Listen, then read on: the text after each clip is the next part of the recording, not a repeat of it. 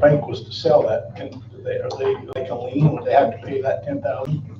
Yeah, so when they call us up and they ask for, do you have any assessments on this home? And that's why we've told them that, hey, there is a special assessment on this.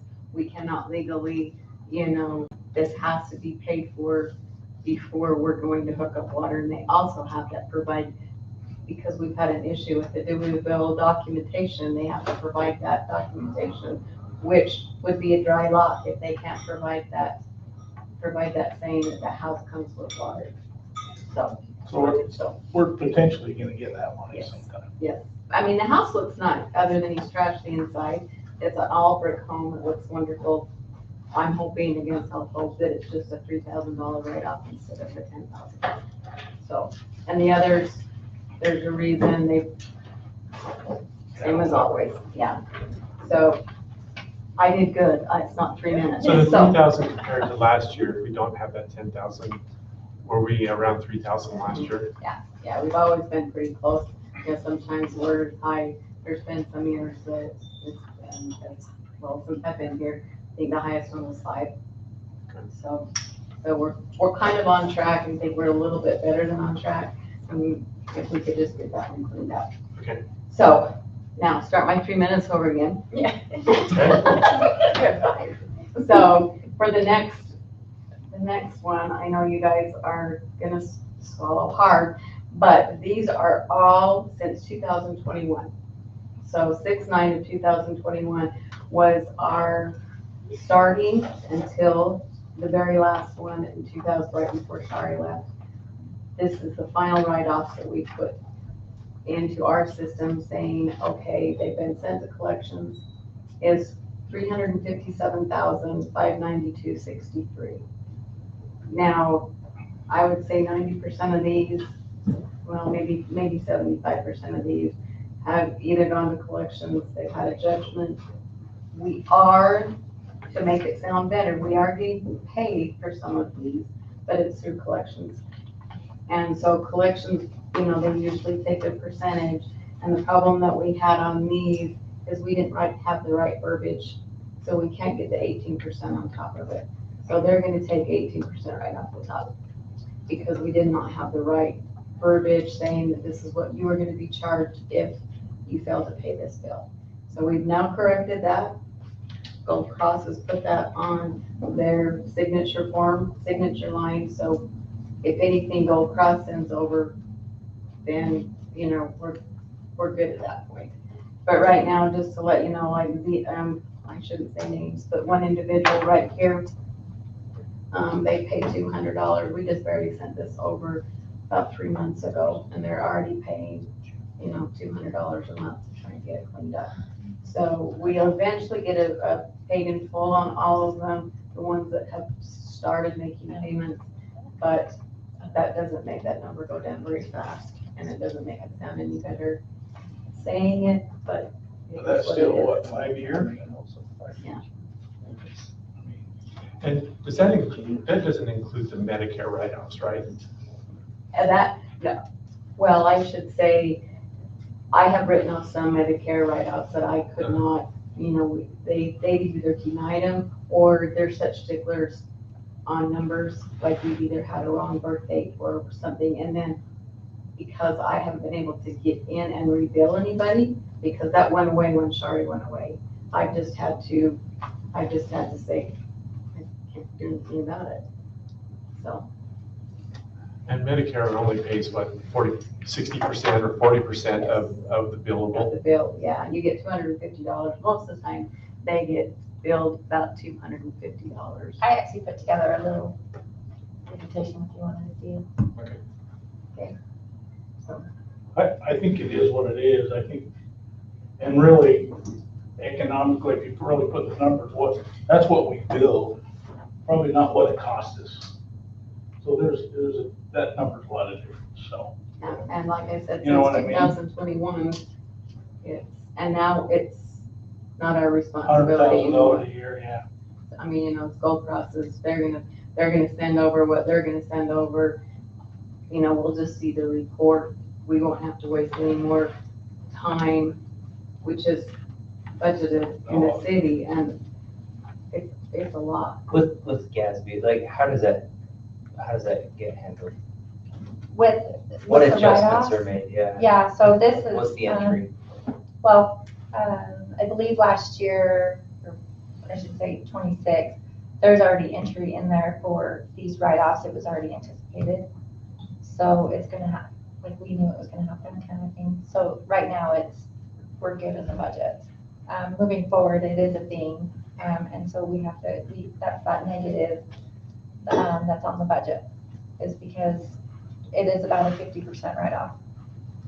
Ambulance and fire is expensive. Just for my thing, you pick up somebody that's from Yeah. Kokomo, Idaho, and it's not even Idaho, but you know, when I pick them up, they're just like, this is a story, but you still do it, that's what you do. $6,000 bill, and his Yeah. name was kind of Yeah, I couldn't pronounce it. They do it. And yeah, it was just, they do it all the time. There's a lot of them that know how to do it. The Gold Cross has helped reduce the loss, correct? Yeah, so I have some slides I put together real fast if you guys want to Okay. just view them. There's like 3 slides. Cynthia, if you want to go to the Jamie folder.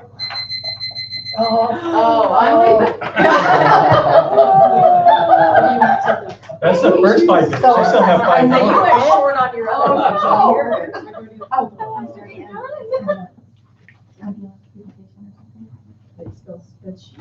No, it should be a PowerPoint. Yeah,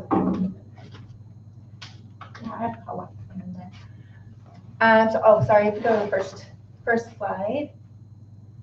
Yeah, so this one, this first slide is just saying that from January 25 to December 25, we did 881 trips, which is about 2.4 trips a day.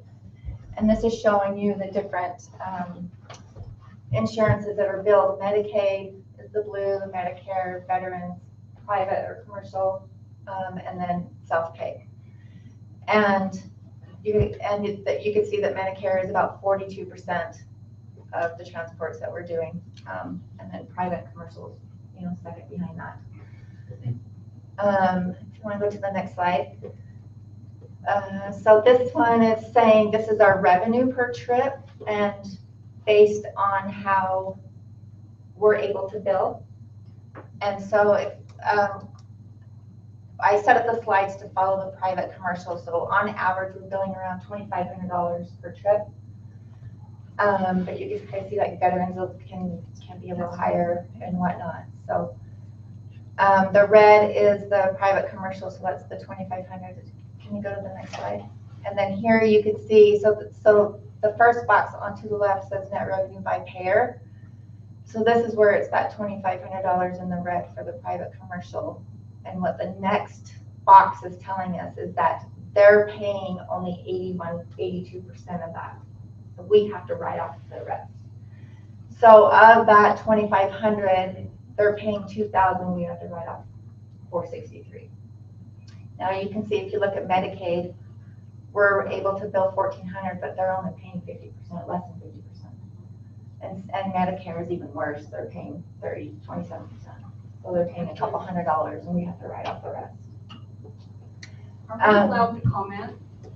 No, not yet, you can later. I've had an experience with this lately with my dad. So then let's go to the next slide.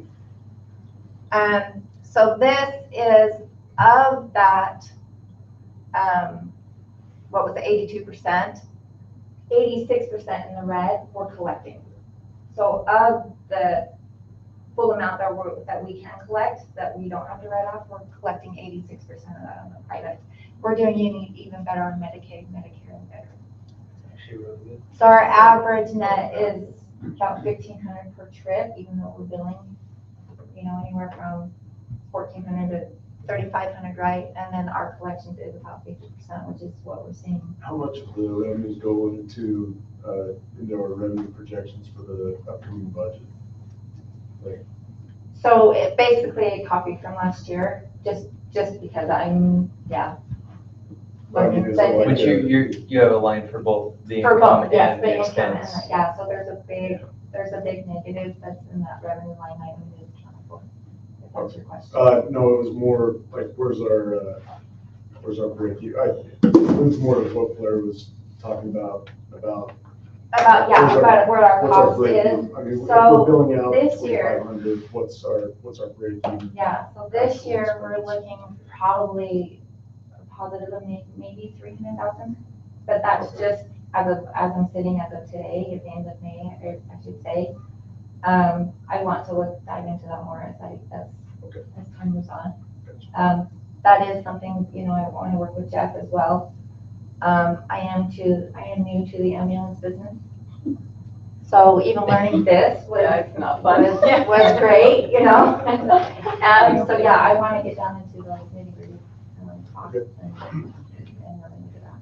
My question that I have on that, just a comment, is it's screaming expensive to call an ambulance.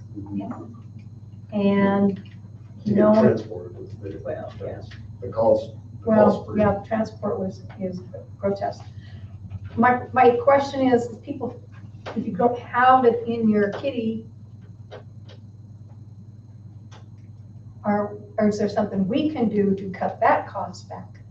I don't know, because I don't know anything about that. I'm just throwing. State mandates what you charge. We did have a possibility of a reduction of costs if you qualified for it and you guys decided to do that. But 99% of the people don't know that, and I don't know that you want to, because if you have insurance, but if you don't have insurance and there's somebody that needs it, that is available. Some medical facilities will offer a cash price versus that. Do we do that? I don't, it's a form, it's a form that they've had, and I think you and Shari had looked at some in the past when you was on the council, and, it's something that they come and fill out, and it all depending on their income and what they can and they can't do, so, if that's something that needs to get passed on. Well, I think that would be facilitated through Gold Cross now. I mean, And that's why I said, I think that was the only, people come in and say, well, but the problem was, they come in, they needed to make regular payments.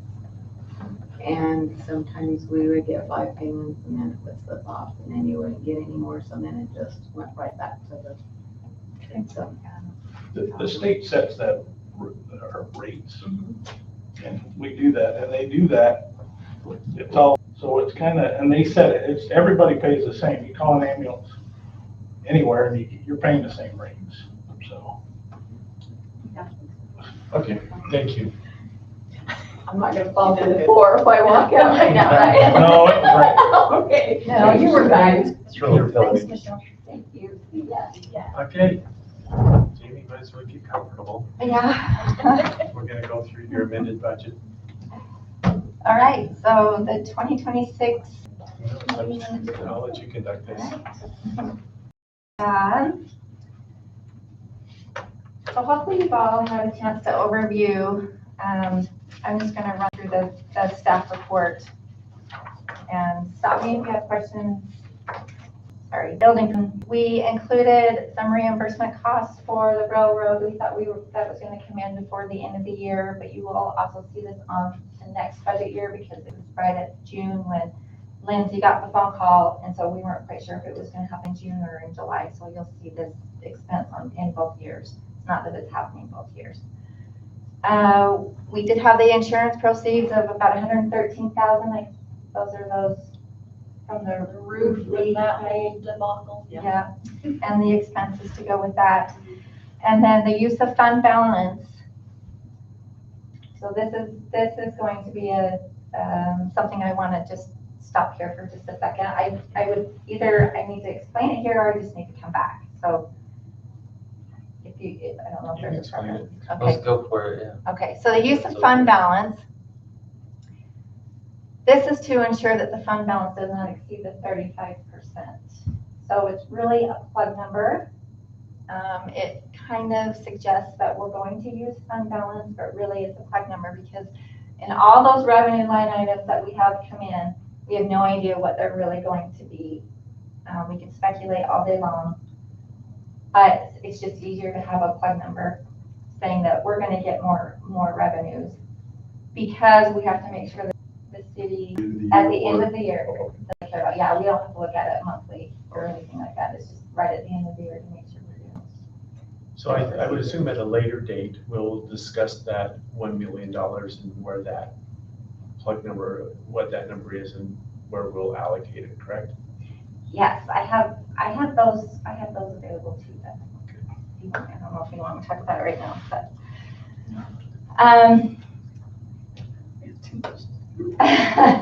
There's so much to go over.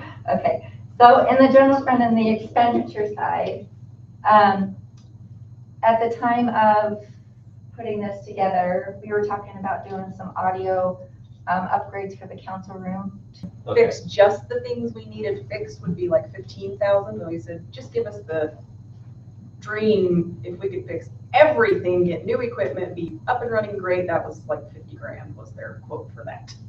And so in like the, like in the governor's conference room, for example, and DPS has it as well, there's a single camera that it's connected into all the microphones, and it's got microphones throughout. It tracks.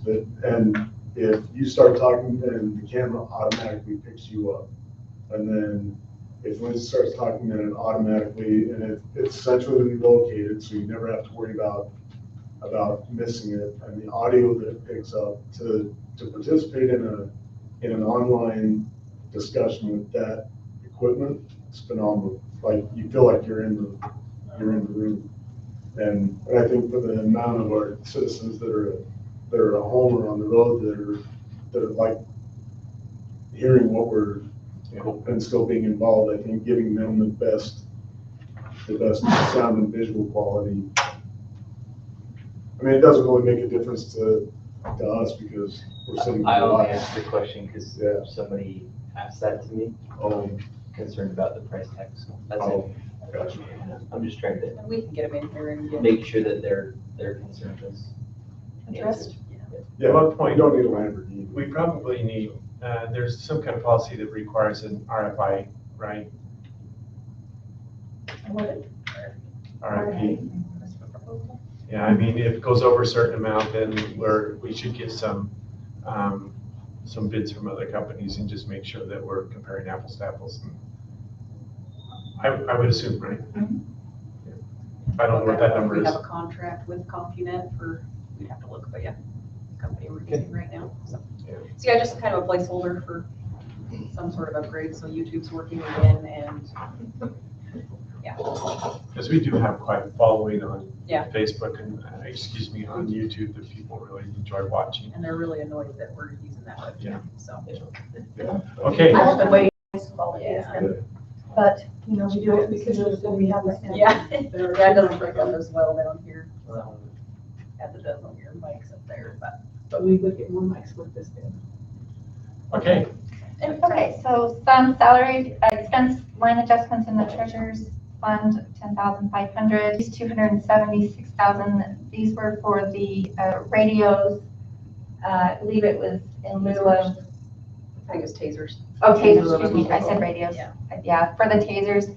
I believe it was in lieu of buying vehicles, and then some other grant dollars that went along with that. And then some travel expenses increases for that fund as well, that was also We got funded by donations for, yeah, trip to DC, so. And then really the increase to salaries and benefits is just to ensure budget compliance. We want to make sure we don't go over that fund. I was a little bit nervous. This is a change since I sent it out. The first time, that's why it's in red. So on the benefits really quick, next year I would like to see us, hey, it's me talking now, give me my 5 minutes. I would like to see us look at the benefit package and see if we cannot make some changes there, because the benefits are, yes. We're already past that point this year. I know we're past Okay, that point gotcha. this year, but next year, look at that, because maybe there's something else we could be doing a little bit different that we're not doing, and just staying status quo sometimes isn't cool. And the thing that blows my mind on that is that goes up 10, 12% a year. Inflation goes up 2%. At some point, it's got to stop. Health Well, yeah. insurance. It's just got Health to. insurance inflation is about 10%. Yeah. That's about what goes up every year. So, yeah, I Terrible. have some theories on that, but we'll save that. for Yeah. next I got a discussion. question on the taser. Ask you. We had to add the taser. It feels like we've been through this taser thing about 3 times. He came and It's like we talked to you for about 3 it. times. They paid for it out of they paid for it out of their 1054, but the money was in the capital vehicle fund because they didn't buy a vehicle. Right, So we're moving the money back from the capital vehicle fund into their 1054 account to okay. pay for the tasers. So that it's not that they're. They already bought them months ago. Right. We're just we're just doing the accounting to move the money where it needs to be, so they Okay. don't overspend in Okay. the general fund, so. Yeah, it's because we got August through everything into, and so to make the Taser 10 purchase and deployment work, that, because of everything that happened in August, and all the funds that they got expended in the months after that, it was giving up that The vehicle, purchase. so we're to just switching offset. that money. Just move the Playing money catch back up. to the general We're fund. not just paying for it now. Okay, it was just, They paid for it now we're just making it right in the accounting side of it. Okay. To move the money where it should have been or needs to be, so. We did a reorganization of the building inspection department. That was the increase of the 31,000 and to close out that contract and then to bring on a new employee for that department. Emergency management, there was a reduction in there, but that has been restored. That was transfer to capital projects, so the 1.1 million. So this is the other side of that fund balance, where it's a plug number that we do have to transfer that money somewhere if we do come over the 35%, and it is slated to go to capital projects. And then a transfer to the RDA fund for a $25,000 grant for the signage. It's called a wayfinding signage, thank you. It was originally received in the general fund back in '24. I And was so gonna say, did we get that money? it was We did, we received, got it, and then I just barely closed out the grant and got the signs ordered, and luckily. but it was received into the general fund, so I'm bringing it to the Instead of the RDA. RDA. Is that Okay. where? Okay, that's what I didn't Purchased understand. sign on that. out of. Okay. That's where it came out of. The food pantry, this is new, just as of yesterday afternoon. They need some generator repairs. So that's a $7,000 increase. We don't think that she would need that, but this is again to ensure that she doesn't go over budget. And which one's that? Recreation? And the food pantry in Fund 21. Oh, she does a really good job. Yeah. Yeah, but this was just to ensure compliance. Mhm. Again, in the recreation fund, we increased some of the recreation revenues, and it was just to make sure that we don't go over in those salary expense and benefit line items, and it was $2,900. I have a question on that. I asked in one of the previous meetings about benefits for part-time salaries, for part-time employees. If you look at page 89 through 91 and look at all the different sporting events that Tremont City, puts on, you have a salary and then you have benefits. Just taxes. It's just, that's all it is? Okay, well, I was gonna say if it's benefits, I was going So to. part-time. We call it all. As a part-time. Keep it all under What did you benefits, say? but it's- Full health insurance for a 16-year-old. Well, it's just, you're looking at it. I was gonna say- What the It would be a heck? whole lot more than that. We're doing that now. You do a good job, bud. FICA that we have to Okay, match. so Take just care of you taxes. for life. So it's taxes, and then, like Lindsay said, it is that EAP, it is that service. the fire department has a That ton of patient. part-time employees. Other part-time. Do they? Yeah, ton. So. Okay. You can afford that. Yeah, Just keeping you on your toes. We're gonna be Good spending a question. whole lot more money. Okay, So in the roads fund, we're increasing 305,800, matching the impact fee revenues of 100,000. They've increased, so that's good. And then increase of fund balance of 205 to cover the streetlights that were purchased, and some other supplies and maintenance and some engineering costs there. The wayfinding signage was removed. I'm not quite sure why it was expense there, but, It was in room. uh-huh. So I took that out. Okay. Just to help balance that fund. Capital projects, just showing that 1.1 million that's coming from the general fund. And then in the capital projects, the vehicle fund, there is that new ambulance that was purchased for, was it this March that we received it? And then reducing the police vehicles to go along with that, the taser equipment. And that's really all that there is, unless there's other questions. See, that one wasn't so bad. Yeah, not bad. I like the format. It's just the cleanup. That's Yeah, I like the format, didn't you? Oh, that was nice, thank you. Very. Okay. Next? Oh, I think you're next. yeah, you are. Yeah, you're No the next. questions? With the Yeah. 1.1, 4 or I 5 actually items. do, I have one last question on the 1.1 that we're transferring. You did mention that you have some insights. We don't have to go into that, but I am anxious to hear. So Okay, just whenever that comes. Excited about the capital. Because now we're on the 26-27 budget, right? yes. Okay. Okay. This one's been fun to put together. Thank you, Lindsay, for doing most of the heavy lifting. For things that like this is. I don't know, so I like to think of the budget document as a living document. It can be changed at any time. It's never correct, it's never right, and we just get better as we go along. So this is not set in stone, and I really anticipate some changes coming. I don't know if I can get all of that in the next 15 minutes about what all that is. The general fund has an overall increase of $59,735. When Lindsay put together the tentative, she put in $100,000 in growth for property tax, and it turns out that the property tax was $118,735. So that was a great estimate there. These are due to new growth, not property tax increase. I just want to make sure that I say that out loud. We don't get new revenue Yes, we don't get new revenue. off of increased prices. That's right. There was an increase to the Fox Elder School District of $30,000. It was originally $135 and it went up to $165. School resource officer. Yes. They're paying half of actual wages now. In the past, I think they just settled on a number. I'm not sure where the 132 came from, but they're actually paying for half of both of our officers' wages and benefits, so increased by 30 grand.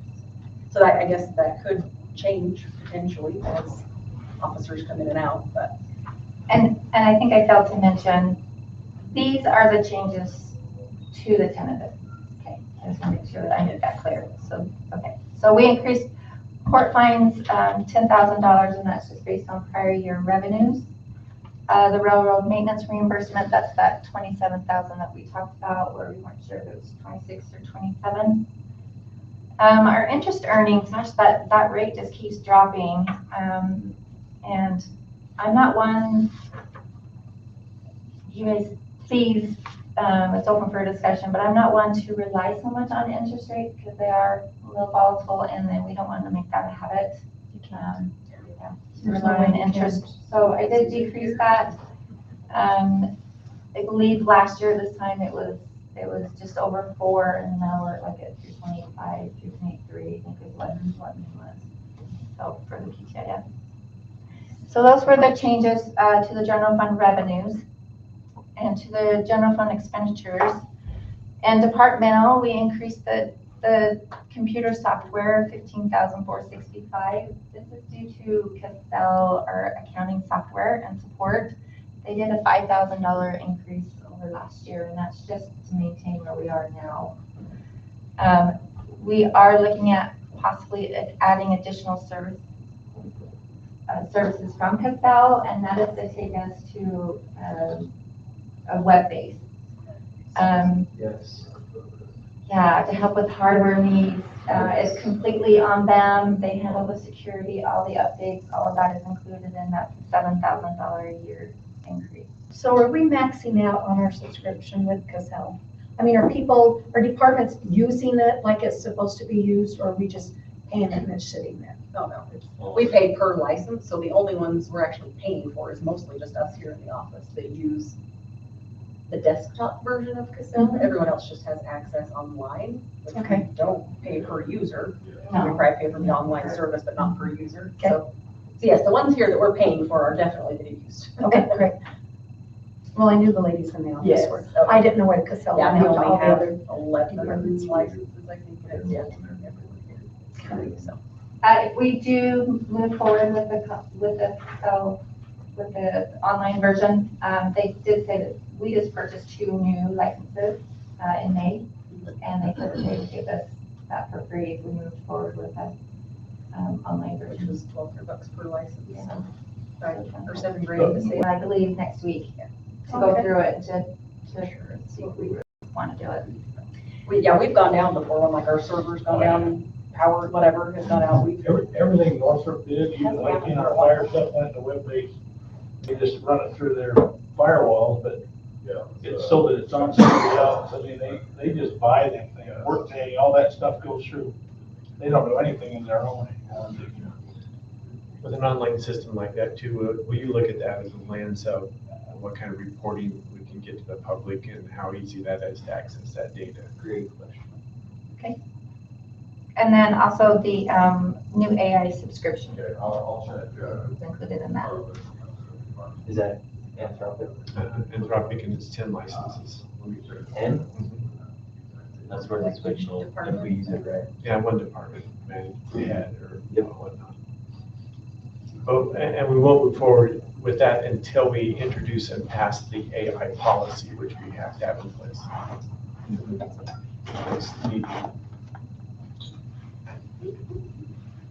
Increase to city administration of 5,600. This is for the new finance director and the human resources for education and new computer in that department. There's that darn railroad again. That's the 4th time.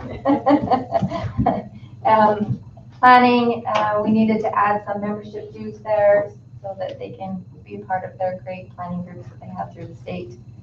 The police department, this one went down 5,000, and this is just refining the budget since the tentative, and I have some more information on that on the police department we'll get to. Congregate meals, just again refining the budget, home delivered meals down 9,400, and then the cemetery increasing it from 2,000 to 10,000 for some retreat. The food pantry, just some changes there. Again, just removing the savings to fund balance. This was because we were taking in donations and then depending on, and making that, adding to the fund balance, but I didn't feel like that was appropriate for donation dollars.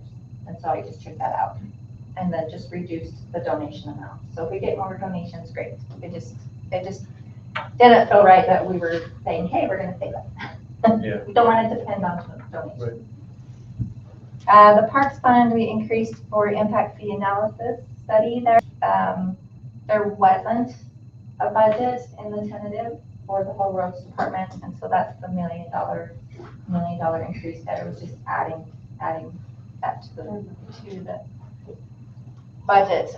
Capital projects, just impact fee study there for the public safety. And then this year we were doing a library shed. There was $25,000 allocated for that. They're not going to finish by June 30. And so it's 21,000. They're thinking they're anticipating what they have bought from that 25. For the siding. For finishing that up for this year. Capital projects, it increases that ambulance that we discussed a couple weeks back with the chief. And let's see here. Capital projects for the roads, the 2.3 million in road projects for the 1,000 West, and then the BR Mountain Road construction. So those projects that are there. In the water fund, we adjusted for the water rate increase that was passed.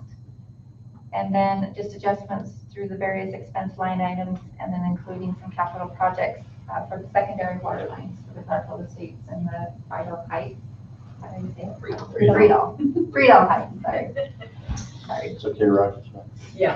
What's that? Our previous mayor. Previous mayor, Roger Friedel. Friedel. Oh. It's okay. People make fun of You're not the my first one to Zion say too. that. Zion. The treatment plant, we are just reflecting those revenues to reflect a zero rate increase. I believe that was in the tentative, and then just make sure that those adjustments to those expenditures. The storm drain, we added a capital project there of the 1.9 million. And then the solid waste just increased trash cans revenue line item to match the purchase trash cans expense line item. So we're trying to make sure that that was a zero, revenues coming in, revenues going out, or expenditures going out. So if we're buying cans, somebody's paying for it. Okay. Straight across. Straight across. And so adjusted for credit card fee services, since we're no longer collecting credit card fees. And those were the changes to 2027 budget. You know what I like is, we did the budget before, the temporary budget, what's it called? Tentative. And now, this is what we're adding to it or changing, and it makes it feel so much easier to look at this and understand it. Okay. In my opinion. One question I have is vehicle budget? Is there a vehicle budget somewhere in all this? So we have a capital project. Yeah, We have a fund 41. Fund 41, is where we and that's manage. all going to the ambulance this year. We increased it to 400,000, so we do have other ones. It's actually the police vehicles that we're supposed to be purchasing from Garland. So there's other expenses that are in there. Okay. There was that one. It was only that one. And then the ambulance.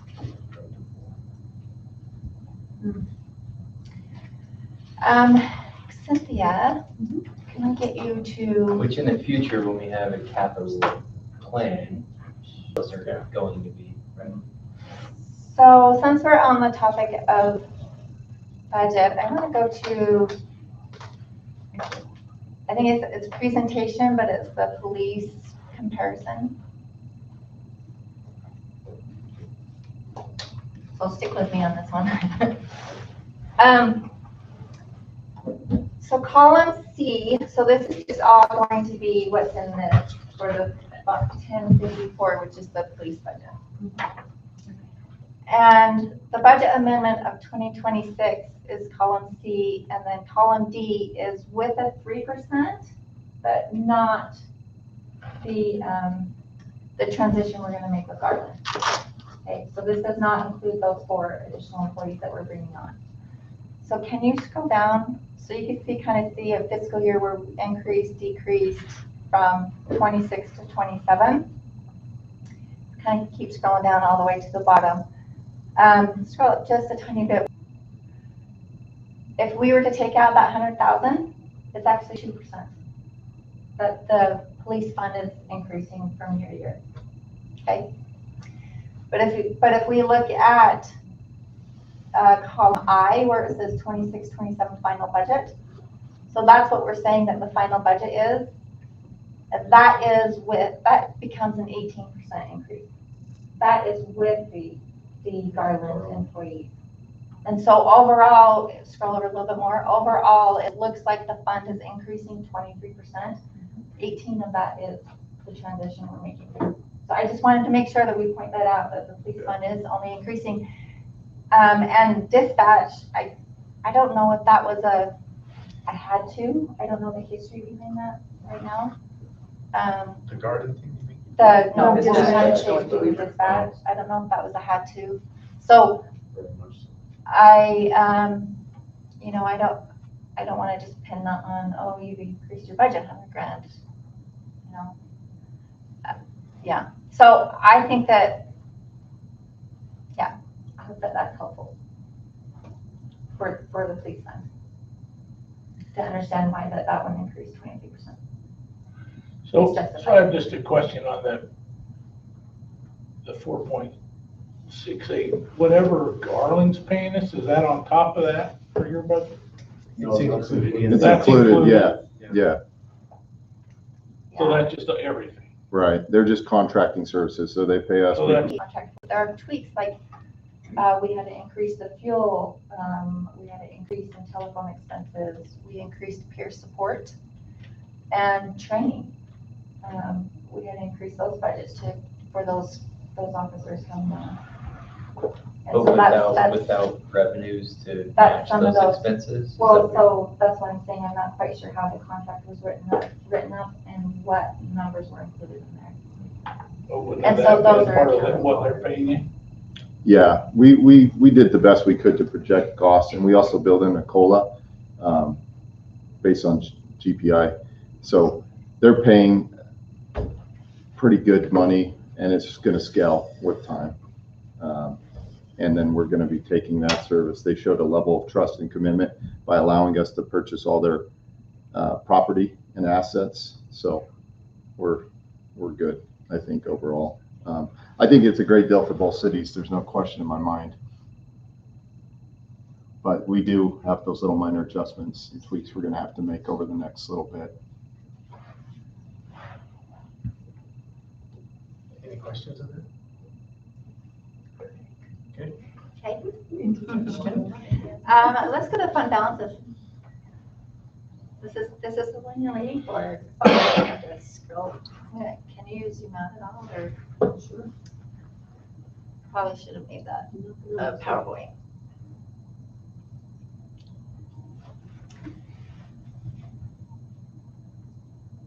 So I know these numbers look gigantic. You know, $34 million is not something to squawk about, right? Oh, that seems like a lot of money, but when you break it down to each individual fund, some funds are doing great, and others it can keep you, what keeps you up at night? The general fund, they're the 3.4 million, and I need to say these fund balances are as of July 1st. These are not including what we're anticipating to end at the end of June this month. So these balances will be different in 3 weeks, whether they go up or down. And I'm anticipating both. Some of them will go up, some of them will go down. A little side note here, where it says fund balance, column D, at July 1st of 3.4 million. That's when I said we were at 33% right now. I'm anticipating an increase of just shy of 400,000, just if things stay as they are. But again, we don't know what sales tax numbers are going to be for the next 2 months. We won't know until September, what they'll end. Sorry, September. And then just that 400,000 will take us up to the 38%. So that's why we need to do those adjustments at the end of 26. I've been doing my part with on the purchases, so. Good job. I'm really good. You're the proud Doing some spending. So We get as much 3.4 sales gets us to tax. 33%, and then 3.1 is sitting in an account for, So 3.1 is projects. sitting in account for capital projects. And so here, and we have just a couple of projects there, right? We have the impact fee studies, and then the shed. And that's all that we really have slated for this fund. I don't know that there's anything else other than we have a whole bunch of other projects that are needed to be done. And so this is what I said at the first meeting when I got to meet you all, when I said, I can't wait for these discussions that you're having like tonight and next week and find out what council goals are and see where you guys want to go. but those numbers help tremendously. So the capital projects for roads, so that one is self-explanatory, but then we also have the one for vehicles, the 1.3 million. And so we get to sort through all of that and what does that entail and what dollars are slated for that. So that's where where the departments can come in and say, we need this, can we fill it in? One question I have, you have impact fees for parks. On the big spreadsheet, 8,000. yeah, there's no impact fees coming in, and it's not the group right now that we have in the planning and zoning committee for sewer. We do. So Goes into sewer. we're going to. Every time you speak. All right, Cynthia, I'm done. It's not out of time, I seen her. She pushes the button. Thanks, Laura, for your honesty. So we're collecting those now. We are collecting those for the water, for the treatment plant, for the sewer, the storm drain. We are collecting those. However, they are in the negative fund balances because we've spent them anticipating more collection. And so that's why there is not a balance on them. Fair enough. There is a balance in the parks impact fee of 802. There is that one. Yes, I know. 3 parks online that we need to build, right? Yeah. So, I would like to know, these are some of the questions that I have, like, what are we doing with the parks, that 927,000? What are we doing with that and why is that there? Same thing with recreation. And I would like further discussion on this with council, and I would like to talk about, how we set aside 35%, that's the goal for general fund. I would like to set those goals for all of the funds. Yeah, good idea. If it's 25% of operations, like in the water fund, how much are we setting aside? And to make those goals there. Perfect. Just not When we had today. started a document that was, okay, here's 110 million of needs, I've seen it. right? And so what I'd love to see is correlated to each one of these funds, those So- needs and wants, so we can open those discussions back up. Great. Cynthia, there's a Parks. capital projects parks. I'm gonna pick on Zach since he's not here, right?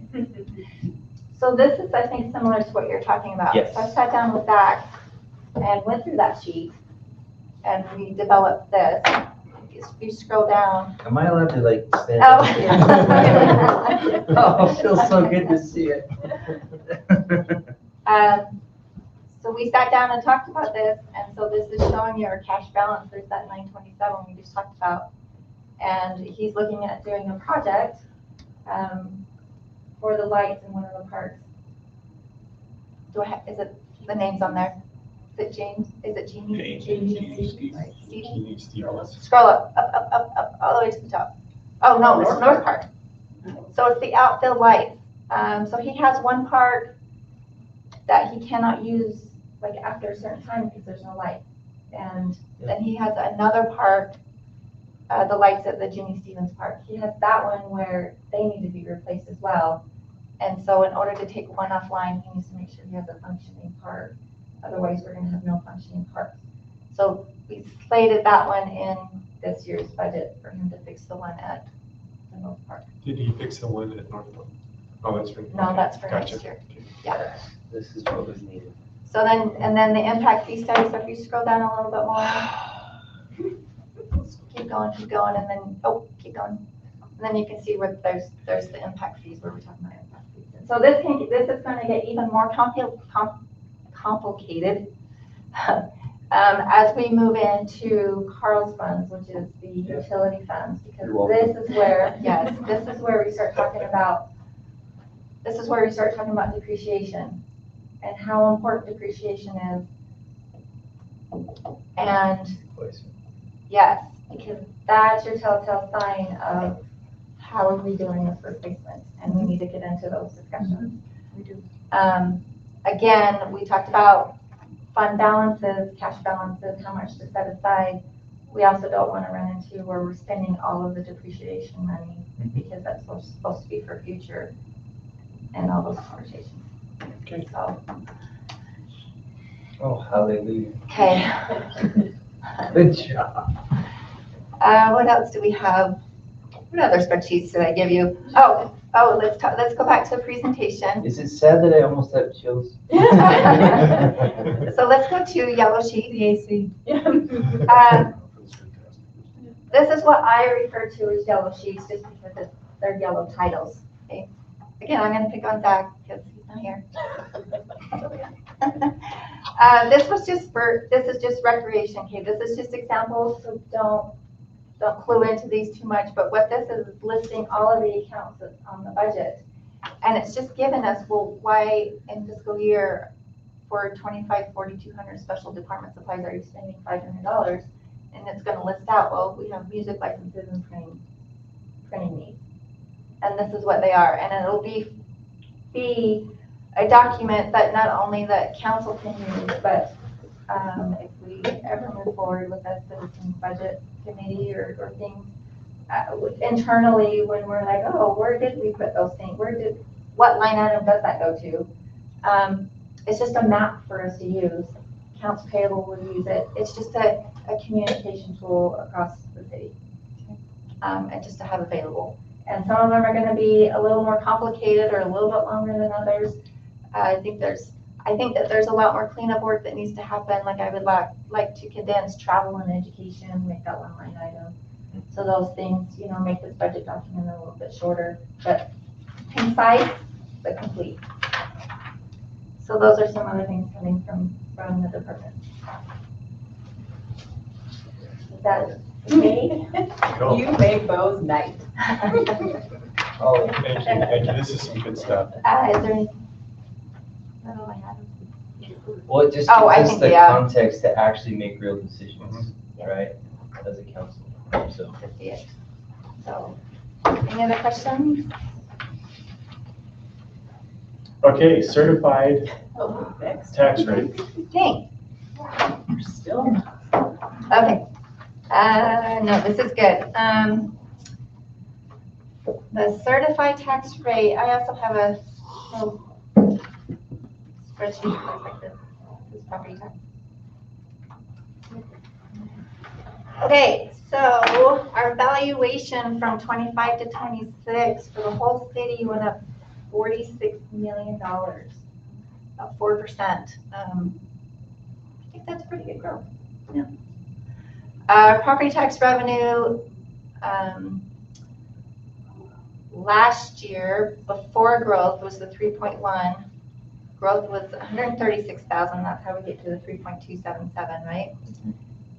So this year our growth wasn't as high.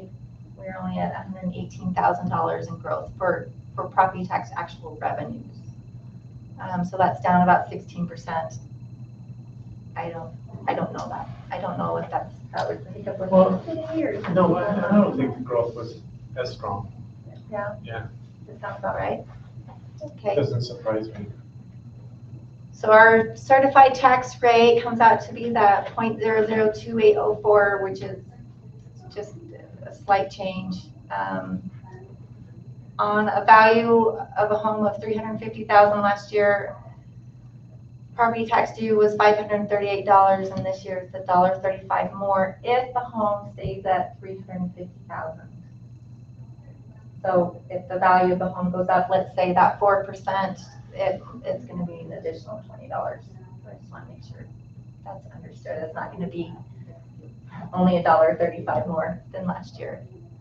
And this is just, So this and is tell them what the just- certified tax rate is. This is what the county's saying, this is what's coming. Yeah, this is what's coming. So we said we're just going to accept what the assessor comes up with, matching they usually hold it. I don't want to say hold it because if you hold it, you're increasing. But they include the revenue from last year and then include the growth, and then that's how they calculate the certified tax rate based on valuation. So there's a whole formula. It gets into personal property and some other things. That How often do they reassess properties? Yearly. Every year? Every property every year? I don't know that if it's every I property, think but they do. It's have- 3 or 5 years on When I worked for first. Beaver County, they actually went out and looked at homes like once every 5 years, I think. Otherwise, it was just kind of a standard across the board. revaluing your home and looking at it. That was how we were counting it. I don't Yeah, know. I would imagine that they're I just looking been at it asked, I and didn't know how feeling to like, answer, so. do we need to reassess? I think that they do go through, I mean, because, gosh, there's probably 20 plus employees just in the office. Yeah. Yeah, looking at I it, can't so imagine. a lot of desk work, I'm sure, but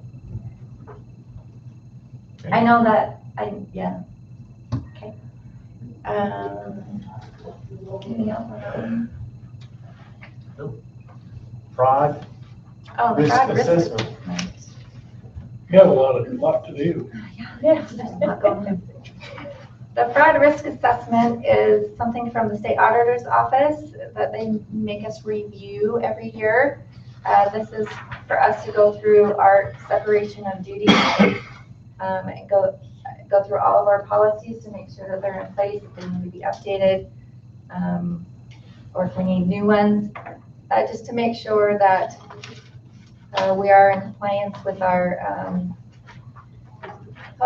with our meeting minutes, to make sure that we're reviewing those, and all the trainings that are necessary by council and the employees, signing,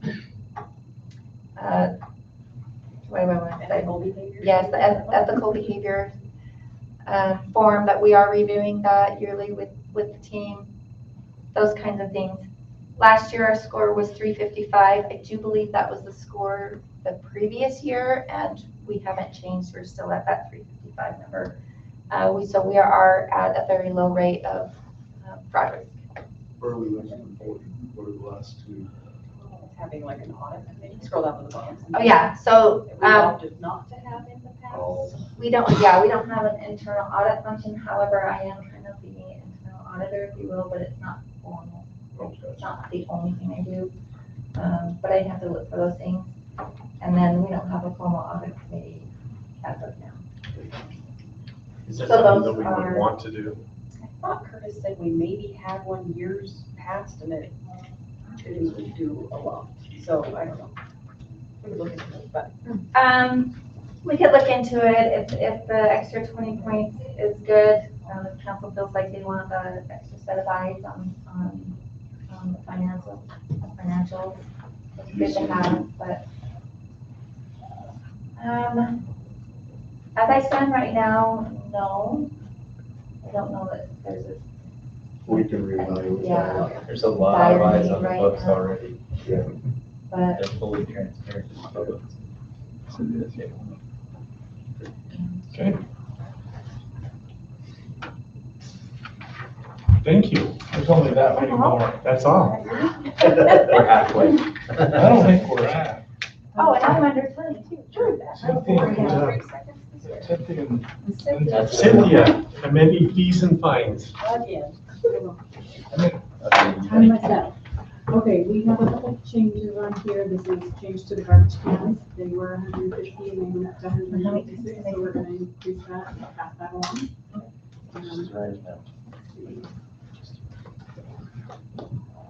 I missed a few of these. I didn't realize we had them listed everywhere, so this is just adding that $5 fee to, so we have this put out right here and then we have it again later, so. And then Michelle and Jamie, and even the mayor, well, we're looking at this, we are giving them the 1 year to hook up to secondary water, but Michelle said if they've already got it on the new build, why are we giving them a year? So this is to change that. If you buy a new home and it's already got the secondary lines at your occupancy, then you're gonna be billed secondary rates as soon as it's there. So that was that change. And then what else? Yeah, it makes sense for homes that we're getting disconnected, right? But if Yeah. we're gonna be disconnected in the, yeah. And then this is our cemetery. We have always had a weekend rate, but when the guys, when they leave, they really are still here for another hour or two because they have to wait until they put the body in and they put the dirt back. And so you're talking quite a bit of time. So this is from our cemetery sexton. He suggested we charge an hourly rate on top of that because we have had people come and want to stay till 6, 7 o'clock at night. It's like, if we're doing that, then we're gonna charge for it. So that's what this is. And then we just got rid of the cremations because we charge the same rate whether it's a cremation or a full body. So it's just paying this up a little. And that was it for this one. the next one, That change on the note is already in our policy book. yeah. we So just that didn't change, other than we added it to this document too, so that people know that we're not very unusual on Christmas, Thanksgiving. That or time, I guess, the week like before. Rudd would tell them guys, hey, when you're done, you got about an hour, it's gonna cost you another $250. When they call me, I tell them, 3:30 is our cutoff time. If you're after that, you have the after hours rate. And we'll add this when I talk to her, and they're really good at that. Okay, so they are aware then. Absolutely. So I guess, you know, Rudd's is, we get other funeral homes that we have to teach. Okay, 170. This next one is, we do not ever start at 6 o'clock. And our code said that we would start at 6 o'clock for our work session and 7 o'clock for our policy. We're just not doing that. So we worked with Dalton, and this is his change so that we are in compliance and not breaking our own code. So it just says we will post it, and we will meet on the first and third Tuesdays of each month. And this was his suggestion. Start at 5 and end by midnight. So that's all that was. thanks, Bob. You wanted that verb? No, we've been here. Yeah, we're only like 11. We're cruising. You just had time. This is Wednesday. Okay. No, We got through 2 of them, now it's Lindsay's Yeah. turn. Yeah. Disposal of all that 20 acres, Yeah, yes. this is our 20 acres over on 2000 West. So the process is, for our ordinance and for state law, the city council, DRC looked at this first, and they, per our code, decided whether they would classify this piece of property as insignificant or significant. They reviewed it, and I think in order to be significant, it had to have like historic value or have a water feature on it, or there's very specific things. So DRC looked at it and said, it doesn't meet this criteria, so we're just gonna call it insignificant real property. So what this resolution is doing is the council would be accepting the DRC's label classification as insignificant. If you felt differently, you could say it was significant, but so that would agree to that classification, and then it would also allow for disposal of that property. So we're going through this process first. In order to be able to even dispose of the property, we have to formally have the council vote and say they're okay to dispose of the property. We do, per state law, have to post on the property a for sale sign, so that everyone has the option or the, what I'm looking for. But we don't have to take it like we do for a year. No. Okay. No. Just post it for some. Yeah, post it for sale. The phone number on the sign will be mine, I believe, so they'll call me if they want to put in an offer. And then, yeah, then those will be brought to you guys as a, Purity. who do you want to? July 7th. Oh, okay. Carl, one thing that's hit my mind with some of the water things that have come up on this real property. Oh. And I guess I'm giving you some homework. Oh, Yeah. But if we buy property that has You can watch it property on rights YouTube and later. has water rights and has shares, or if we trade, can we not then sell that to someone that has those rights? You see what I mean? We We need to, take on the water rights. Where we cannot can't them sell to the water? next person. so If we don't But we want can the water buy rights, it. they have to be specifically withheld within the. Okay. We need to come up with some really good language so that we know Well, I when we think the start title doing all company this. could do that for us probably. I hope so. Did you talk to them about that? That's the appraisal company, but yeah, the title company, I think if we said we're buying the land, but we are not buying the water rights, they could. There, a lot of Appraisal's title underway, companies right? now recommend just to everyone that there's language included in those deeds that withhold water rights, just so things don't transfer that people didn't intend to, and then they can be transferred through a separate deed. Okay, thank you. So you may not be Watch homework. that. All right, Okay, next, sorry. compensation and classification plan. Okay, this one is just our minimums and maximums of our pay ranges increased by COLA. And in the budget is anticipated a 3% COLA increase, cost of living adjustment. So all of the minimums and maximums have been bumped up 3%. I don't think I had any other changes on this. Tonight we got them in the last meeting. So yeah, it's just increasing I know we're. Look, it's rocking and rolling. Okay, keep going. Well, and even though we got a lot to discuss, if you have questions, Yes. let's ask them. Yeah, this one you just saw last I week. guess I do want to just raise a red flag, generally speaking, that we need to have a discussion around. And that is, we're raising 3%, but you just saw the rate of increase for property tax. So as a 1 point business, revenue is staying flat, barely going up, costs are going higher. How are we anticipating to solve that?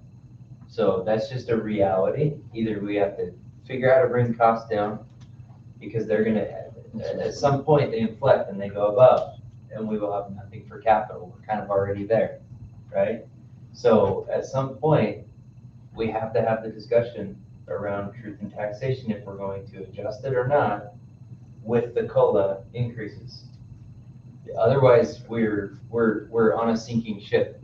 So we just, it's uncomfortable, but we have to have that conversation, figure it out, make sure that we've educated the public as to the why, because I think it's a very misunderstood topic, right? And just what truth in taxation means, we're raising taxes. And I Not think that's technically. where the goals and visions of the commercial development and all of those things. You know, I think that's where it comes in, and are we positioning ourselves, and I know we're gonna talk about this shortly. Are we positioning ourselves to be attractive to in my mind, the goal, especially for those that want to see the community stay a rural community, is to bring in those businesses that attract people to come, spend their money, and turn around and go home. And so if we're focusing on that and bring that, then I think that problem solves itself. But you're right. If our expectations on the development fall short, then that is the very conversation that we have to have. I do, to your point, I do think we can solve it with economic development growth and bringing in new revenues that way. I agree. You're absolutely right. But I just, since we just got done with the discussion on property tax and that rate, Yep. you know, and then this going up, I just want to make sure we understand the correlation between those two. And that if we don't have new revenues, that has to be addressed. The thing that was interesting though, is our tax rate went up 1.3%. It was some number like that. The certified rate went up 1.3%. COLA's up 3%. It's not that much more to at least be bringing in what we're paying out in COLA. See, it's at 1.35. So we would want to get that at least to the CPI, right? So that's the dollar amount, the difference between the property Oh, tax okay. dues is 0.25, yeah. Okay, so it is a little bit more. And a lot of cities, from what I've heard down in St. George, the Utah League, is that they're just by default doing truth in taxation and adjusting with inflation. There's a lot to do that, and I think we're kicking it down the road for the next guy if we don't, I don't say we have to, but it's like, we gotta keep We've got to work on running, so. But if we do economic development, right, I mean, we could get to a place in a perfect world where you eliminate property tax because your province, you know, you're bringing in more than you're spending. I mean, that's in a perfect world, right? That perfect world will be like that for a minute, and then all of a sudden, everybody will look around and we'll be right back. Really well. It's pretty easy to spend Yeah. when it's Yeah. coming in. Especially- Yeah. Okay, leave and of absence. Okay, policy updates. So, a lot of these policies have not been updated since we went full-time fire. So, on this first page, I would point out the thought, you don't have to accept it. The state just recently passed that they are gonna start recognizing Good Friday as a state holiday. It is only a half day, so we would close at noon. In the past, we have followed state and federal holidays. So I added it in there, but that's up to you guys if you want to accept that or not. The biggest one I needed done before July 1st So our police shift officers and our firefighters are required to work on holidays. The rest of us get the holiday off paid. They don't. So what we do is we give them a holiday leave balance. So it's like they can take the holiday off at a different date. Or if they don't use those hours, we do pay them out. So that's the policy we've had in place since before I started here anyway. But what we've done in the past is we've done that 2 times a year. So in January and August. It's kind of a pain logistically to do it those 2 times a year. We get questions all the time of people, well, if I have a vacation scheduled for August, can I use those hours yet? So to make life simpler, we're proposing that once a year we give them, so July 1, they'll get all of their hours for the year that they can either use through the year, they can save it, and then the second pay period in June, because it needs to be paid out before July 1st, we would pay out any hours that they haven't used. So it's nothing different than we're doing, but we're doing it 1 time a year and then 2 times a year. That Just to makes make sense. life easier. The fire department's been asking for it for years because their system, he has to like manually go in and add the hours anyway. So he's wanted it this way for years and years and years. What else? Oh, firefighters, again, our policy used to be, we do allow an employee to use up to 5 days of vacation and 5 days of sick leave ahead of, before accrual. If they don't have the leave time, they have a medical emergency, something comes up, they don't have the leave time. We have allowed that with department head approval. It wasn't spelled out for fire, which 5 days for them is quite a lot of time where they work 24-hour shifts. So Chief Jarrow proposed, what if we just give them 2 days? That's what they worked in the 4896. So 2 days would really give them a week off, basically. 10 days, 2 yeah. days off, they get. Yeah, so he thought that was fair to just give them 2 days, not the full 5 days like everyone else. This is another proposal. I looked in other cities, what they do. Again, firefighters are their own special kind of beast here, where they work that 4896. We only allow other employees to carry over half of the vacation they accrue in a year. So if you're a new employee and you're only getting 2 weeks of vacation a year, you can carry over a week. Half of what they accrue is 50 hours, so they could really only carry forward 2 days to the next year. Again, I looked at other cities. This is a common thing for firefighters, is allowing them to carry over 336 hours of vacation to the next year. Is there a ceiling? That would be the ceiling. They can only, anything above that 336 hours, we would take away as of January 1st, if they have more hours than that. Lindsay, would that be for police as well, or just fire? We didn't contemplate police where they only work 10 and 12-hour shifts, not 24-hour shifts. Because I know that carryover, and this is vacation. Yeah, I know this is applicable also to law enforcement. They typically carry around 300 over max. I would think you'd want that at city. and we talked, so we had department head meeting on Thursday, and we talked about, there's probably other changes that need to be made in this policy. But I did need the holiday leave done for right now, as of July 1st, so that we can pay those guys out the holidays they've worked so far this year, and then give them their next accrual for July. But So, But on we the will read that, 336 hours, I changes. know, bringing up where I'm at, they give you so much. Mhm. And if you go over on a pay period, they accrue every pay period. If you don't use it, it's long gone. You can come talk to somebody, it doesn't matter. they Your take hour- away each pay period, not like January 1? Well, like mine was, I could have 400 hours. Okay, And you try to look at when they pay you, and you say, I gotta take 5 hours before Friday. Well, it was last Friday, and I just lost 5 hours, and it doesn't matter. So you have to be hard and fast on that. If they accrue 336 and they go over on their time, they're only gonna have 336. I lost Okay. 30 hours in a year. ooh, okay, But I would think you would want that to be the whole city. standard It's- for, okay. The only thing is you're saving all that. It's a problem for, Liability. Mhm. well, for revenues, because you're saving that money somewhere to pay them. Yeah, we have to Right. carry that as a liability. If everyone quit tomorrow, we have to pay them Kind out. of like a casino, right?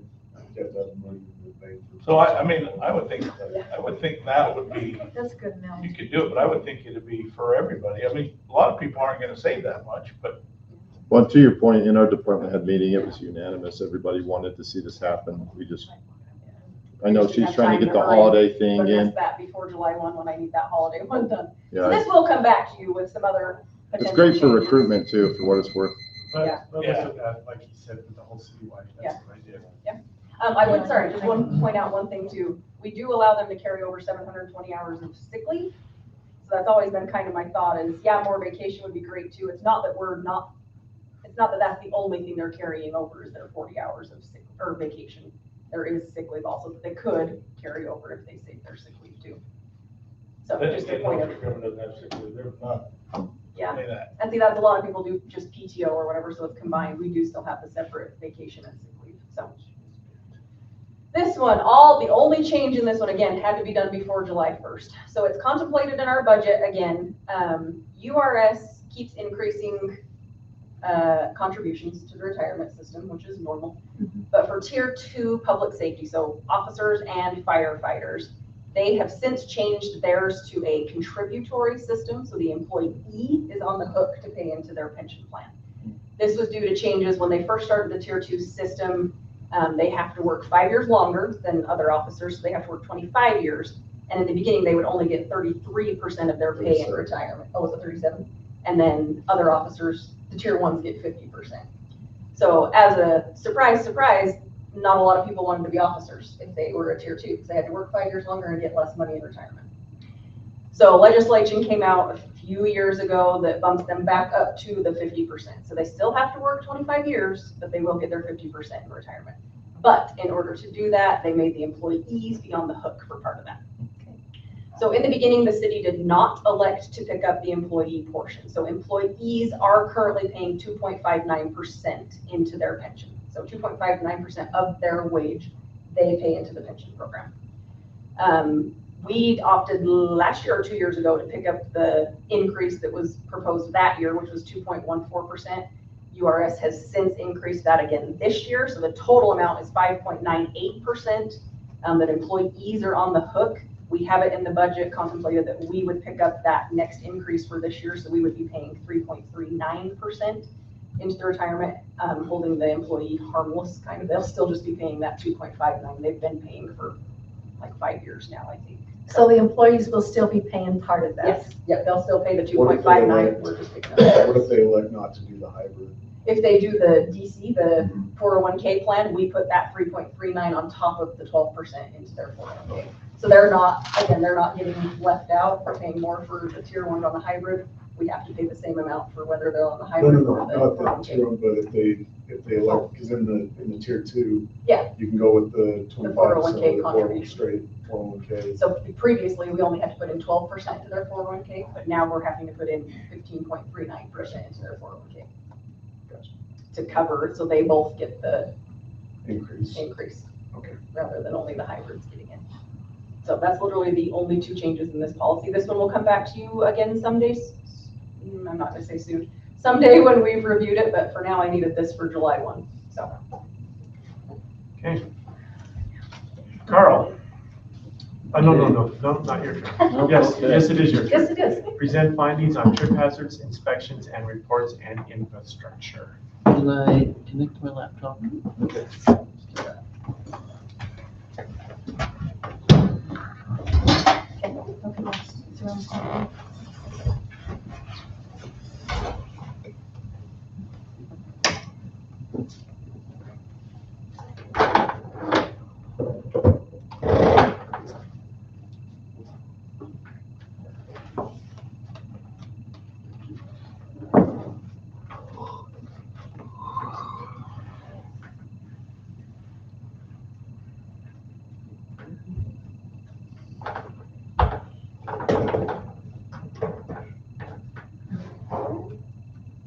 Okay, I will start talking about this first. It says it's not connected, so. Well, so our insurance is requiring us to come up with an official policy to handle complaints related to trip and fall, slip type hazards. And it's not really something incredibly new. They particularly like to identify sidewalks. They want sidewalks addressed and manholes, that kind of thing. And so this is the policy. Put it in. Maybe your Windows Yeah. key Just. R or one of those that.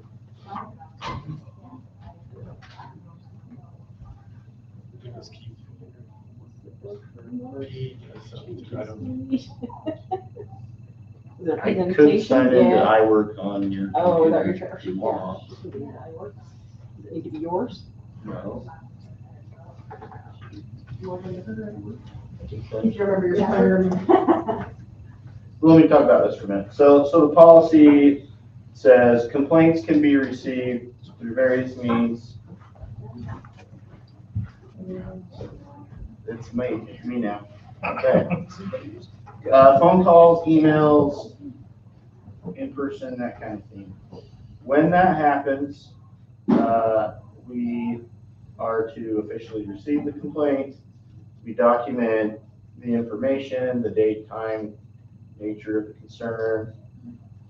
And then we have to have a system in place to receive that information.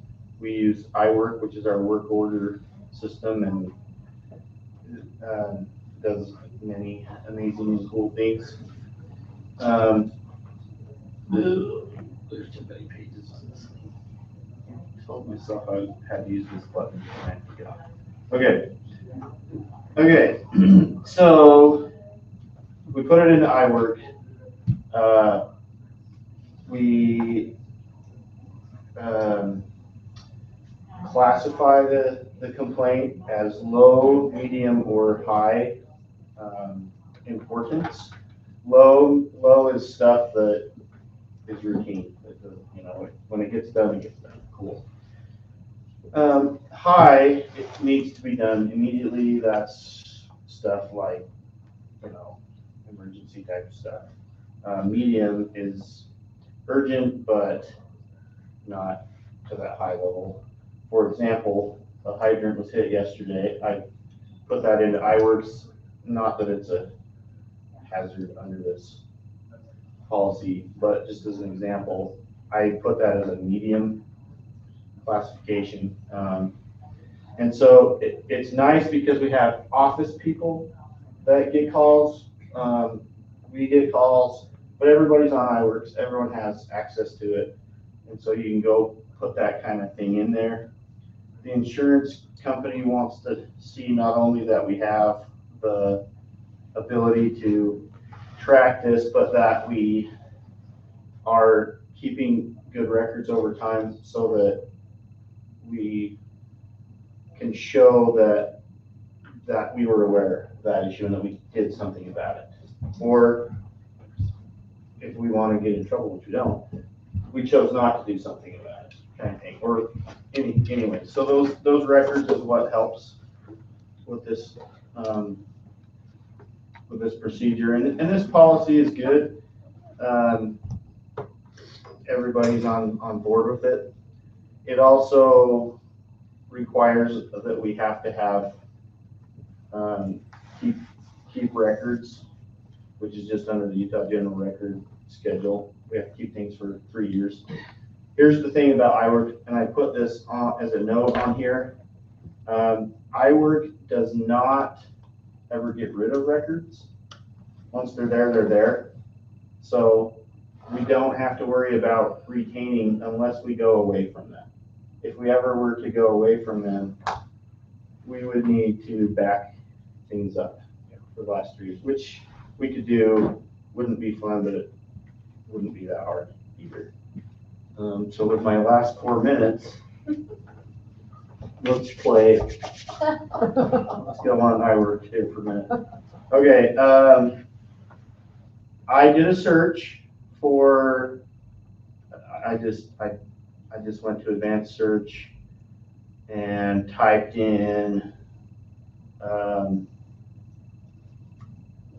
word type, and I pulled up sidewalks, let me say this as well. Sidewalks was not something that we were documenting until this year. So documenting this has started, it's starting now.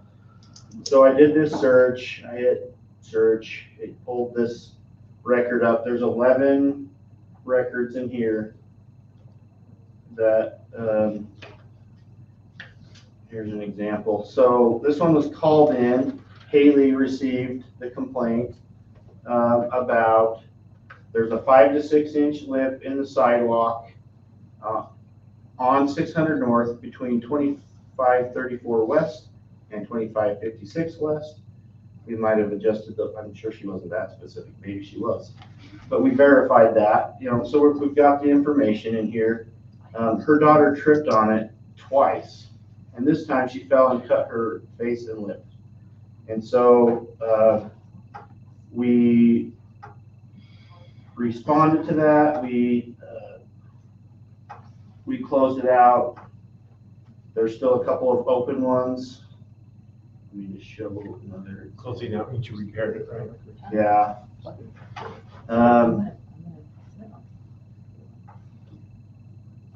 Here's one. Several trip hazards, so replace 300 feet of sidewalk throughout this block. It's easier to replace big sections if there's major parts. I'm guessing that was on Main Street. Yes.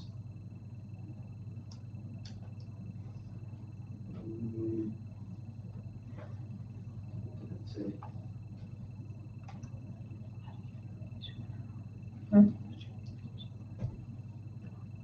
Maybe that we didn't put an address in that one.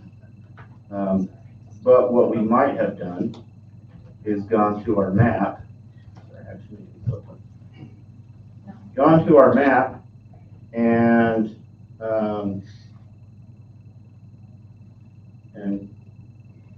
I can add a point to the map. So I click on this. I can click on here. It'll let me put a point on there. But I can look on this map and I can see sidewalks. There's 10 of them open. I can, sorry. Find. I'm not good at this without a mouse. It's too sensitive for my stubby fingers. So for example, here's a sidewalk one. We replaced sidewalk at 375 South, 600 West. Done by Rusty. It was done about 2 weeks ago. So we're keeping these. It was open for 5 days. So no, sorry, it was open. It was just open that day. We got on it that same day. But this is exactly what the insurance company wants to see.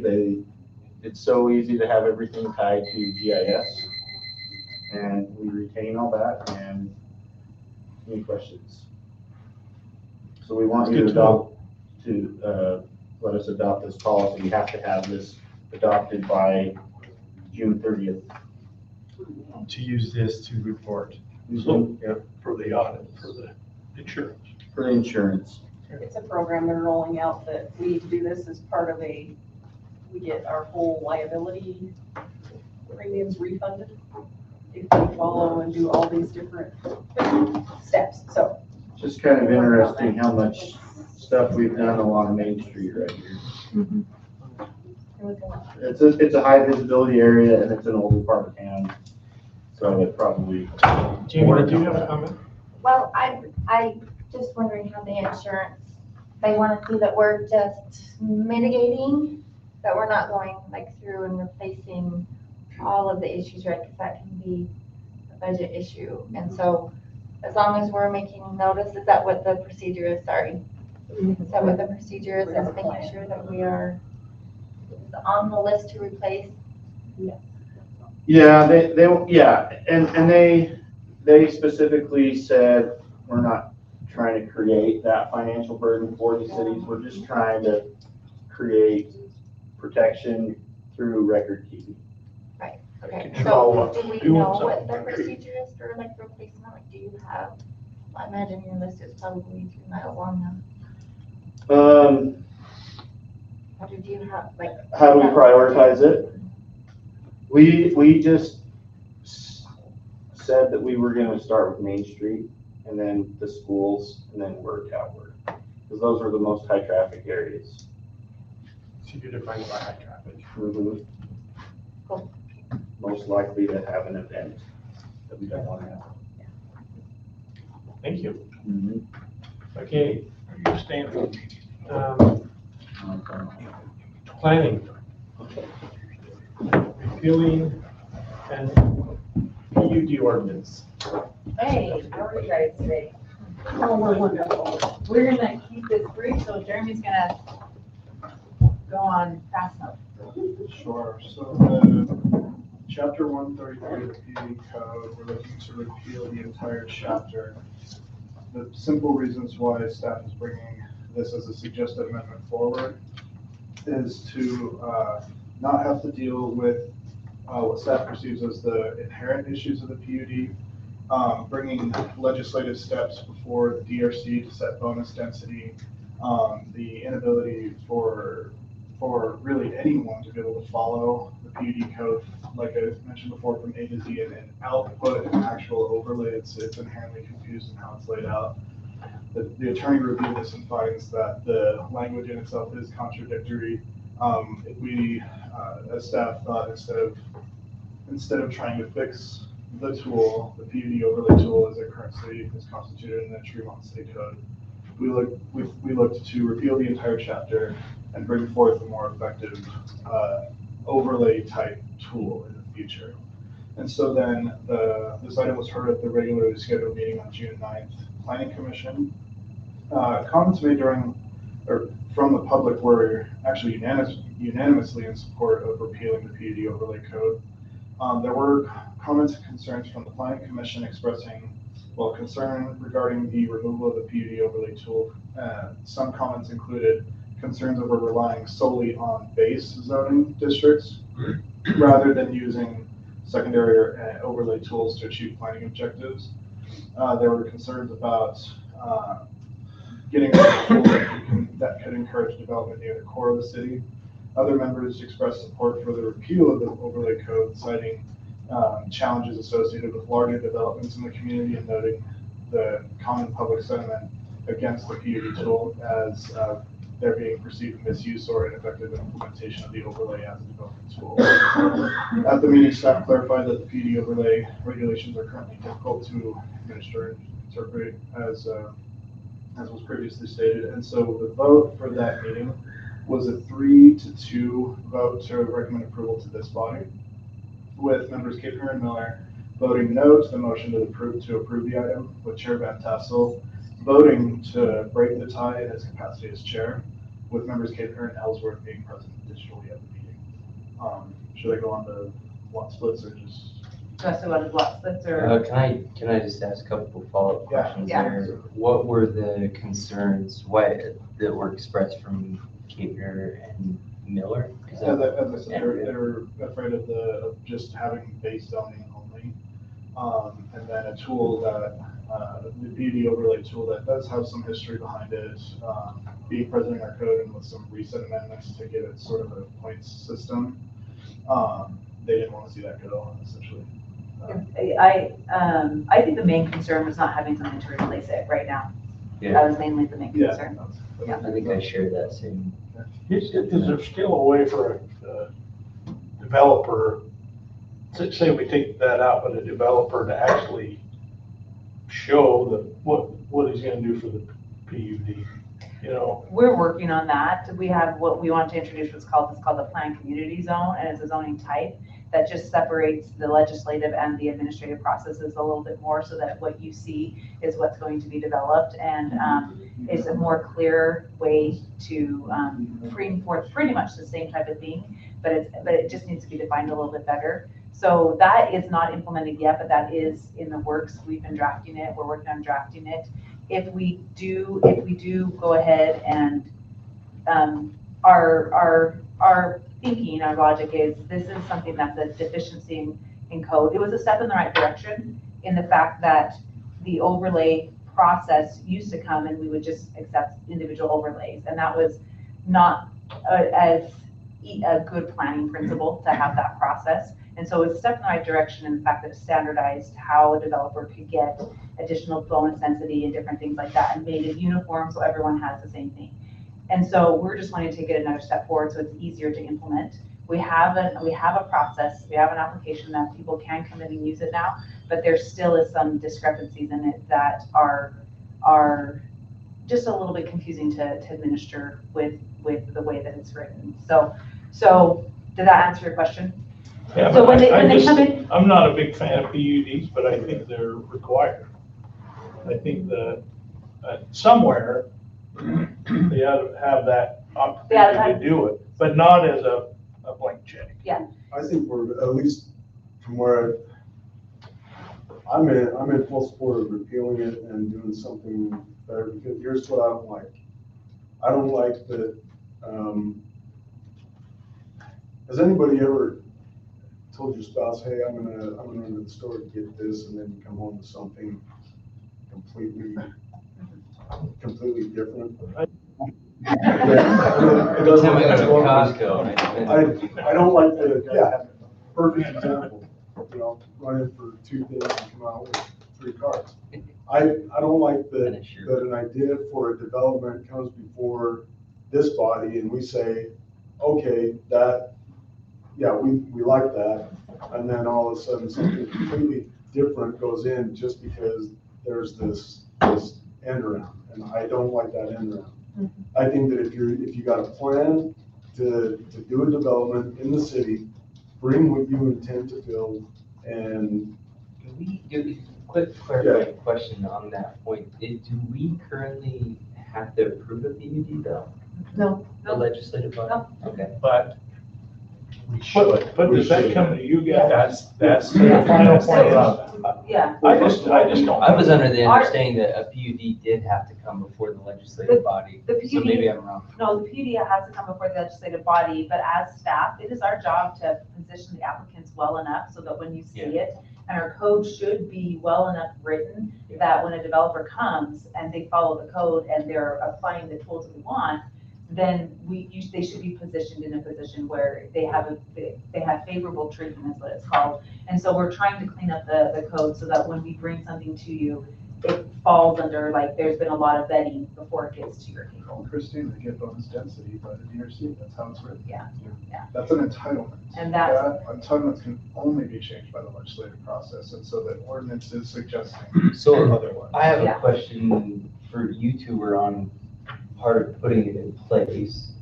There were reasons we put it in, right, would be that we were really trying to get some of the capital improvements that the city's looking for paid for by developers. That's the intention of a PUD.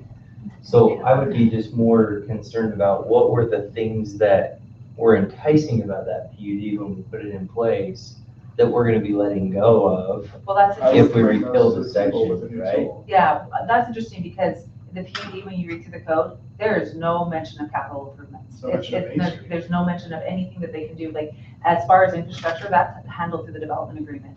And those are kind of separate processes. One's administrative and one's legislative. So the only thing the PUD code does is it sets building standards and architectural standards.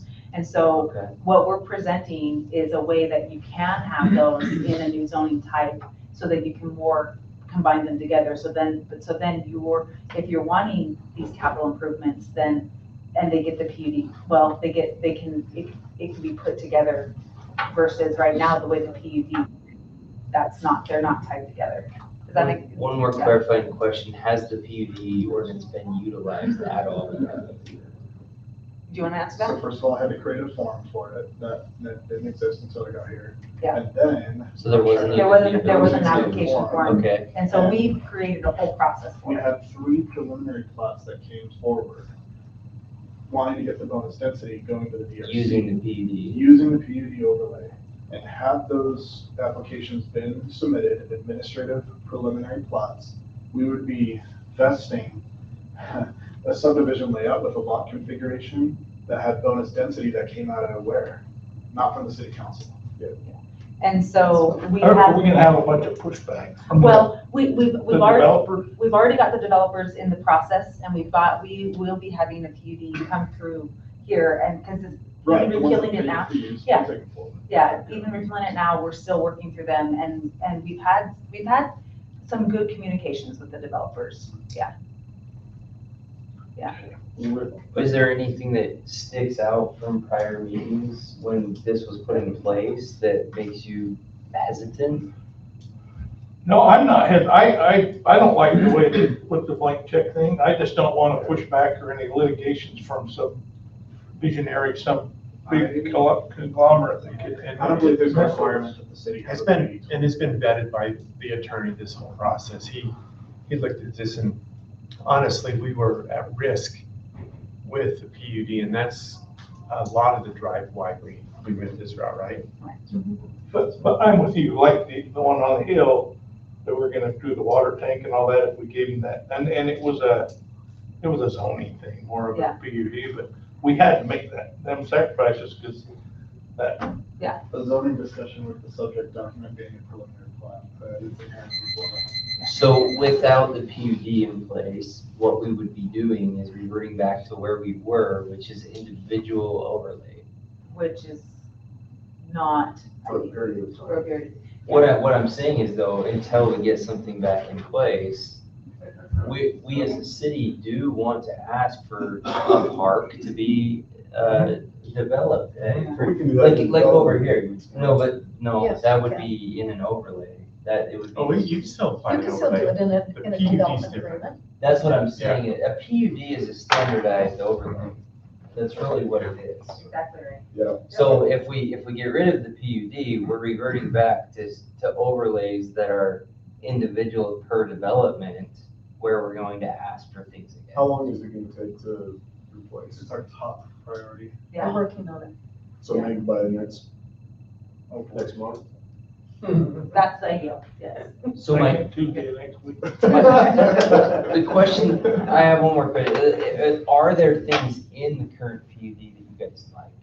There's been a lot of work that's gone into There that are, over 3 years or I think some whatever of the it's been. standardization's nice, right? Of building standardization and basic fronts and all that. I think a lot of that was really nice. architectural standards are nice, I like that you can put architectural standards in, because the city can't regulate architectural standards out, a PUD without an overlay. Not for single family homes No. specifically. So are we giving that up? Are we gonna be giving flexibility to people to put things into our city that we don't like, or that we don't want, that we would otherwise have the ability to enforce because of the PUD? That's what I worry that we're getting now, is that we're getting stuff that wasn't intended, or that wasn't described. Density wise, is that what you're referring to? Density wise, Because the PUD standardizes some of the architectural requirements, the road offsets, the different things. I think that's the part that I'm a little bit. You don't have architecture standards in a single adopted overlay. And so there's not been, I think, one successful A through Z implementation of a PUD overlay. A lot of them are lackluster. They have a few standards you call it, but nothing like what the PUD overlay is asking for, or that one implementation. We'll need to move this to the next meeting if you want to have it move to the next meeting. Do you have The more only thing I questions? just want to add is I would love that, because I have a few more questions. I'm not resisting it in any way. I'm just asking enough questions to make sure that we're doing it proper. And we're totally open to whatever the council. Hey, I'll give you 3 minutes on this next one, or we can move it to the next meeting. Which would you So prefer? these ones will be fast. Lot splits. Lot splits. Lot splits, chapter 2.07 of the current city code says that you can take a parcel, use the subdivision system, and create smaller parcels. The subdivision system is where you create lots in a subdivision and it's recorded in the office of the county recorder. This is saying you can just take a larger parcel and divide it. That's not how the state ever intended the subdivision ordinance to be. This code says if there's any discrepancy in rolling out a lot split request, defer to the subdivision ordinance anyway. And so this seems like an antiquated tool.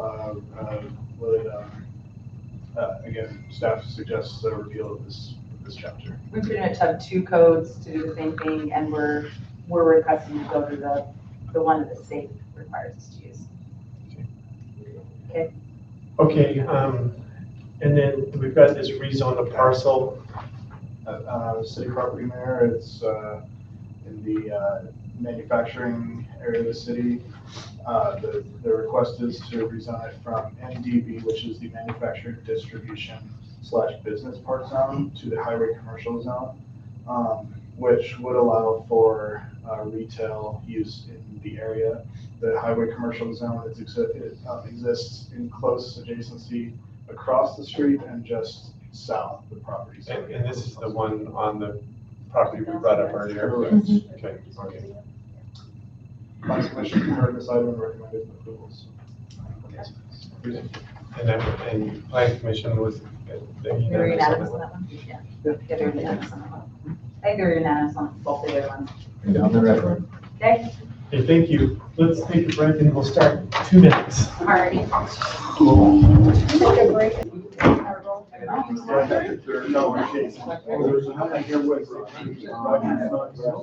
Okay, we're gonna get started with our meeting. We'd like to welcome everyone out to our city council meeting. And I think we're still waiting for one person. There he is, okay. We'll go ahead and do a roll call. Call roll for the June 16th meeting. Councilmember Lewis. Here. Councilmember Jex.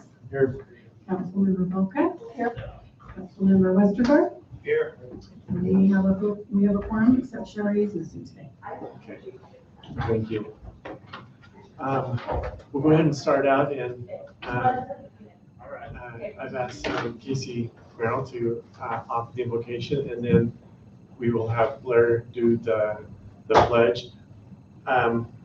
We do offer a prayer here. If anyone is offended or doesn't want to participate in that, they are welcome to step out for a few minutes, but we'll go ahead and go to that point.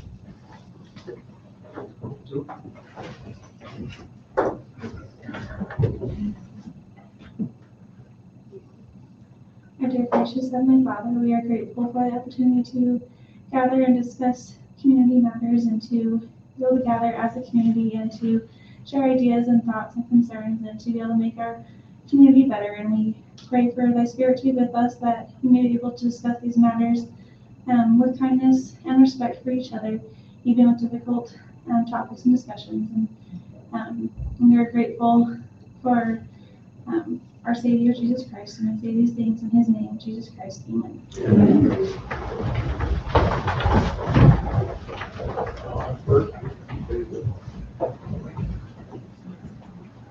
I pledge allegiance to the flag of the United States of America and to the republic for which it stands, one nation under God, indivisible, with liberty and justice for all.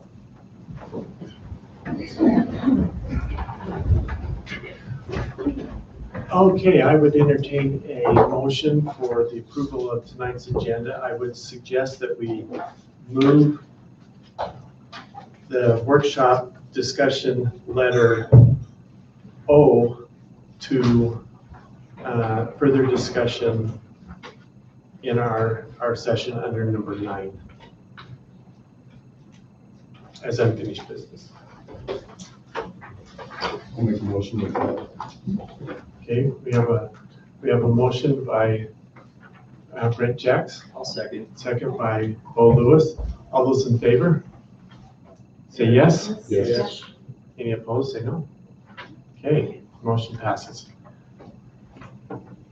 We have, do we have any declaration of conflict of interest in this meeting? Okay, having none, we'll go ahead and move on to some presentations. We have a presentation from, oh, Riley. I thought I recognized you, thank you. Riley Yates and Oscar are they communicated with me on some affordable housing. And they did a project at school and invited me to come over and watch it. It was a wonderful project and a wonderful presentation, so I asked them to come do it for us. I thought you guys would really enjoy seeing what they put together. So we'll go ahead and turn some time over to Riley and Oscar. Come on up. Come on up and have a seat right by those microphones there. Introduce yourselves and tell them a little bit about your project and then go ahead. Microphones there. I'll put you both right there.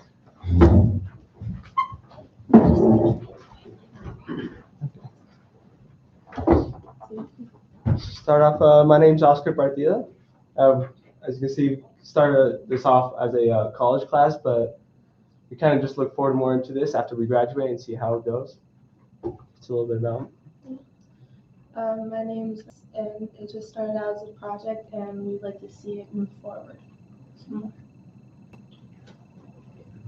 So the affordability disconnect is, the crisis is that to be able to purchase a median priced home in the US, a household needs an average income of $108,000, but the actual median household earns just about $75,000. In Tremont, the average price to purchase a home in Tremont market has climbed to $425,500. The average salary within the Tremont community remains stuck at $46,000, and the local impact is that the young adults struggle to afford homes near their workplaces, forcing them into long commutes or unstable housing conditions. So we kind of looked into part one and part two when it came to what kind of caused this.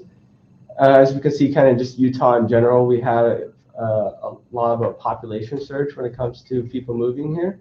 And so Tremont is also experiencing this. And because of this, we're not really having enough housing, availability to the people, which is what's also contributing to the increase of these homes when it comes to prices. Another cause for this is that local city inspections for new homes have increased from 4 to 12, with the added administrative fees passed directly to buyers. The reality of the mortgage is the current interest rates create a sustainable local mortgage range of $2,200 to $28,800. And then the cost of living, the average monthly cost for basic necessities like utilities, groceries, transportation, insurance, and healthcare, it comes to a total of $3,295. After paying the mortgage and basic survival costs, an average young professional is going to be left facing a $9,000 annual deficit. And the infrastructure hurdles, if water or sewer capacities are maxed out, developers absorb the cost, which directly inflates the final home prices. So kind of why does this matter? Like when we see more younger demographics, when it comes to like them having their $32,000 to $51,000, it's really hard to just kind of have startup and maybe down payments for homes and just workforce exclusion, right? Like they kind of said, you have to commute to other places if you want to maybe find a job that you can maybe get more money in. If younger residents cannot afford to stay, then of course then maybe they will go to another city. If not, then we might be posing a risk of just losing employers. And high housing costs kind of forces the community to divert money away from other so when you have all these mortgages and these offsets that we don't really have enough money to just go other things like healthcare and just the emergency funds and other things. And the danger of the restrictions. So restrictive zoning laws lead to hidden crowding where multiple families are forced to secretly cram into a single family home out of pure necessity. And one of the solutions that we came up with was regulated ADU units. Basement apartments and backyard cottages expand housing choices without altering neighborhood aesthetics or characteristics. The permitting, implementing a pre-approved architectural plan gallery to vet designs in advance, holding the 12 inspection bottleneck, and lowering soft costs. The financial relief gives homeowners the ability to offset a $2,500 mortgage with roughly $1,200 in rental income, opening home ownership to the $46,000 income bracket. Accountability fix mandates a primary residency requirement where the owner must legally live on site to ensure property maintenance. Overcrowding, every issued ADU must provide one off-street parking space to completely eliminate street side crowding, and we've investigated more into this on how it would affect. And we've investigated into other locations in Utah where Ogden has been implementing this into theirs, where they've been building more ADUs and it's been lowering the prices a little bit more and helping younger adults. So alongside with this, we also looked at other cities and other kind of things that they were making for solutions within this housing affordability crisis. And we saw density bonuses, primarily in Salt Lake, one of them. So kind of the missing middle ground when we see this is that we need developers to kind of shift from that luxurious single family home to kind of have more attainable options, maybe like townhomes or duplexes. So the city would grant maybe about a 20% increase in allowable units per acres to the developers, and the attainability cap. So the density bonus is strictly conditional. Units must be price capped specifically for this 46 to 51,000 income bracket, and closing the loophole. So a deed restriction permanently records the price cap on the property title for decades, so that we can block out-of-state developers or people who'd like to flip these homes. So we have this form still on there decades later to see that we have these homes that were within that deed restriction, so that can still kind of be affordable in the future. And we have that impact fee adjustment. So townhomes do require about 60% less road and pipeline frontage. So it generates a lot more property tax revenue per acre. So we can pay for the infrastructure upgrades and prioritize so to reduce like city administrative fees and just entry-level projects, and to just pass those direct savings on to the first-time home buyers. Preserving Truman's future identity. The critical juncture, Truman must transition from data audits and discussions into active zoning reforms that prioritize housing attainability. Rebalancing development, developers must look beyond single-family luxury units and commit to starter home price points. Preserving character, affordability is not a threat to Truman's small-town character. It is the only tool that can preserve it for the next generation. The stakeholder mission. Residents must actively participate in local hearings to support diverse entry-level housing options before our workforce is entirely priced out. And then thank you. If you have any questions, the floor is open. Wow, great job. Good job. Nice job. Thank you. Thank That was a you. great presentation, wasn't it? Yeah. And some good information. And what's really nice about it is hearing from your generation about all of this and what your perspective was on it. So thank you. Thank you. Well done. Okay, now we have Tina Peart here that's going to do a presentation on Civil Air Patrol. You can sit there or you can stand up to the microphone, whichever you wish. Hello, my name is Tina Peart. I'm actually a second lieutenant with the Bear River Cadet Squadron. I am here, I would like to let the community know that we are here. We meet every Thursday in Brigham City. We are at the National Guard Armory there, and we work with youth who are 12 to 18 years old. Our program helps build character. We do character development. We have emergency services. We also do program where we do service in the community for opportunities. They have STEM program where we build rockets. We have the aerospace also, and our cadets have the ability to rank up. They can actually get into being a major. We help them build their character, and we help give them a positive thing to do. It's something fun for them. We do character development, like I said. We have rocketry. We have, wait a minute. We also have leadership, teaching them leadership skills, teaching them moral values, and also the values of integrity and to be honest and do the right thing. We have a lot of programs. Our cadets just actually came back last week. Actually, Sunday, they just came back from encampment. They got the opportunity to go to Wyoming. They spend a week there on a military base. They basically do everything that they do all year long. The PT, which is the physical fitness program, they do their leadership, they do their drill, it's all packed in a week. And they get the opportunity to meet other cadets. They also get the opportunity to learn how to lead, to be a better leader for tomorrow. And, you know, they have the opportunity, if they stay with the program and when they graduate and they become 18, if they decide that they want to go in the military, any branch, they would go in as a rating 3 or grade 3 is what it would be. But the main focus is the kids.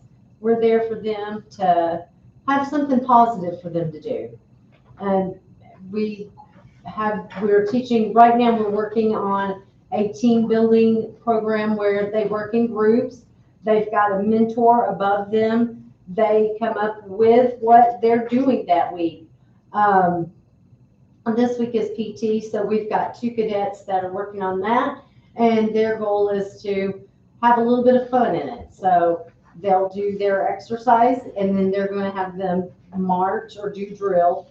We're actually pulling a joke on the captain. The kids learned a new cadence song at encampment, and they're going to serenade him tomorrow night. He just doesn't know who did that. Don't tell him. They get the opportunity to go fly in the Cessnas. They're called opportunity flights or orientation flights. They have the opportunity to do flight training. We've got cadets that find their niche. It could be in cyber security. It could be in, you know, being a leader of some type. But also doing survival training. We do a lot of emergency service training, especially in the summer. We get to go out and we usually have a location where we'll go and we'll play with, we don't play, but we get to use radios and communicate and learn how to do the actual physical talking on radios on a certain channel where they're communicating with one another. But it is an awesome program, very positive program for kids. And I would like to let everyone in our community know about this. I know it is a little bit of a stretch to go to Brigham, but it only takes 20 minutes and it's really worth it. You know, you can drop your kid off for 2 hours. We've got them. We just ask you to please be back at 8:30. We'll give them a dog. No, we'll have to find one first. But I do have some business cards, and I also have a couple of pamphlets here that I would like to leave so that you all can take a look at this. You can actually go on our program also. It is gocivilairpatrol.com. And it gives you a little bit more information in regards to the program. We do ask that they come 3 times before they decide that they want to join. And then once they've done that, it's like $35 a year. Like you'll come back in a year, you would be. And we have the opportunity, like we've had several cadets with the encampment that were able to get funding. They also have other programs. It's not just encampment. There's another program coming up where they get the opportunity to go to Canada and meet with those folks in Canada and work with a squadron, several squadrons there. and they get the opportunity to travel to other states to do activities with other squadrons. We do work together here in the valley with other squadrons. We have one in Logan, we have us in Brigham, and then there's one in Ogden. And there's some further away, but we want you to come to Brigham. But yeah, we're right there at the Armory, and I'll just leave these here for you all. And if you have any questions, we do have an email here that you could reach out to us, and our information is on the website. But we would love to just get that out there, because I know that I go to Ridley's and I go to Kent's just like everybody else does in the community, and you see all the kids. They're just lollygagging around doing things, and it's not that they're bad kids, but I know it's one night a week, and we do, in the summer, we have more activities on Saturdays, at least one or two a month, and that would give them something positive to do, you know. So that's what I really like it, even though I wasn't planning on being this person, but we wear a lot of hats. But even people who are former military adults, or any adult, if you would like to come and join us and be a volunteer, we would more than welcome you. So adults are more than welcome to come. Thank you. Thank you for taking the time to listen to me. Thank you. Have a great night.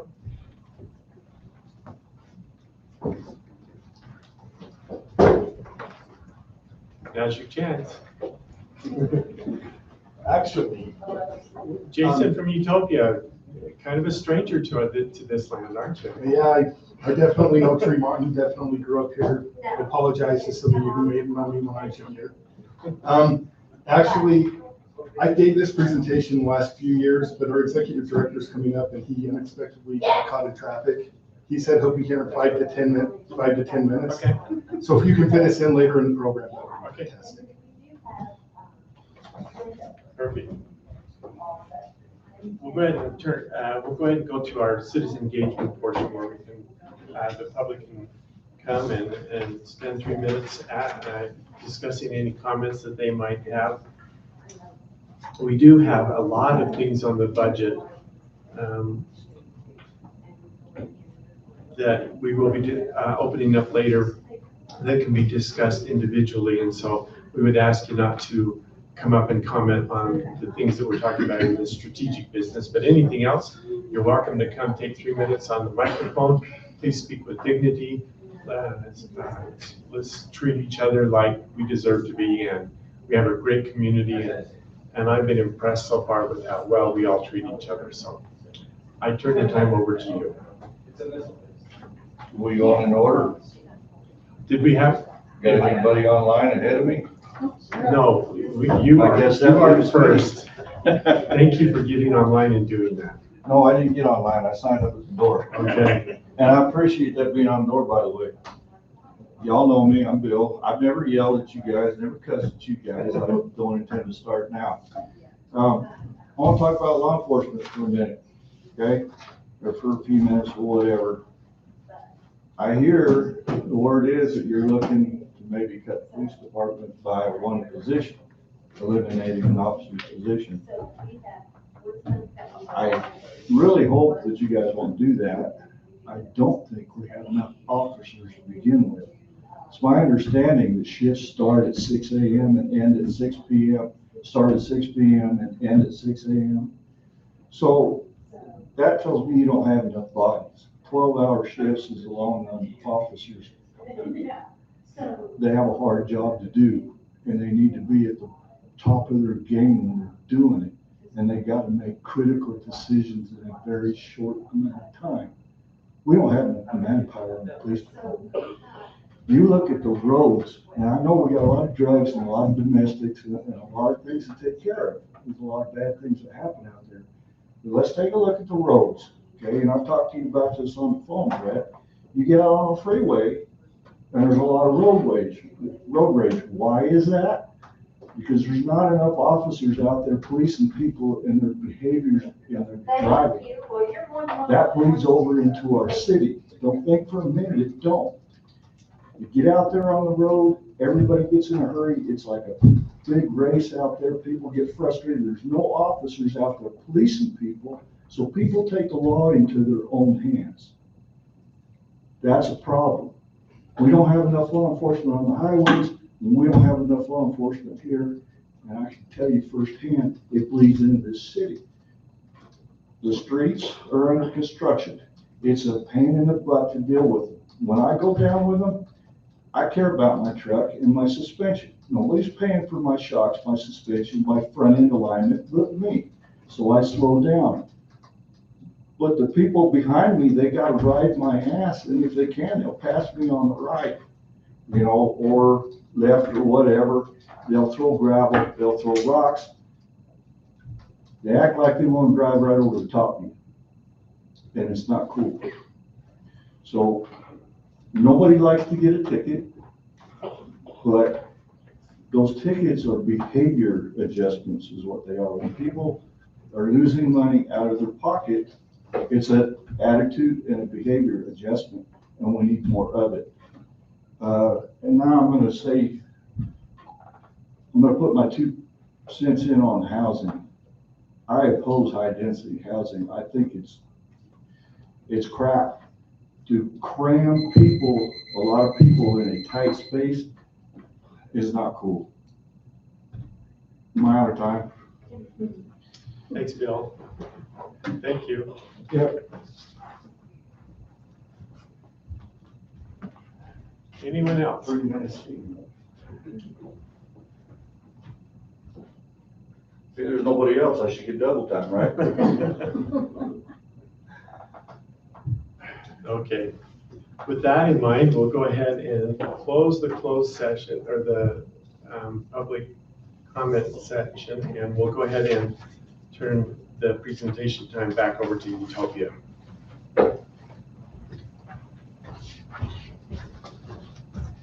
Apologize for that, being late. It's one of the beauties of living in Tremont is you don't have to deal with coming from Salt Lake, right?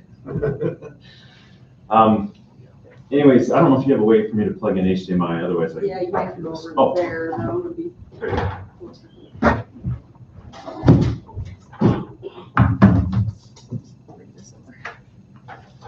You can pull up a chair and sit down there at the table. That's true. I guess you can get Okay, this ends in, I don't know where the other. Our internet's kind of slow, so. I know that's not true. It took me a second. Me too.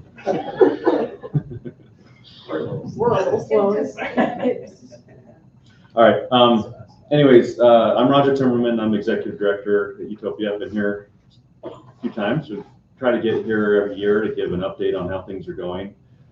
Jason Roberts is here with us, he's our CFO. We like bringing him because he's a local. He lives in Perry and worked for Brigham City for many years. And what? Grew up in Tremont, that's right. Yeah. So he's got a lot of connections here. And of course, he's going to come see his parents. Yeah, an excuse to come by. I saw my dad right on the way here. Yep. I won't do too much of the history, but it's kind of nice for some context. We had the founding members of Utopia. There was 11 cities that created Utopia from the very beginning. Let's do back in 2004. Was when they first bonded for projects. It was actually created in 2002, but really got real in 2004. But since then, we've had a lot of new partners come in, and I'll explain why there's a benefit to that. But that list keeps growing. This is kind of the timeline of things. We had a little bit of a rough start. Some of that was timing of broadband and need, but there was also lawsuit challenges and a lot of craziness and difficulties.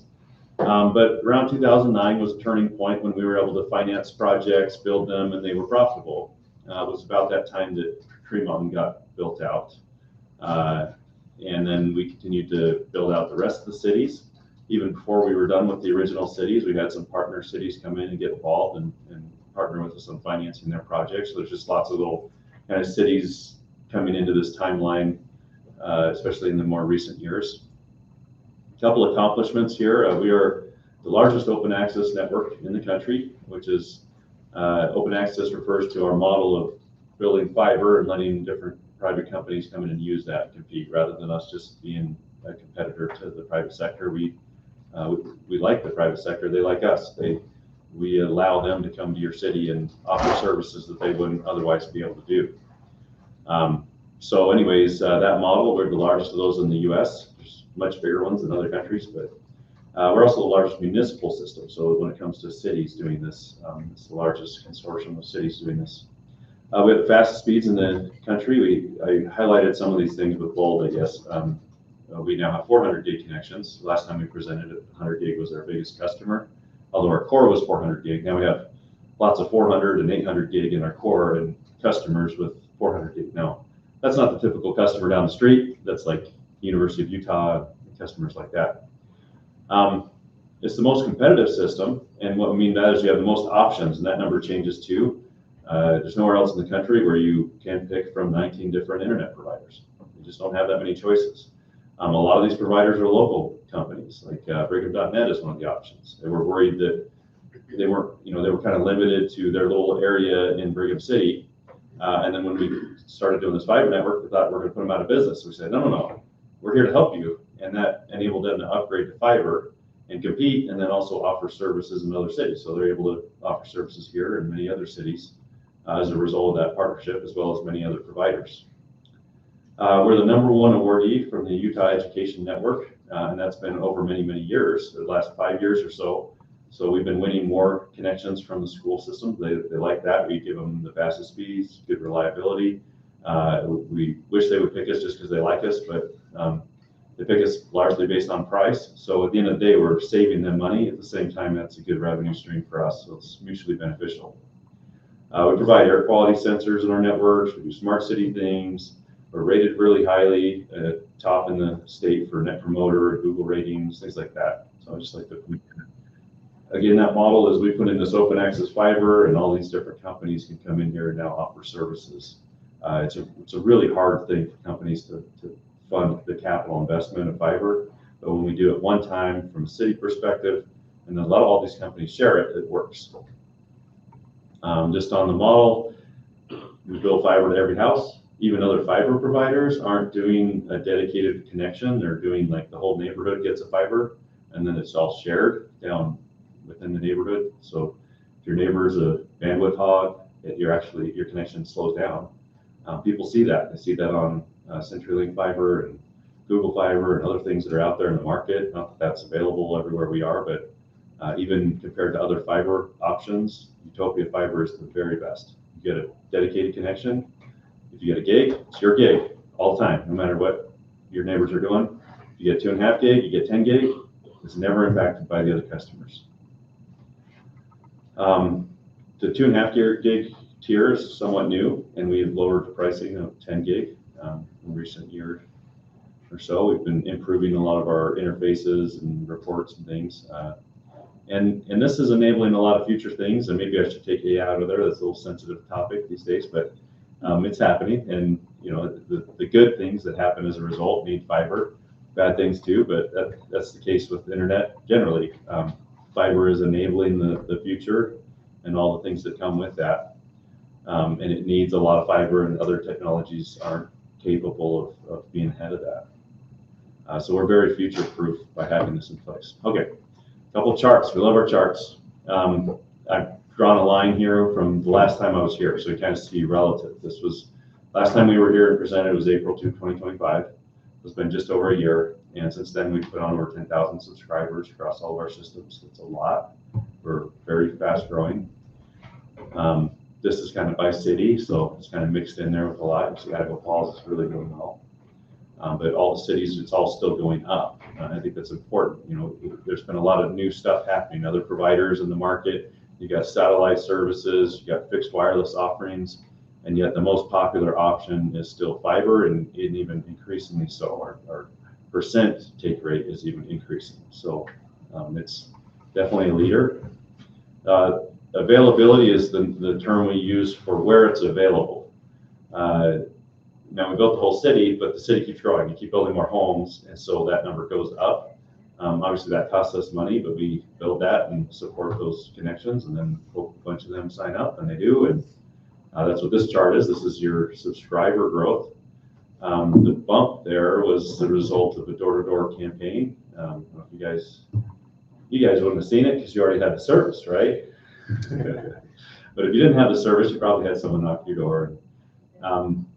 We don't like to do high pressure sales type of thing, but we work closely with the people doing that to make sure it's delicate and it's more just kind of awareness. Want to make sure people are aware of that. We spend a lot of money on like ads for Facebook and other things, and despite all of the marketing we do, sometimes someone shows up the door and talks about it, and they're like, "I've never heard of this Utopia thing." I'm like, "Okay, well, that it all works. Different people respond to different types of messaging, and we definitely saw an improvement in our subscriber rate when we did the door-to-door campaign. We'll probably do some of that again this summer. So if there are any complaints, we want to hear every single complaint so that we can address it with that sales rep. So if that does ever get to the city, please let us know.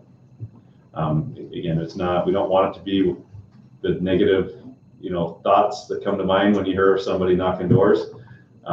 We want it to be a good experience and kind of soft touch, and we manage it very closely. But it is very effective at getting the message out to people that the service is out there and available. It's really hard to see before and after changes. So this is, year to year, or just the last year, I guess. But if you look closely, there are little dots that pop up on there. So those are customers on the system, different types of customers on the color of the blues or businesses. But it's grown. Just for comparison here, if you were to look at this in the last year, we grew over 100. I think it was, that's right. So average of 9.75 subscribers per month. So that number times 12, so we added just over 100 customers, which is pretty good growth for a year where we didn't really, it's not brand new. It's been here available for a while. Have another 100 customers get installed on the service. We felt like it was a good year. To the overall organization, so the context was the original project was Utopia, and that's where all the people and staffing and operations are. And then we financed all the growth and financed additional partnerships at UIA. And we kind of have a lot of different structures of how we manage those two organizations, but they're all doing the same thing. There's just, when we're talking about Utopia Fiber, it's kind of both of those, but both of those together is that top line and the revenue growth. You see the revenue growth has been very good. And we'll talk about what that does for us. And then this is just the UIA side. Now, Tremont is not a member of UIA. It is a member of Utopia, but the success of UIA is a very good thing for Utopia because the revenue there helps us to pay debts. And because UIA is using Utopia to make everything happen, it pays Utopia. So then when Utopia's revenues go up, that puts us in a position to be able to pay the bonds. Otherwise, you'd say Utopia is kind of stagnant because all the growth at UIA, and there's no hope for these bonds, right? But because of the partnership and the two agencies and the work that's happening with both, there is a financial benefit to both. And this is kind of what it comes down to. So this is the bonds, the original bonds. So all the UIA stuff's paying for itself. So there's never, whether you are or not a city involved with UIA, there's no cost to those projects. But the upside is allowing us to pay more and more of the original Utopia bonds every year. And it's kind of working against us a little bit. Every year, the payment structure on those bonds goes up 2%. So it's like we're swimming upstream a little bit, where it's kind of fighting against us a little bit because it goes up by that, I don't know, about $350,000 a year or so, 327. So we're making a payment every year, but it goes up every year. And in the goals of the last year was, we're going to try really hard to pay more every year so that the amount that the cities are paying stays the same. And what that results in is for this fiscal year that we're wrapping up, the payment to Tremont is $127,000, and that payment's been approved. We have a letter for you. I didn't bring it though. But you'll get that payment here at the end of the year to reimburse you for a portion of the payments on those original bonds. Our budget for next year just got approved last week in our board meeting. And not just keeping up with that 2% increase, we went a little above and beyond, not a lot, but some, another $100,000 in total. With Tree Mountain's piece of that, it goes up a little bit beyond that. So you actually see the amount, the net amount that you're out next year will be less than it was this year, rather than just stay flat. It'll go down a little bit. And we hope every year to go back and say, okay, can we even do a little more this year, and a little more? And it's dependent on some things, right? If there was a huge loss of customers, right, we would not be able to do that. So it's definitely in all of our best interest to continue to encourage people to be aware of this, encourage them to sign up. Because as we grow our revenues, not only can we keep up with increasing bond payments, but we can actually get ahead of them a little bit and decrease the amount that's falling back on the cities. Eventually, we hope to pay the cities back. The term of the bonds is 2040. So on 2040, those bonds are done. And then we say, great, if we still have lots of revenue and we're continuing, hopefully even to be increasing year over year, then there's some pretty significant revenue that could be paid back to the cities with interest for everything that's been paid in the past. And that's out of ways, 2040. So I wouldn't, don't count on it too much now, but we're. Not me. I would stay alive till then. But every year we're going to continue to be pushing that, hoping that do better every year, and then also set ourselves even up really well for 2040 when those bonds are done. So just a couple summary here. Utopia and UIA our financial performance continues to improve year over year. We continue to grow our take rate. Revenues increase with that. The payments for the original bonds are increasing every year, but the increase is being covered by Utopia, and even then some a little bit starting next year. That payment technically is still subject to approval by the UIA board and Utopia boards at the end of the next fiscal year, but that's what the budget has in it. And we believe strongly that we'll be able to do it, but technically that's not committed until it's approved late next fiscal year. The payments for the original refinance bonds are counted as an outstanding obligation. Again, the structure of that is actually a loan. Most cities kind of just consider it an expense because we don't know how good of a position we'll be to pay those back. But we're being optimistic and the trends are pretty good. So again, like I said, we're going to continue pushing and marketing and signing people up and doing partnerships that bring in revenue so that we can continue to make that progress and pay those back to the cities. And then the schedule on that is June 2040 is when that's done. This is one other point I wanted to bring up here. This is kind of an economic impact of the system. We sit here and say, well, we know what people pay for service and we know what the city's paying. And it's kind of painful that the city's having to pay something, right? We wish it worked, but consider the benefits. What are those benefits? Well, we've looked to some studies that have been done both on Utopia and there was a Bozeman fiber study, and the biggest one that was out there was EPD, which is the Chattanooga fiber system, and looked at what they found is the economic benefits of these systems. And the really obvious one is, in general, when there's a city system in place, the average household saves $29 a month compared to a city that doesn't have it. That's a lot of money. I mean, especially where so many things are getting more expensive every year. Your city can say, what we've done here is saving the residents money.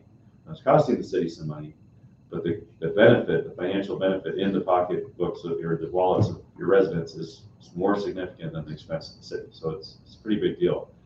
Now, when we add that up with the number of subscribers, that amounts, oh, sorry, I didn't change Orem. I changed the numbers, I forgot to change. I got it on the last line.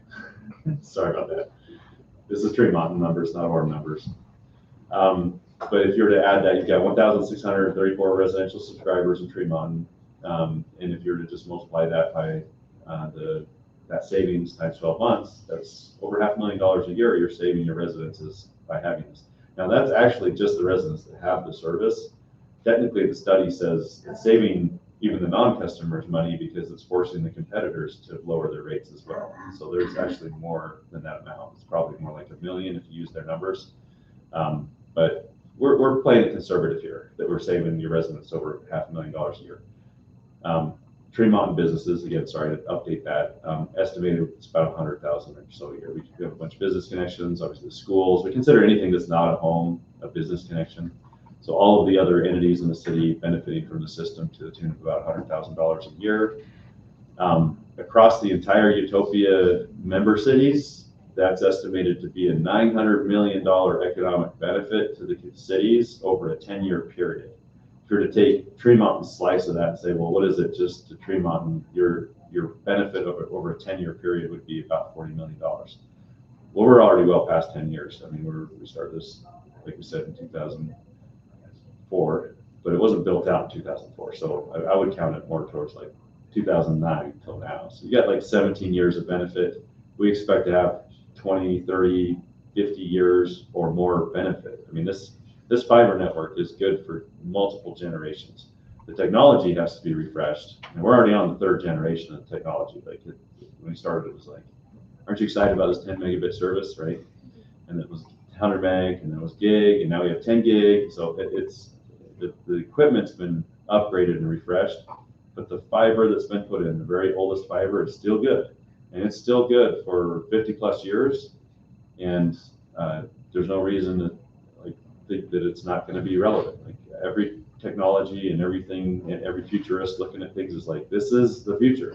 You may also have a Starlink connection when you go out on your RV and camping and whatever, but it doesn't have the capacity to replace the speeds and performance for home service effectively, and the needs coming. And so it's like, it's not likely to replace it, it's likely to augment it. And then all the other services struggle in various ways, and they're also more expensive. Even Starlink's more expensive. But so we continue to see really strong trends and optimistic about the future. So it's hopefully you guys like it. You know, we know the bond payments are painful, but again, we're making really great progress. And at the end of the day, the community is receiving an enormous benefit. And I think, you know, the city should be celebrated for doing that. And if you talk to cities that don't have this sort of broadband service, it's a real struggle for them. So anyways, that's what we have to share, and I'll send a copy. Like, you guys keep records of these presentations and stuff? Okay, I'll send it to you. I'll send it. And any questions for us or Jason? If you got hard questions, or Jason, and if they're easy, he's the finance guy. He knows all the numbers. So they get the numbers right on most of the stuff here. Hopefully, all of it. You gave me the numbers, like, for the most part. Yeah, at least the bottom stuff. I did have a problem with a thing and called, and they were there the next day and fixed it. Like when you said that they dug one up, and I wasn't home, but it's like, now what do you do if you don't have internet? Everybody just sent me.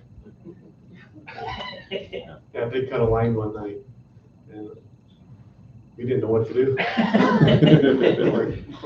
Okay. So, buddy, get out of the house. Thank you. Well, thank you. Appreciate it. Okay,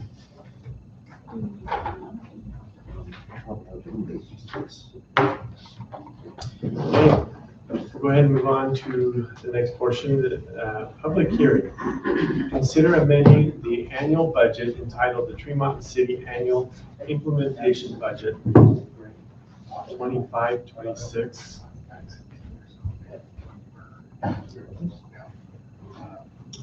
So that are those right? Yeah, we're amending. Okay. The annual Oh, the one. Okay. Yes, the current year we're in. All right. And enterprise funds and special funds for the period commencing July 1st, 2025 and ending June 30th, 2026. The floor is now yours.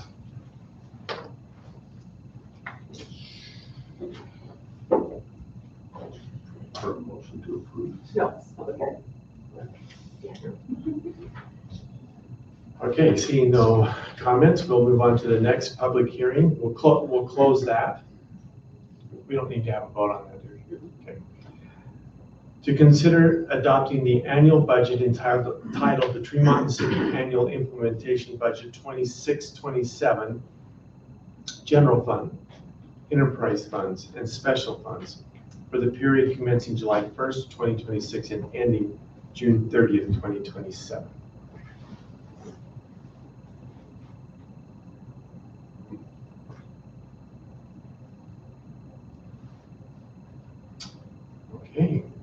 ahead and close the public hearing on that. This is a portion where we have the unfinished items. We have the PUD, I don't think that's, oh, it is on here. So we'll discuss that further in the strategic business, the PUD one. So it's time now for discussion on Pillar 3. I gave you all of the paper here so we can read them.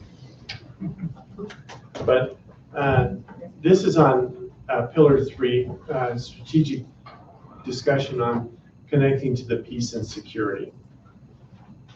Zach's not here, but if we were to go through and identify some of the challenges on peace and security, I've got aging facilities, domestic violence, bullying, and youth safety, scaling safety with growth, limited economic development, and workforce development gains. Some of the outcomes would be police, fire, and emergency preparedness capacity that stays ahead of our city growth. A multi-year plan for scaling safety services with population and regional risk. I think that's vital, that as we're growing, that we don't just grow, but there needs to be a plan in place to take on that growth and support these safety departments. Bill brought up the fact of, we need the officers here. As people come in, we need to continue to provide the officers in fire and police.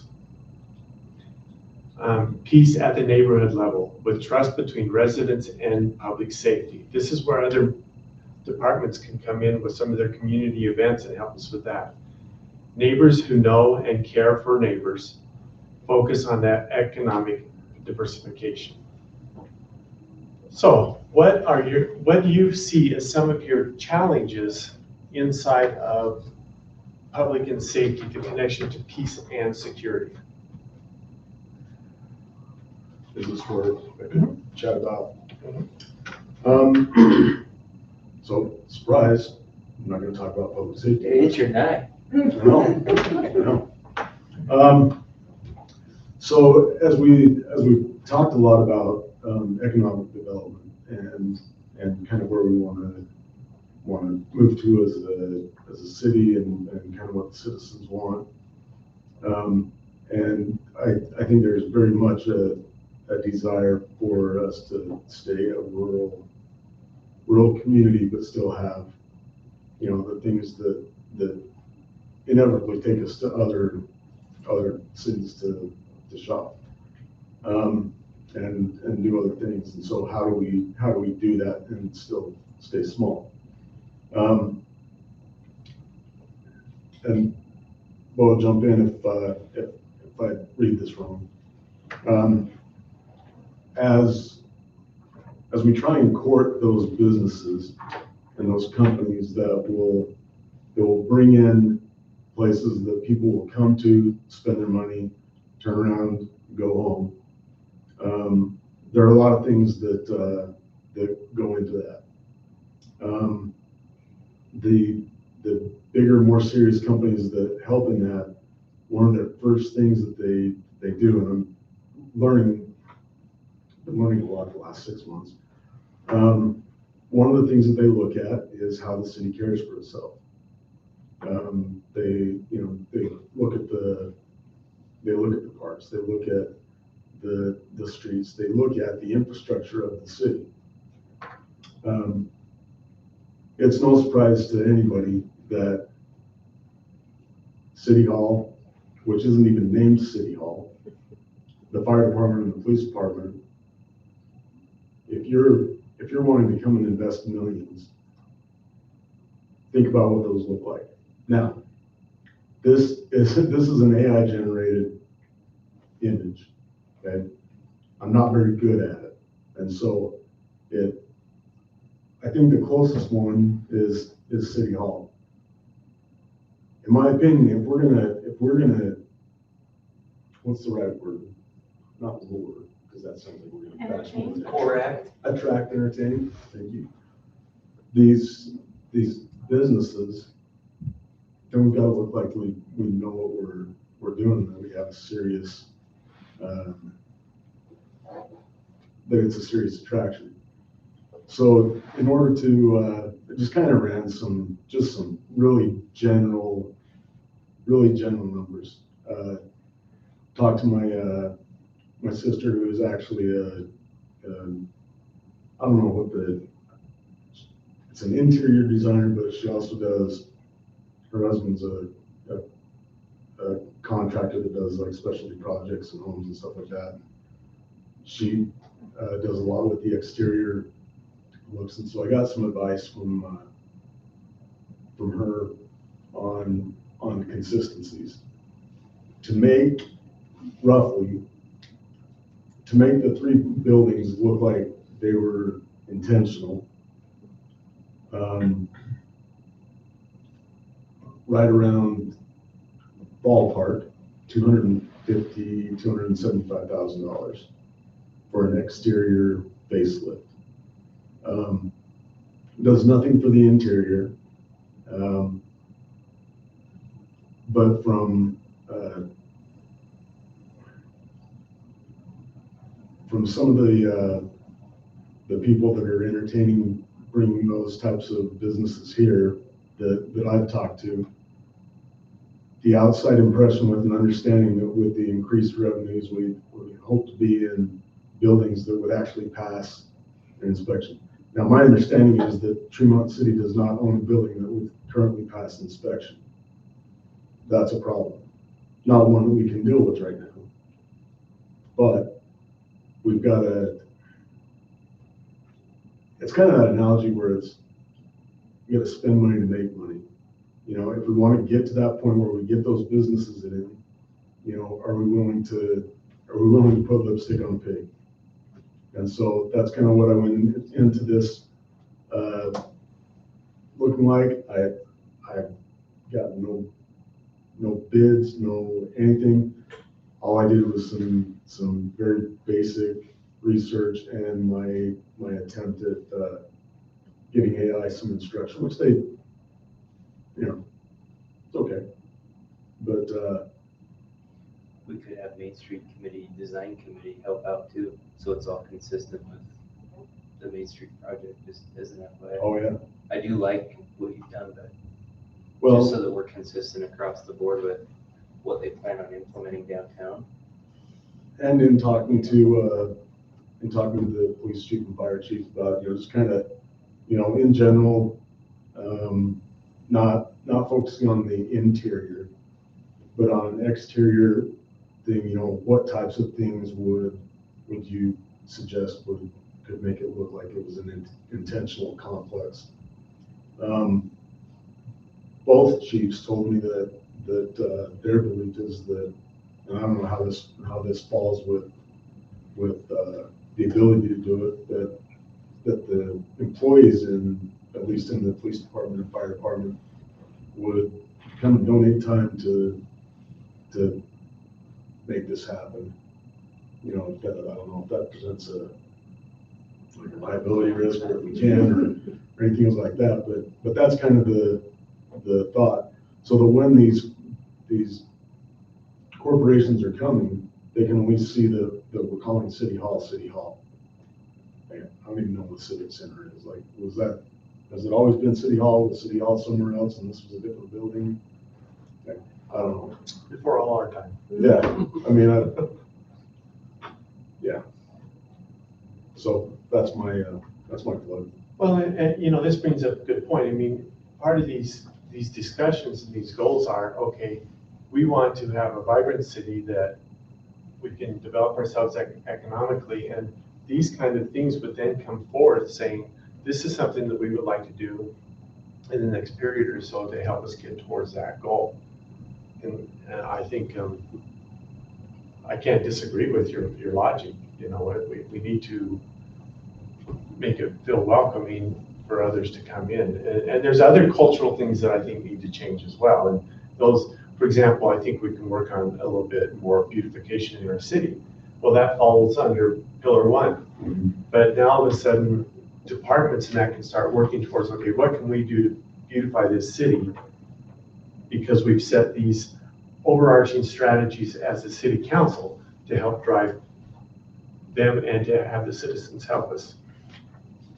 With that in mind, do you see any other challenges, or should we scratch any of these out? Are there any other challenges in this pillar 3 that you think need to belong in there? I really like linking the Main Street project with this pillar. Because, okay, we're working on sidewalks right now, but we know the sidewalk fix is a Band-Aid. With the Main Street Committee coming in and online and things that they are moving towards, that's gonna help with the safety of overall Tremont, especially Main Street.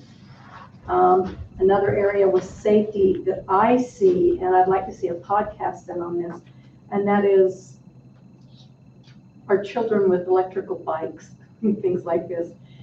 In the neighborhoods, it's getting to be an issue. People are calling me right and left complaining about that. That is a safety issue for our children and for people driving. But a lot of this safety and security that we're talking about for the city, cleaning it up is a huge thing. But I think Main Street is key. I really have to give them that. We're gonna ask people to step it up, and I'm with you, that step up what our buildings look like. You look at the one that Todd bought over here, and we've just done that. Oh, yeah. It doesn't take much. Mike North building, I mean, and then the lighting, I mean, nowadays with the LED lighting, they can change colors. It makes a ton of difference, even on these old buildings. And then Main Street's gonna be, won't the buildings all be different? I mean, they're all They'll be different, but they're all in order to, so the facade grant program, we got the version sitting on our desks to review that would allow, in order to get the money from the city, there has to be standards followed through the design committee. So there'll at least be a consistent look, feel, and brand down the entire Main Street.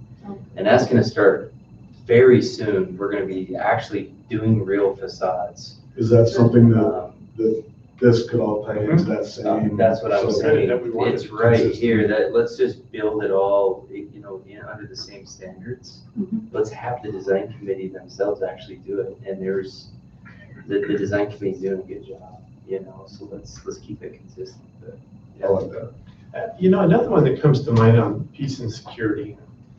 I don't know if it's me, but I'm really noticing a real uptick in vandalism in our city. Oh, really? Yeah, Zach would attest to this in our parks and whatnot. There's a lot of this going on, and so I'm concerned.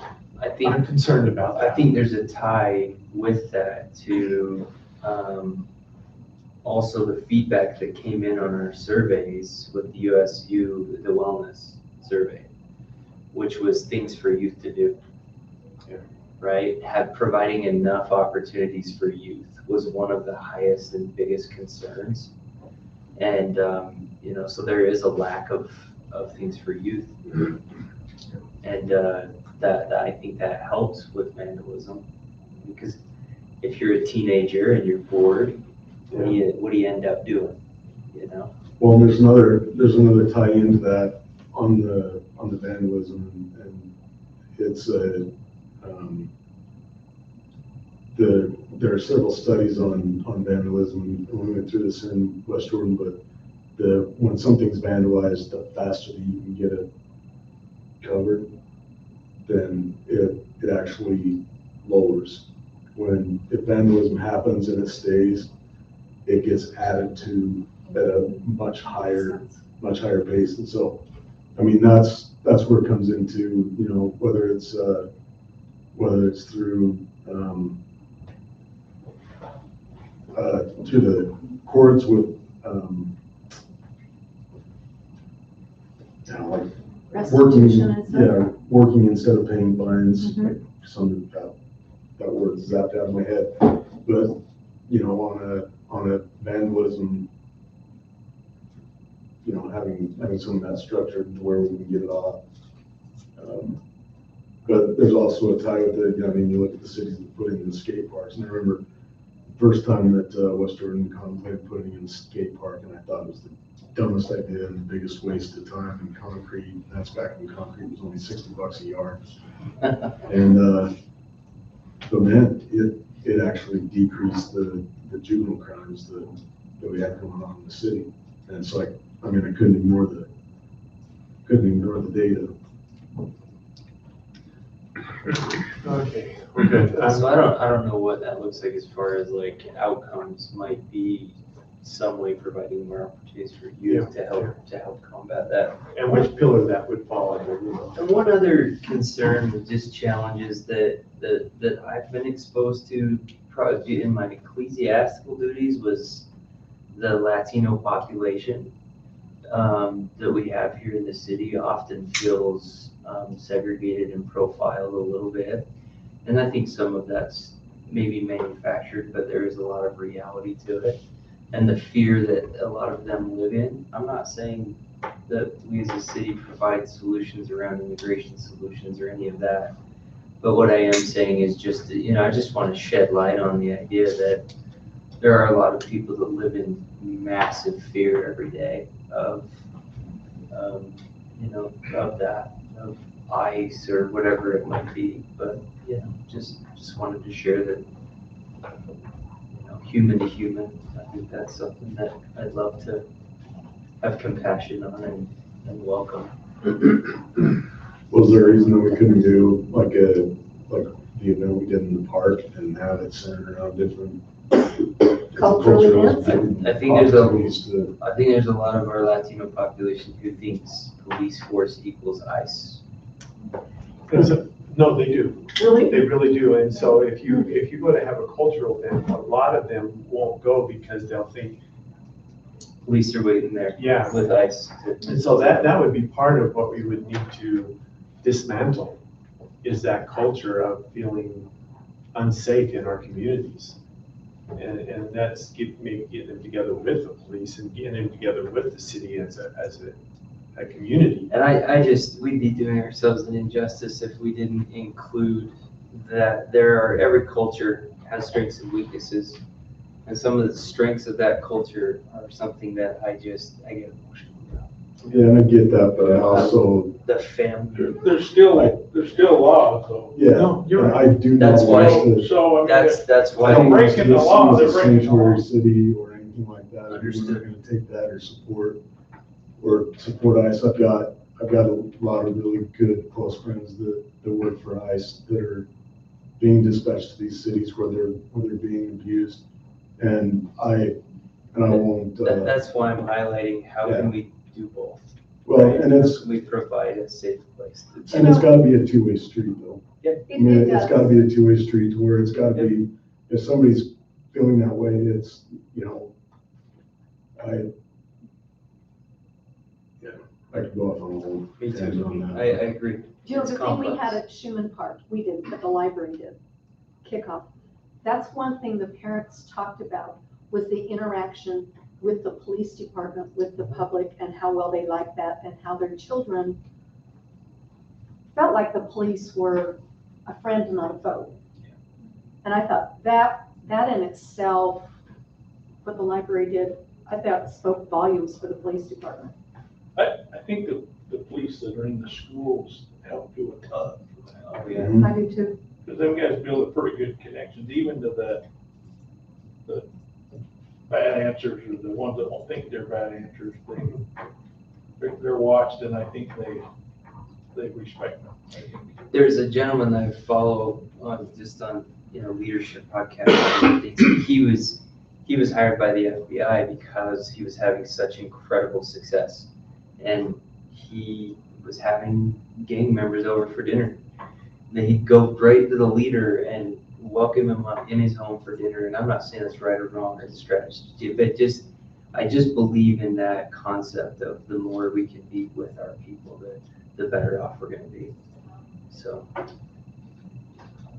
Okay. creating a safe environment, whatever that means in a desired outcome, is a safe environment for everyone to be there. Great. Anything else? Any other comments? Okay. Thank you. We'll put this one down and then we'll discuss Pillar 4 in the next meeting, and then we'll compile all these together and we'll give the city some direction. Some additional direction. Okay, we would like now to entertain a motion for the consent agenda.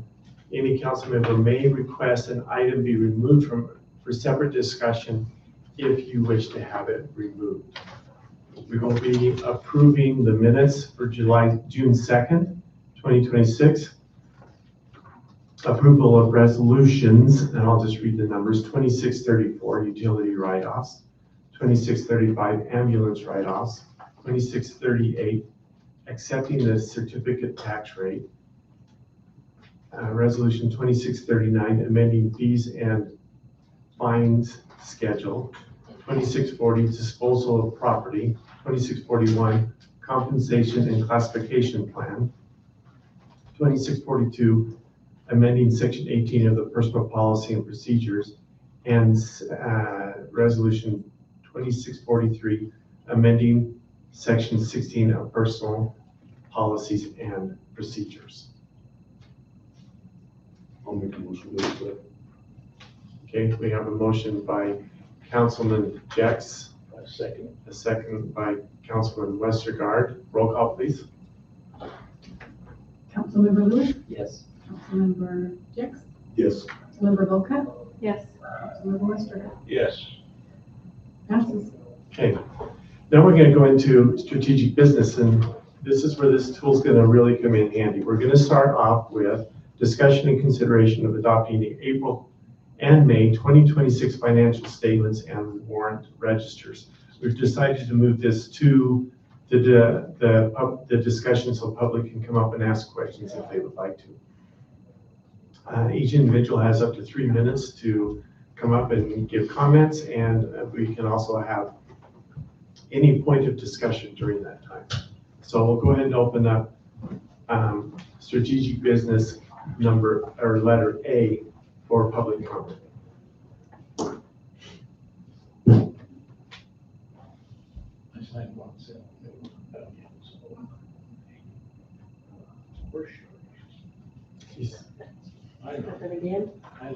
Okay. So is it open? I can come up and say something about what I just heard? About this financial statements. Well, I just have a couple of comments on what y'all been discussing, if I could say them. Yeah, this one's just on, we're just talking about the financial statements. If one of the things that we come into kind of refers to that, then use that opportunity, okay? But, yeah. You'll have plenty. We got like 5 of them here we're gonna go through, so. All right. All right, we'll close, oh no, we're not gonna close anything. Council, have you got any further discussion or debate on on the financial statements for April or May? April and May of 2026.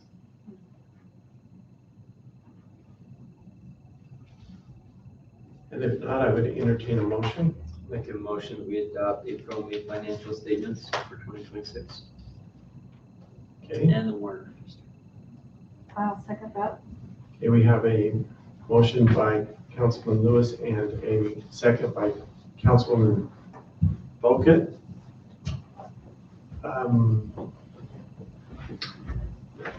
Okay, those in favor of this item, please do so with a yes. Yes. Can you just restate? This one is the adopting the April and May financial statements. Sorry. No problem. Anyway. Yes. Yes. Yes, sir. Any opposed say no? Okay. Adopted. B, discussion and consideration of adopting resolution 2636, amending the 2025-2026 annual budget. This is open for discussion. This is the budget that we made some amendments to for this year.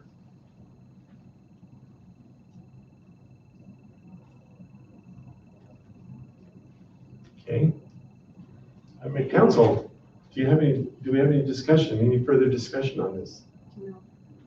I think it goes without saying, we appreciate the effort that was put in to these reports. It made it significantly easier to understand what we're voting on. So, okay, I would entertain a motion. I make a motion that we adopt resolution 2636, amending the 25-26. Okay, we have a motion by Councilman Westergaard. A second by Councilman Jex. We probably ought to have a roll call on this.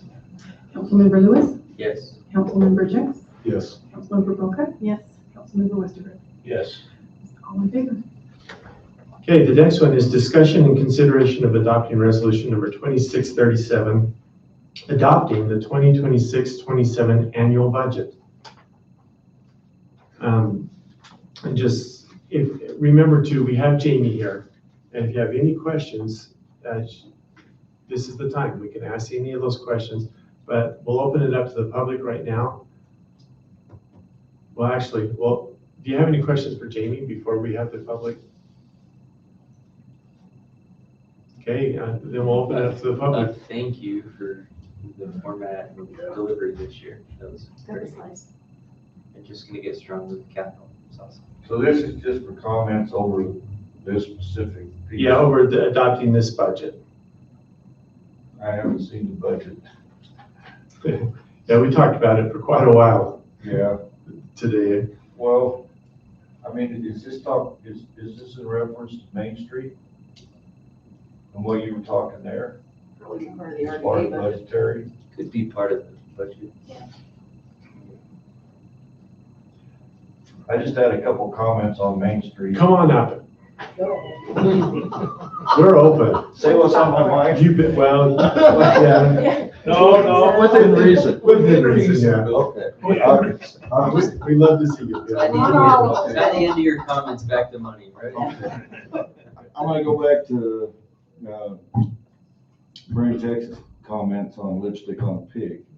I don't like the idea of putting lipstick on a pig. If the building's really old and you got plumbing and electrical and other issues, tear it down and build it new and make it look fresh. Renew it, go all the way. I think if you put lipstick on a pig, you're throwing good money after bad. If it's that bad, replace it. If we're talking about Main Street, honestly, Main Street should be a 4-lane road. 2 going this way, 2 going that way. And I don't know how you do that without tearing down buildings on Main Street or modifying them. That would go a long ways towards making this a more attractive area. And don't forget Tremont Street. It runs right up here. And if you're talking about beautifying the city, you drive up and down Tremont Street, a lot of it looks like a ghetto. You've got homes in there that look like junkyards that need to be cleaned up, and that needs to be addressed. There's that, and I'll leave that at that. As far as immigrants go coming in here, if they're here legally and lawfully and they're citizens and whatnot, then they have nothing to worry about. If they are here illegally, they broke the law, then they need to go. And that's just the way it is. So if they're not breaking the law, they have nothing to fear. The ones that are in fear have probably broken the law. And if they come across our border illegally, then they broke the law. And I'll shut up now. Thank you. Thank you. Any other comments on this? Okay. Any council discussion on the budget?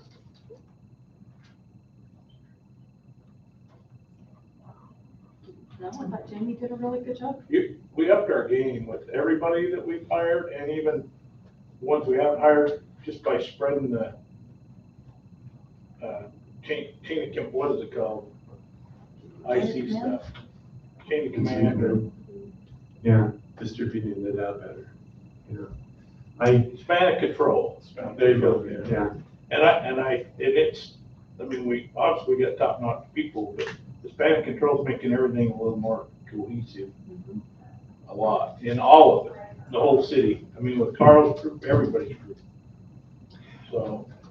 You know, I sat here for quite a few years in your seat, right? And the mayor would always sit here and say, our employees are the best.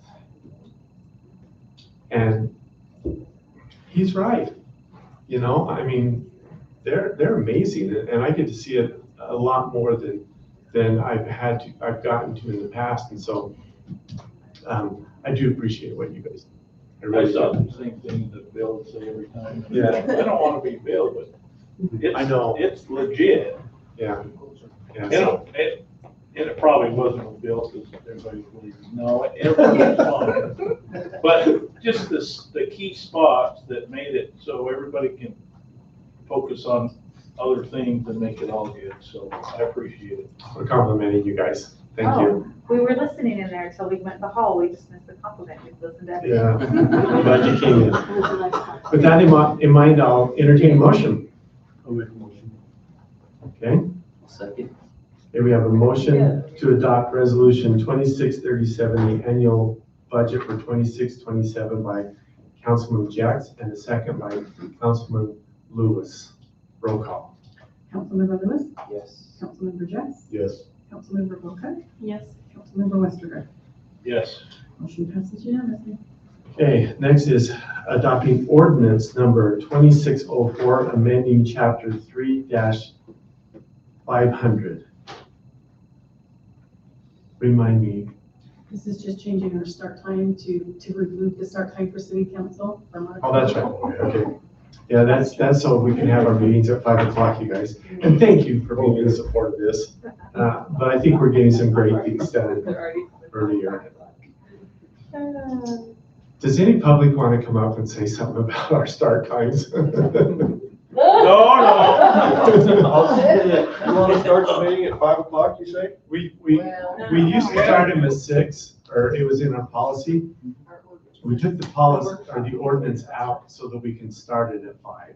And that allows us to have better work sessions. The only comment I have on that, I think 5 o'clock is great. For those of us that are retired, don't have a job anymore, the earlier is better and it's not an issue. But if you're a member of the public and you want to come and participate and comment, you might not be able to make 5 o'clock. So, you know, you may go 5:30, 6 o'clock. Well, this is for the work session. We'll still do the city council meeting at 7. And so nothing's really changing other than we're not being legal. We weren't being legal by starting at 5. We were supposed to start at 6. Still the same amount of people there. Yeah, but good point on that. And then part of that budget too is and it kind of has something to do with this, is getting a better system in here so we can broadcast better to our YouTube videos and that, so people can see and be more involved. Okay, any questions for Cynthia on this? If not, I'd entertain a motion. I'll make a motion that we adopt ordinance number 26-04, amend chapter 3-500. Okay, we have a motion by Councilwoman Boca, a second by Councilman Westergaard. Roll call. Councilmember Lewis, Yes. Councilmember Jess, Yes. Councilmember Boca, Yes. Councilmember Westergaard. Yes. Motion approved unanimously. Okay, now we have a discussion and consideration of adopting ordinance number 2605, repealing chapter 1.33 of the PUD code. This is where you are welcome to continue your discussion with the planning department on this PUD code. And I will be right back. I understand. You want to go to the bathroom too? I'll go after. We're We're getting old. You don't want to hold hands? You're not getting old. We're already old. I'm in trouble. I don't think I'm like. I do.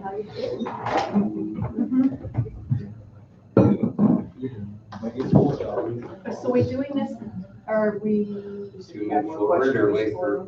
or public hearing? Is this what we're moving forward to, or are we just gonna? We're just gonna continue the discussion to see if we want to vote. Okay. I was gonna say, I think Blair's in charge until. Oh, yeah, I'm in charge, so let's bring in. Next four. Wouldn't it be funny if we were adjourned by the time we got- We're all I, for one, I'm in, for you guys, that I'm in favor of taking it out. I just think we need to have something that, if you've been talking to the developers and all that, make sure we're not in a problem where somebody's gonna come in with some kind of a lawsuit that's saying, you know, we had, and does it dissolve the PIDs that are out there that's not Oh, started? no, not at all. Anything new? And any application we have, they fill out a form, pay a fee, submit the required documentation. They have a vested application. They have a right to come before this body and have a review prior. They'd be grandfathered in. They would still follow chapter 1.33 as it is adopted today. Okay. Okay, so today, if someone were to use the PUD, do they not have to bring a development agreement before the legislative body?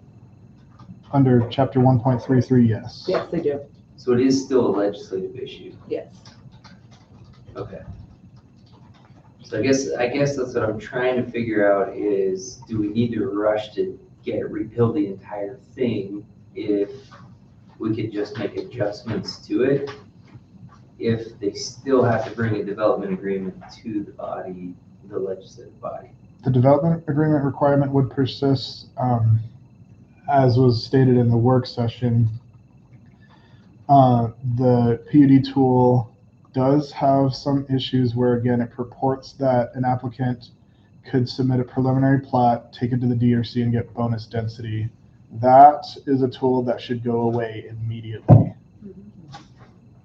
And that's what our attorney looked at and thought that was a flaw, a big flaw. The review process and the application process kind of contradict each other. The application process defines it as a legislative process, and the review process defines it as an administrative process. And so those two are kind of contradictory in the code in of itself. Perhaps better to not waste any time trying to fix the tool, and we are working hard to bring back a better tool that puts the legislative power back into the hands of the people and the people they've represented. They've elected, I should say. You know, and if the attorney, I know you've been in long discussions with the attorney with this. If he feels like this is something we should do, I support you 100%. PUD itself has been a troublesome tool. I think it's been overused and abused. So this way, we're going to get a clean slate, get back on a good standing, and move forward in the right direction. I think it's a great idea. And the right direction, Madam Bocut, would entail, we're working hard to work on a new ordinance, but the proto version of that would be an outline of what the new tool would entail, and we could roll that out quickly, I would say within the next few weeks or months. Okay. That way, we're not just shiplap bringing forward a different tool just for the sake of something different. We want to have our attorney review the entire new chapter and all of its sections to look at it from a liability standpoint and make sure we're doing a good job. That takes time. And I appreciate what you're doing. We I know that. have drafted an outline, and I had thought of bringing it to present tonight, but it's a really long meeting and you have a lot to go over, so we felt like it would be best not to. The issue was repealing the PUD. The issue wasn't the time to present that yet. That's all. But we do have an outline already. So my only reservation is that they're just not knowing the direction we're headed to, and I just haven't had a lot of time to research it.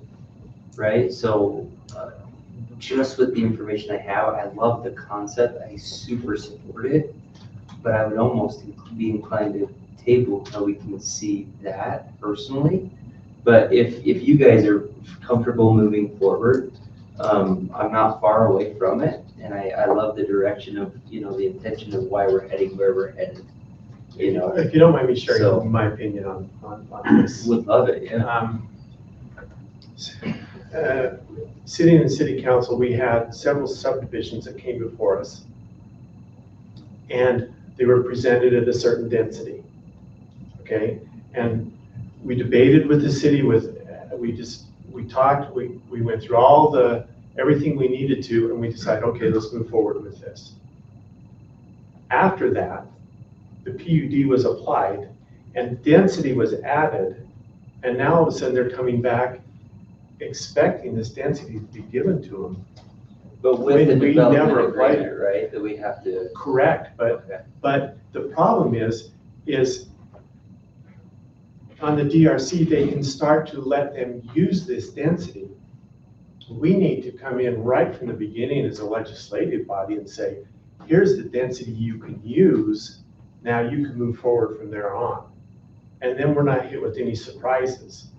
And so they come to us with all this information, then they come to us and we can also at that time go ahead and say, we also would like to see a water tank, and we would like to see this, and we'd like to see this, and we can do that on our level. So the surprises being the things that are but we have laid out that PUD saying, these are things that we would agree to.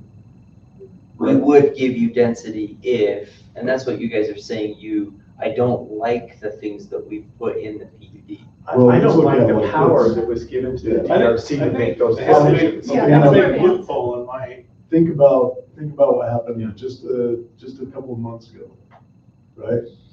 And I'm trying to remember the name of the development where there was a sudden workaround and an agreement made between the city and the developer that did not come before this body. And it was this loophole that was used in, that we were gonna pull away the PUD in it. And so a side contract was hurried and pushed through and signed to, and that did not come before this body. And so for me, if repealing it and it sits out a month, even to send the message that that's not how we're doing business. Like I said in the work group, if you've got an idea for a development, I'm all about it. But come and lay it on the table and develop what you said you were going to develop, and develop what you told the public you were going to develop, and not this sleight of hand. And that's what I feel the current PUD does, is it gives the opportunity for that sleight of hand. And so I'm going to vote in favor of scrapping it. How many of us, with Charlie gone, how many of us have to vote? We have to have three. Three of us? And by all means, public can come and comment if you want to make any comments. You're sure welcome to at this time. Can I ask one other? He's been waiting all day. Yeah.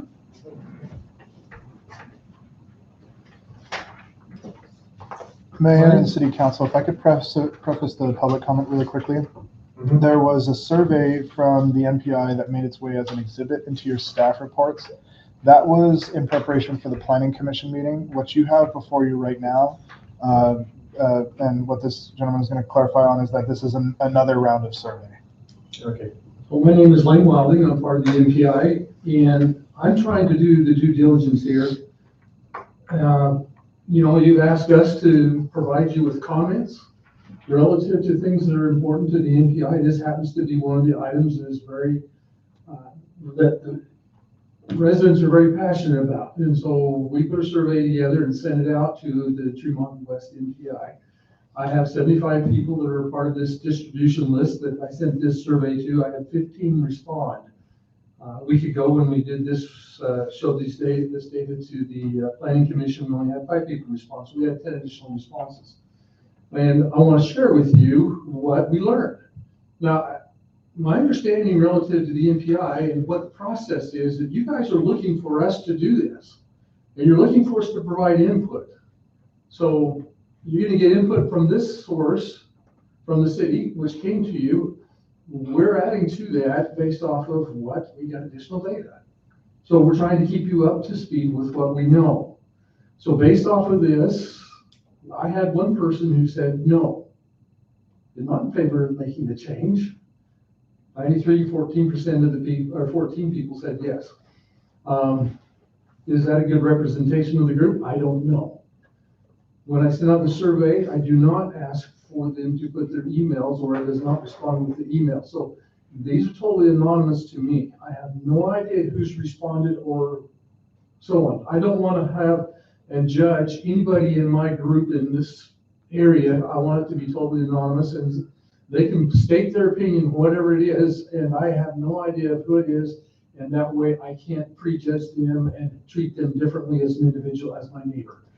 So when I'm doing this, it's totally anonymous. The inputs they feed back to me, I have no idea who gave me these responses. So I'm just going to read through the comments. I got several of them.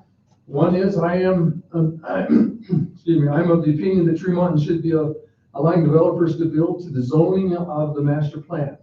I will be very interested to see what Tremont has got planned for the future process for developers to follow.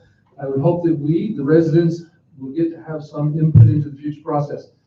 I will add my own personal comment. I very much would like to see that involvement. And I know Christine has been talking and indicating that when they're ready to share that with us, they're planning to do so. Next comment. I think the repeal would give more time for thoughtful consideration on how this might affect the infrastructure and other factors. Next comment. It seems PUDs can be used for too many different purposes. The fourth one. The PUD only for large scale projects. So this is a suggestion from somebody, one of our residents, that said they must include a minimum land size requirement of 100 acres or some number, separate entrances for every housing type, at least 10% acreage must be developed for public use, recreation trails, parks, schools, and so on. So as a suggestion from one of our residents. And the last one is PUD is a nice way of saying high density housing with green space to appease the city council and put money into the developer's pocket, and the citizens get left with a mess and community problems. Get rid of the PUDs.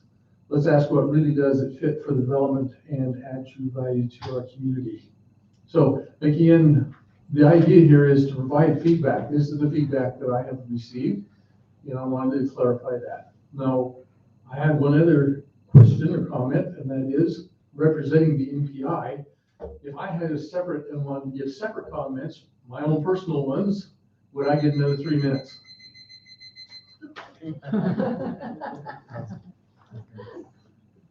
I'm just asking the question. I don't know the answer. This is the MPI input that you've requested. We would be interested to hear your personal opinion on this subject as well. Okay, thank you. My personal opinion on this is I believe that the PUDs have been a real sore spot with a lot of residents. As we've had our MPI meetings, they have been very, very vocal about the use of PUDs and are not at all happy with it. And I'm kind of of the same opinion. I living in the county, knowing that the property behind my house will be annexed before too long, which I fully expect, I'm very interested in how it's going to be zoned and what that process is going to be relative to that. And PUDs may play a role in how it gets zoned. Again, I have no idea that process, and I don't know what is going to happen there. So I personally would like to be involved in this process of developing whatever it is we're going to go forward with in the future. And I believe, again, for my MPI group, I believe that there are going to be several who are going to be very interested and want to participate in that as well. So we look forward for that opportunity to do this. Now, I don't know about the other MPIs and how they're responding and doing things, but at least I'm trying. Yeah, thank you. So thank you. What a question I'd have for, and I think this is where Bo was going. If we repeal this PUD and a new subdivision comes in and they want to move forward at a decent pace, would they still be able to do that? Can I give you an example? Yeah. We have on the planning commission a subdivision that's coming in, and he wants to do a mixture of housing types. He wants the strict zoning because he wants to have clear guidelines and setbacks and different things. So he is applying for an RM 8, which would allow him to do single family and townhouses as well. So he can use the strict zoning to create that flexibility within his project, and he's moving forward, and it's actually a faster process for him because the PUD application is an intense. You have to have landscape. There's a lot of different requirements. So the developers can come in and they still can use our base zoning for their projects if they would like. So thanks. What it would change is if they need to change if there was a zoning change, right? Well, they're applying for a hard zoning change. That's what it is. And so then they would then it would be zoned that for whatever they request. And so then I imagine, not putting words in your mouth, but I imagine when it came to the city council that they would know this is exactly the concept and how many units and density and everything. And here are some of the things that they're asking for, right? And then is it up to the council to, I mean, I'm wondering, I'm just curious, I'm asking questions right now, but let's say, for instance, we feel like, oh, we need more sidewalks in that area, or we need better infrastructure, or this. Would that be the time for the discussion with the city council? Yes, but what we would do as a staff is we would say with this zoning, this is what they're allowed to do. And when you do the zoning type, there isn't as much flexibility as a PUD would give you to negotiate, if that's what you're saying. But we would be very clear with this zoning, these are the things you can expect for that, regardless of what the concept plan is. We would say this is what they can do with this zoning type that they're entitled to.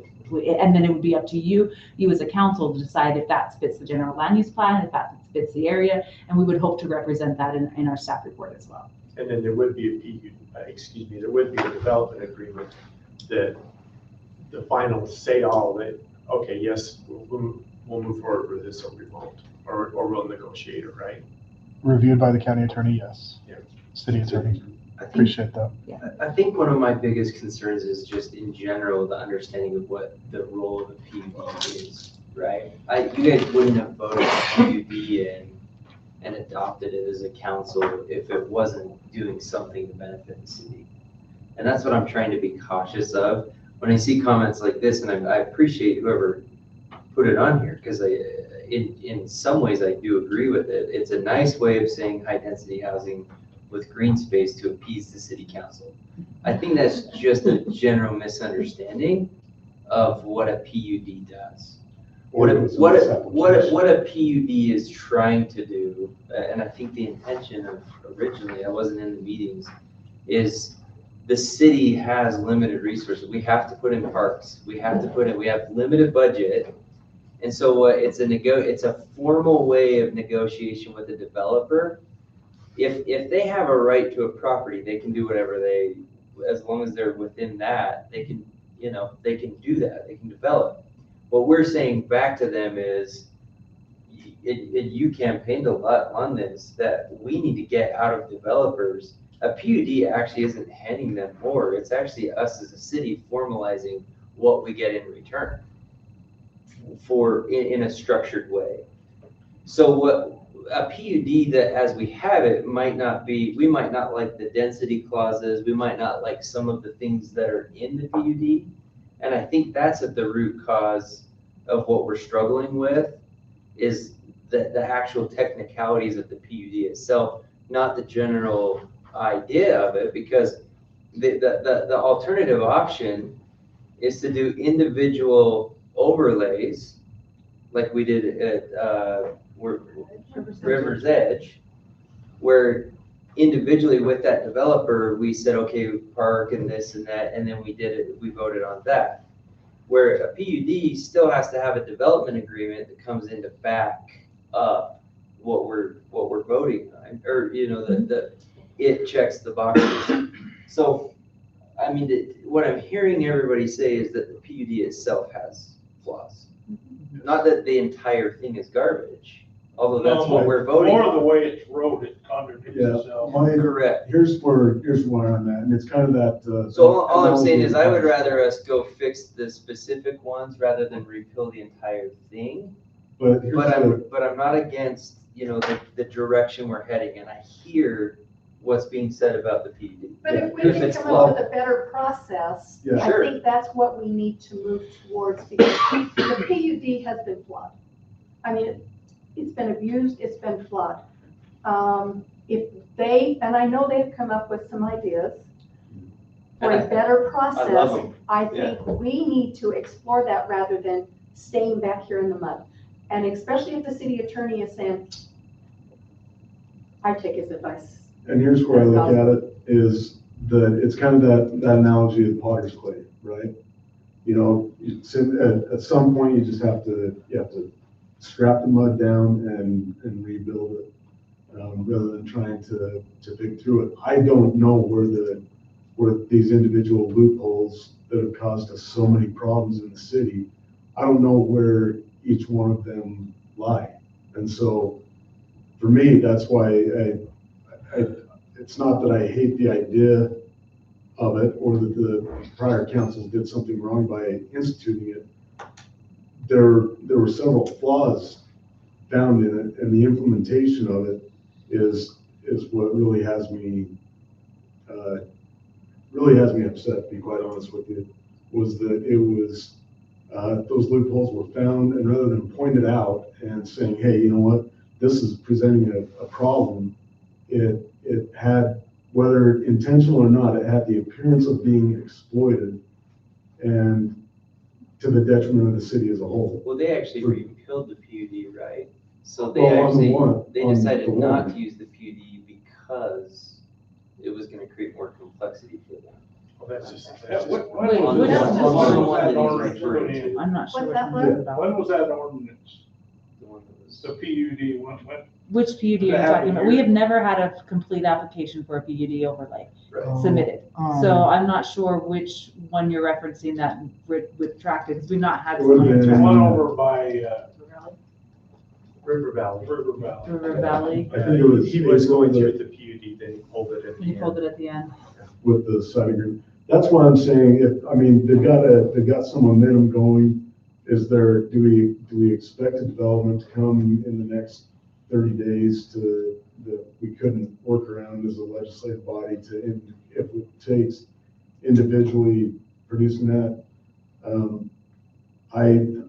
I say we scrap it and put in intentionally what we want and more importantly, what the public wants. I haven't heard a single member of the public that wasn't a developer that said that they liked PUDs or how the development was going. That's not to say that they understood PUDs any better than I did when I first came in.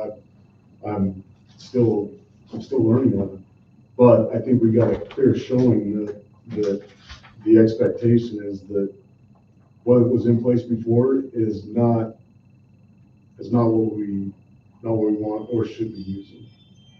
Go ahead. Can I give one additional comment, at least my perspective? The thing that irritates me the most about the PUD process is we, the public, at least I feel like we've been left in the dark. They say we want to have parks and trails, this and that, whatever else, and now we want to put townhouses and condominiums and everything else up there in the property because we want this park, we want these bike trails. And everybody's going, yeah, that's what we want, but at the cost of this. But nobody tells us what the trade-offs are. We have no clue what the trade-off is. Yes, we understand that you guys need the infrastructure and you need help there, but at the same point, we're looking at it and going like, hey, I really don't need to have that bike trail.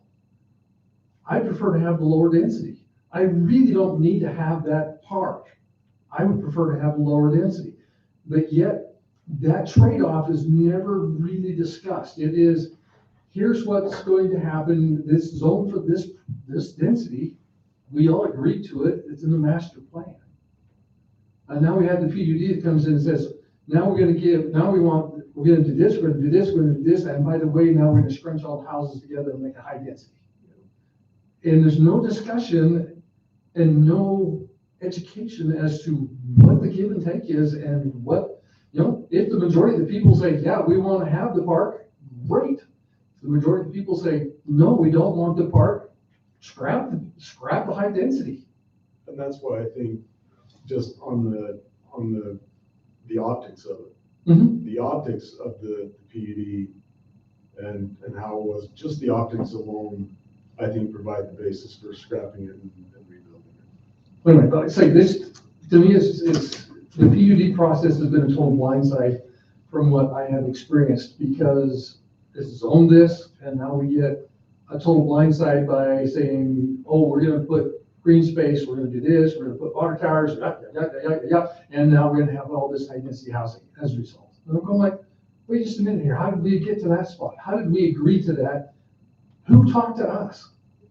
All of a sudden, it shows up in the meeting, boom, and we're gonna do that. So we had this thing with these kids that showed up, this Yes. affordable housing and all that. Somewhere there's a give and take. I agree. Because it can't be just up there where somebody don't want it, or where I live, or whatever. And that's what's frustrating on our end is they gotta have some of that. We gotta have more, I've seen the governor's whole thing, they had that, we gotta have more houses. Oh, I agree. And we gotta bring the prices down, and that's what's hard. Up there, up on the hill with the water thing was a big deal, because everybody's already complaining about secondary doesn't work, water pressures are low. Sure. We don't have that money, so if we can get somebody else to pay for it. But again, has that ever been explained to us? Yeah. What the trade-off I is? think the PUD had good intent. And I think that it could have done some great things. But there were a whole bunch of missing pieces, this being one of them. These all need to be brought together into a better process. And it's not to say that the whole PUD process is going to be dropped, but it's going to be built from the ground up. And that's all. We're gonna have one, it'll look different. It'll be Right? more uniform. A process. Yeah, it'll be. Does the same thing. Okay, Jeremy's gonna give a quick rundown, Um, if your permission. Okay. It's called the Planned Community Zone. It is a zoning type. So the PUD overlay is a hybrid of the administrative and legislative processes. What the PC zone would purport to do is to bring elements from the plat process in conceptual form like the PUD overlay does now. But what it would do is it would be a completely legislative process. So we would ask for a robust narrative that includes the setbacks that they're asking for, the building height, the architectural standards. It goes through all of that. It's the applicant of a property owner. It's them shooting their shot, but it's reviewed by staff initially, but the true review lies with the council themselves. That's what I'm the most comfortable with. And then the agreement that is yielded by the legislative process guides the administrative process. They're drawing plans according to what was agreed upon. Built into this zoning type would be major or minor amendments. So of course, when you get into the ground and you just have a conceptual plan that maybe shows where the lots could go, when you're in plat, you're spending real money on engineering, you know what's in the ground. And then you have to make some adjustments. And minor adjustments to that could be reviewed by the zoning administrator and not have to waste the council's time. But when a major amendment to maybe add or take away lots or whatever would come back to the council because you're changing the initial agreement. And so that's the elevator pitch for that tool. And you would see the process of what the major and minor amendments would be as we present the code to you. So then we can define what do you want to see at here and what do you want the administration to take care of. The PUD right now kind of blends those two things together, so it's harder to know what is the administrative process and what is the legislative. This would have a very more clear defined. It would do what the PUD was wanting to do, but in a way that gives you guys the full legislative ability to decide. Because what's missing from the discussion is negotiation. Yeah. They go to the DRC and they utilize a point system in the PUD overlay, and they purport to build a park, but it's not really debated in the council of what that park is, or how big it is, or what kind of equipment it has, or how much it costs, or anything like that. The negotiation power, I feel, is taken away from the city. In a zoning type, and it's all legislative, it's all up front, then you can say, as a council, you can say a pocket park's not good enough. Why don't you bring forth a pool or a bigger park or trails or whatever you want to do, and you have that negotiating power, and I feel it would be restored to this body. And one thing that I think a PUD has to its advantages is it does set strong standards. Yeah. Architectural standards. And those would be built into this code that you're talking about, right? So in other words, when the developer comes in and says, well, I want to build in this area, they will have some documentation that says, but here is our Tremont City standards that you have to. There's different zoning types within the PC. There's like a village, and in the village, these are the standards for the village. There's a mixed use. These are the standards for these things. And so there's different, they can apply for, and they can pitch, oh, I want to have, and if they have a large tract within the PUD, the PC zone, they will have, this is where the village standards are going to be. This is where the commercial standards are going to be, and they can actually take and mix it together so that when we bring it all together, like if you're talking like when this will be master planned communities that we're wanting that we were able to handle at the legislative level. So does that answer your question, Mayor? Mm-hmm. Is there urgency in tonight passing this? I think so. I think why not pass it? Just because I have a lot of questions and I don't want to rush into repealing something there's been a lot of work going into. Here's what I'm gonna. I'm gonna vote to repeal it. I am too. And I would just propose tabling it to ask more questions, otherwise I'll have to say no, but not because I'm against moving forward in this direction. Does that make sense? And I'm gonna. It's just because I have more questions. Yeah. I'm gonna say this in all fairness, and I know we're on different sides of this.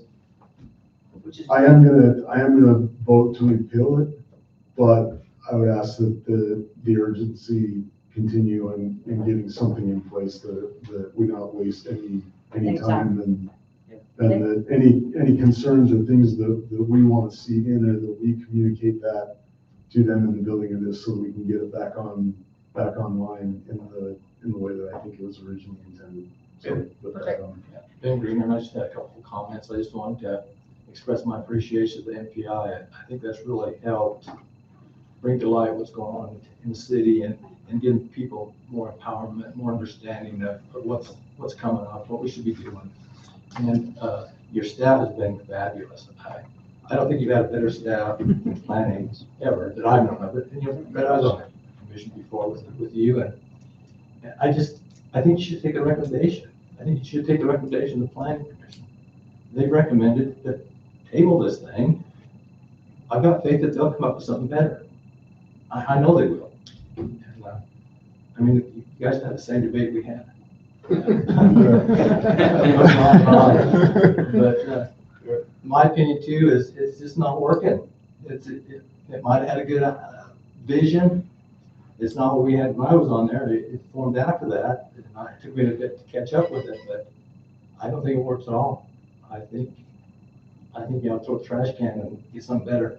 It's my opinion. Thank you. All right, with that in mind, we can either take a motion to table or we can take a motion to move forward. So it's I up to you motion guys. that we adopt ordinance number 26-05, repealing the chapter 133 PUD.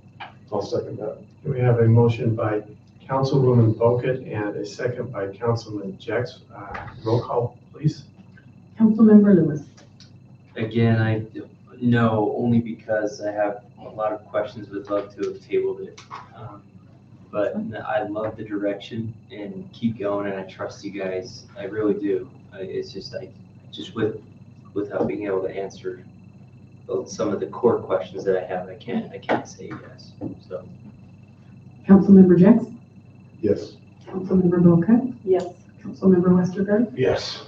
Motion approved by majority vote. Okay, thank you. And This is the advantage of this new system of ours of being able to debate and talk and public get involved, and I've appreciated it.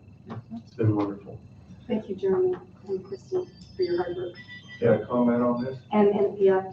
Just- Okay, next is letter F, discussion and consideration of adopting ordinance number 2606, repealing chapter 2.07 lot splits.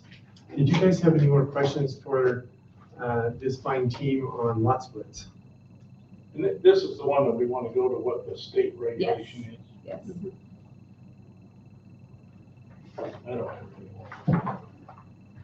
You got more for us, good. Oh, yeah. Let's say, I'm trying to do my part here. Thank you. And you're doing a very good job. I appreciate it. Like I said, maybe we're starting a new process, a new standard, I don't know, but we're trying.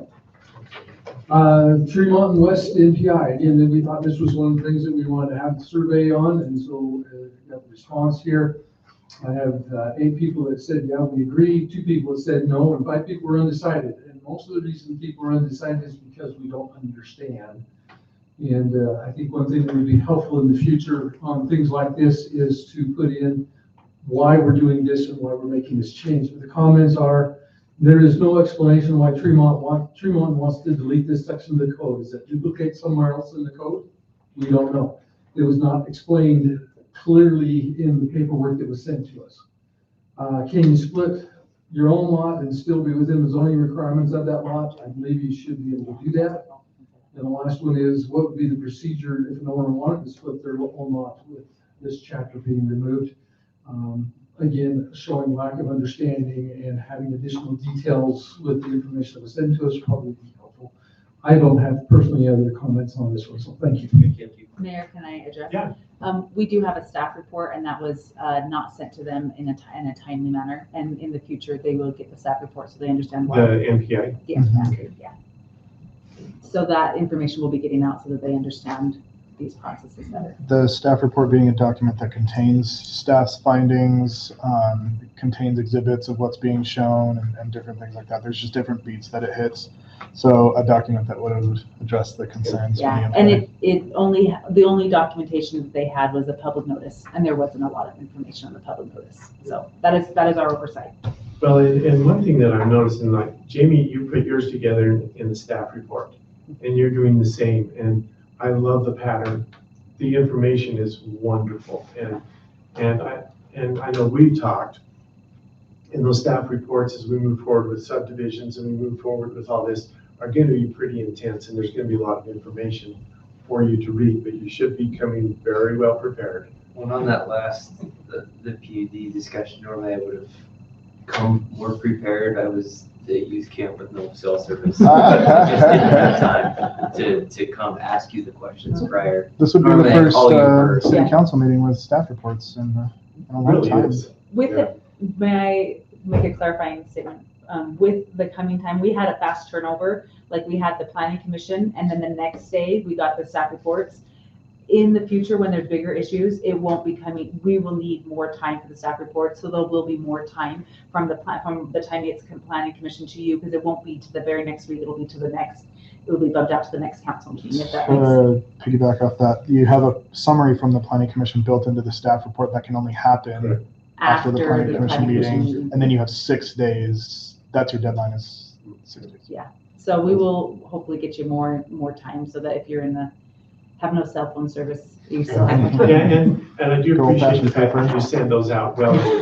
Yeah. That's awesome. Okay, I'll entertain a motion on this one. I make a motion that we accept the ordinance 2606. I'll second. Okay, we have a motion by Councilman Lister and a second by Councilman Lewis. Councilmember Lewis? Yes. Councilmember Jess? Yes. Councilmember Boca? Yes. Councilmember Westergaard? Yes. Unanimously. Okay. Last strategic business item, number G, discussion and consideration of adopting ordinance number 26-07, rezone from NDB to CH. Oh, that's our property. Yeah. Correct. The city is following its own procedure to enact. Oh, yeah. Another survey, this is awesome. I love it. Well, it's in my district. It affects us.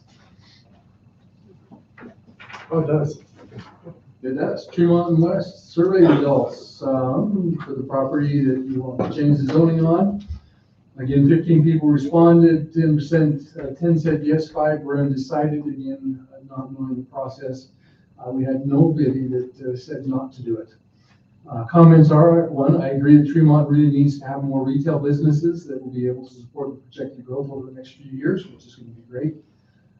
Next comment, I would like to know what the specific plans for the property are, and I understand that's probably confidential because whoever's going to be buying that property would not want to disclose it just yet.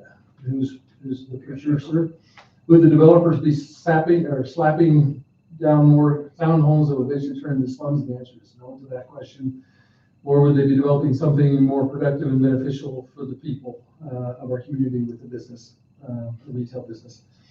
And next one, better check with Warnke and Company. I don't know who they are. That's a slap. Sorry, okay. I try to screen these as best I can, but again, I have no idea who this person is or what that is. But they were concerned about there being weeds in the place, and hopefully that the new owner, whoever buys it, will clean the weeds up and do something productive. And I thought the last two were actually very productive comments that probably should be addressed at some point in time.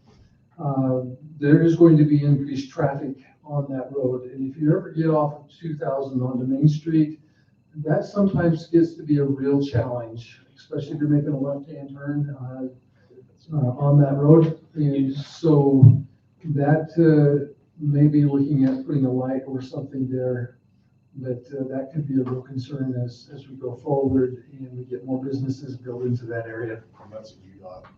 Yeah. That's a UDOT jurisdiction. Again, just a comment, but it's something that the citizens are concerned about, is the traffic flow and the increased traffic that's going to be happening there. I personally have no other comments on this. I think it's a great idea. Let's move forward with it. And if you got a business that's coming in and wants to do retail there, perfect. And in the attitude of respect, I am thankful that Sean and company bought this property and put it aside because it was a good piece of land to get hold of.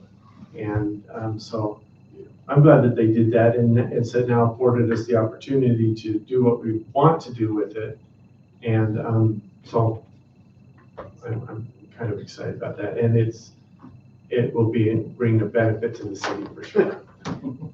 Yeah, Ben Greener, I just want to make a comment, as Councilman Westergaard brought it up. About 3 weeks ago, I was having low pressure up on the hill in my secondary water. I'd had this problem before. Naturally, before was the water during the day. But this time I texted Carl and said, hey, I got 40 PSI, I got 20 PSI, and it buried it through the day. And he a few hours later, he texted me and said, can I come up and look? He came up, they drained the line to see if there was any trash in it. He looked at my filter, and it was clean. He said, let me scratch my head and I go down and see what I can do. An hour later, he called me and said, check your pressure. I had 80 PSI. I've had 80 PSI for years, and I've had 80 PSI since. So, I don't know. I don't care. I've got 80 PSI, and I've had it. My sprinklers work the way I designed it. So I just wanted, since you mentioned that, I want to bring it to your attention. Carl is a great guy. He's a fixer. Every time I've had something, I've seen something wrong or something broken on downtown, I text him, he gets fixed. You're right. Our whole thing, everybody's in the same direction, trying to do the same thing. So, yeah, I just want to bring that up since you'd mentioned a little of pressure. I had success with it, so thank you. Okay, what discussion do you have on this? Let's pass it. The only other discussion I would have is, would there be any interest? I've had multiple developers reach out about this property already, hearing that it was being, potentially going to come to market. There's a lot of interest in flex space, retail flex space on the property, but then also with like a residence above is there any appetite for entertaining that so that you could also get short-term Airbnb rental above flex space, kind of like Gateway, for that property? Because the whole goal of that property is sales tax revenue generation and also providing the things for that area, but it would require a potential residential zoning. I don't know what the zoning would look like, but I've been asked that, and so I just want to get everybody's opinion quickly since we're talking about that property. Councilmember Lewis Mayor? Yeah. The flex units are really, really hot in the market right now. It's a hybrid of commercial with office space. Generally, is its layout. I saw Play Place used as a flex unit. It used the whole height of the building, and the kids were kind of like monkeys up and down the whole structure. And so yeah, I've seen different implementations of this kind of general flex use. Typically, it has a larger garage area. It might have an office with like a half or a 3/4 bath, and then it can include a living component. I don't think our code is equipped to allow that use. We currently don't have a short-term rental code that's on our list of code updates. So That too. Yeah. Are we gonna entertain that? I guess there's interest for that. This would put mark it up higher on our to-do list too. Okay. I even received a full rendering of mock-ups of what they would build, trying to tell us why they deserve the property. And that happened already. So. Okay.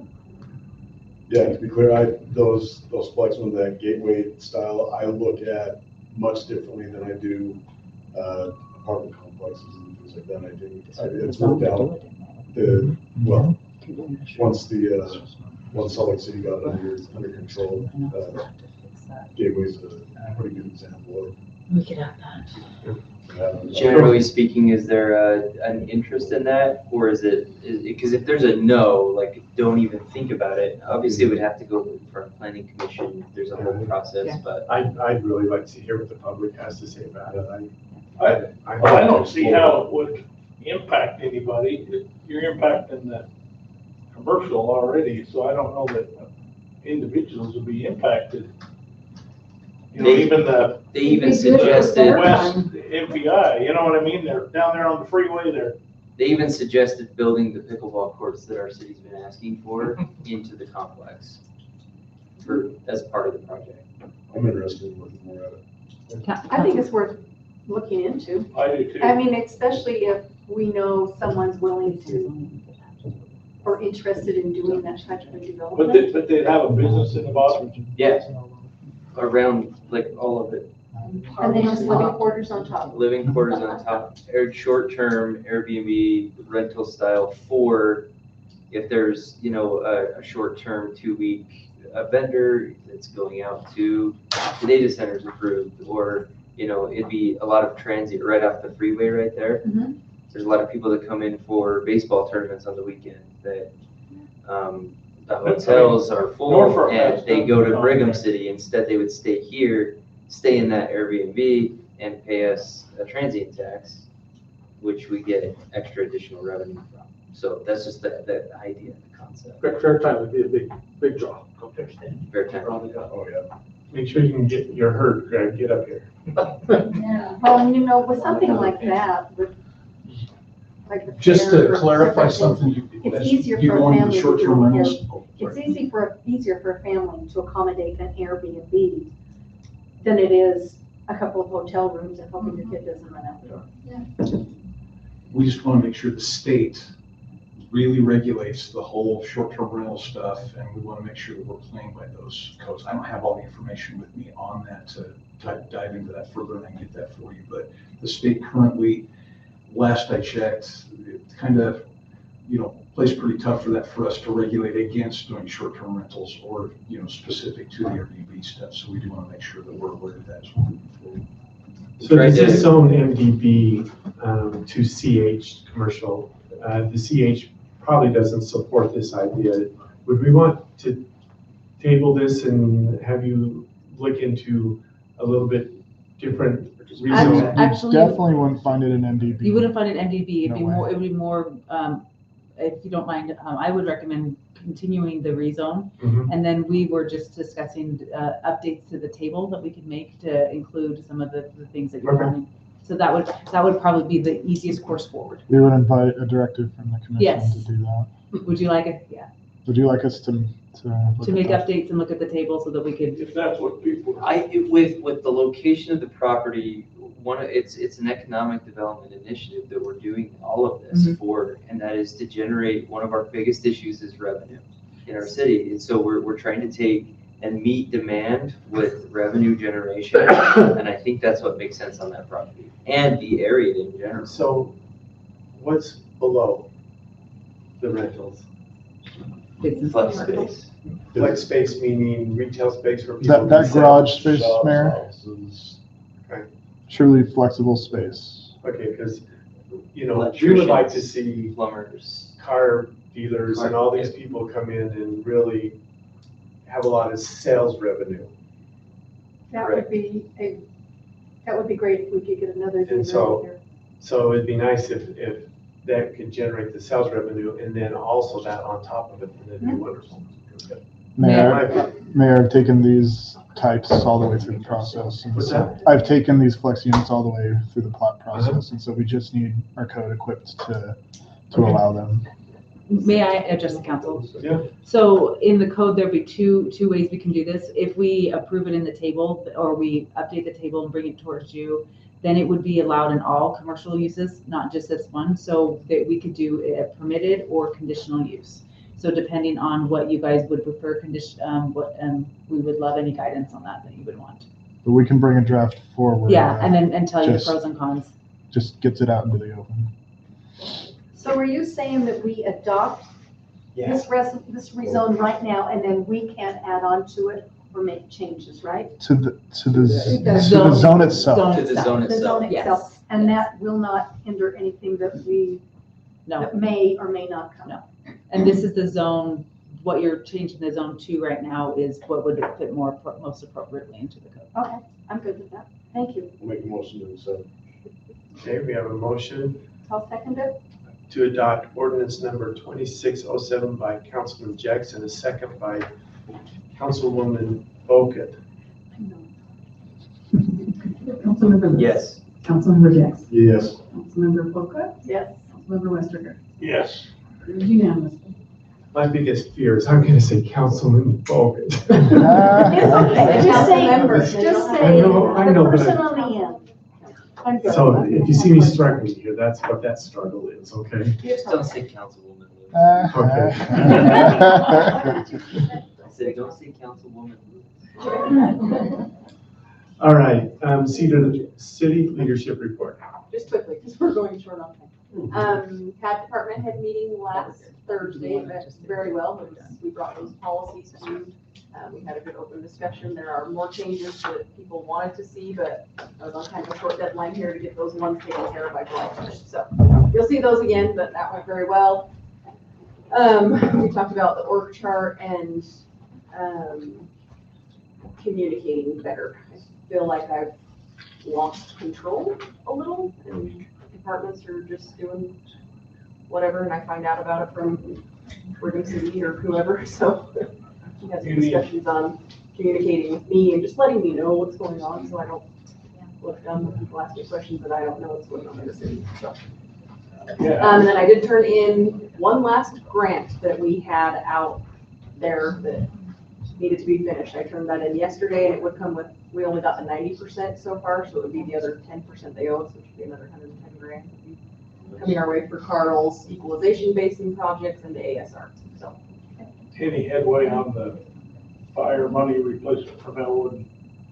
I haven't heard a word, but the contracts are also, they expired December of 24, I think it was. So I passed those on to Chief Jarrow to ask him to update and make sure they still want those contracts, the county and Elwood. I think. They have to provide something, right? So it's. You know, it's kind of Yeah, crazy. I haven't heard a word. Like Elwood, residents are paying for it. They're just not giving it to us. Interesting. I've reached out twice and haven't heard a word from her all. But they still owe us from before. Yeah, they still owe us from 24. I mean, if you want, I can call Lee Perry and find out why. That might be good, because their fire marshal shot me down right quick. Kevin? I'll call him too. With the county? I tried to explain, like, okay, I understand, because we didn't get you bills for 24. so Doesn't matter. Whatever. In my opinion. But yeah. I'm like, Say, 25, hey, you. oh yeah, they forgot, so we're getting out of it?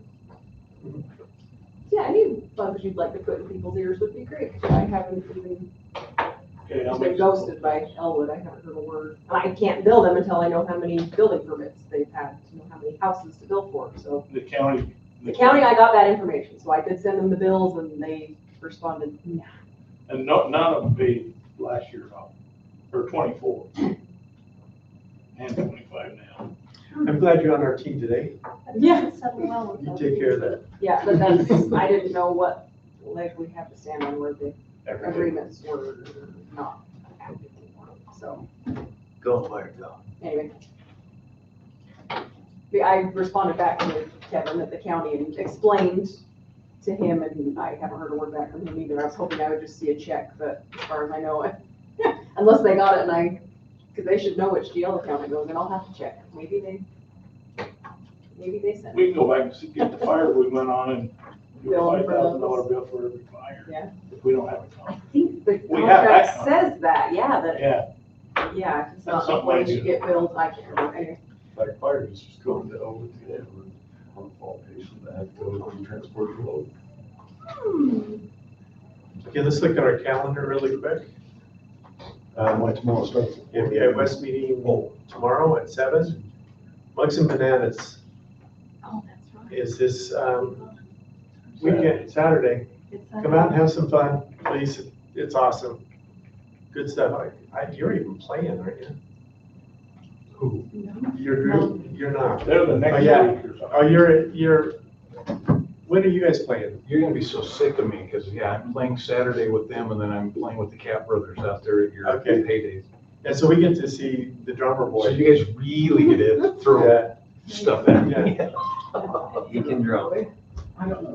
Brenda Jackson came in and said, thank you for letting him do the mushroom bananas. He's really gonna stick to the rules and make sure people follow them. He's really appreciative of you guys for allowing. Okay, good. I got my truck all cleaned up, put my old bike in the back, you'll see me, I'll be burning. Nick was hoping his would be painted in time, but still getting painted. Didn't make it. And thanks for putting these MPI meetings on there. They're great. But Central one is next week from Wednesday.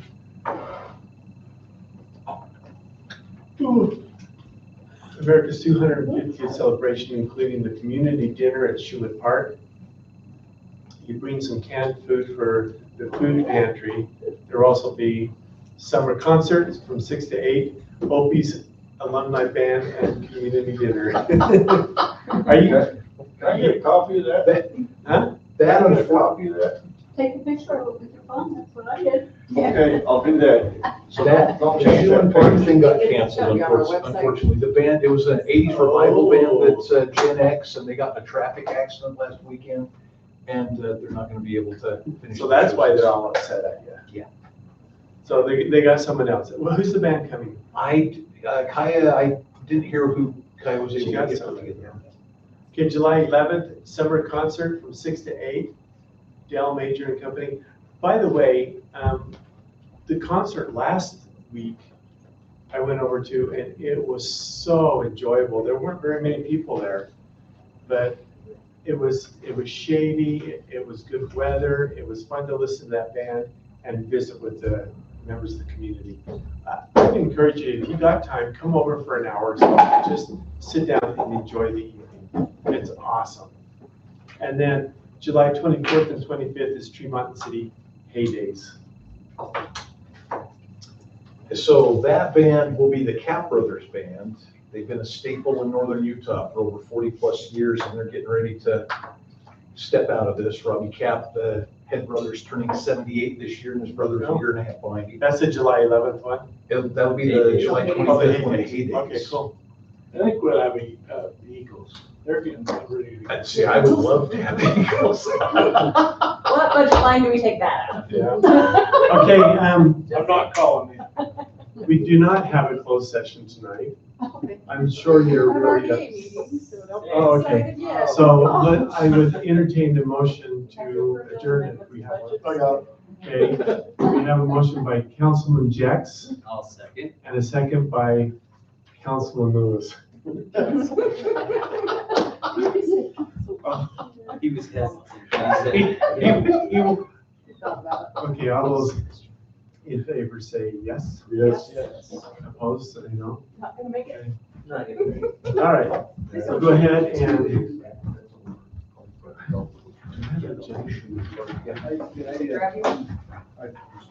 Making sure I was looking at the right one. Make sure you can throw tomatoes at me. We'll go ahead and move into the RDA meeting. I'd like to welcome everyone for attending our RDA meeting. And I would, it's just a redevelopment, this won't take long.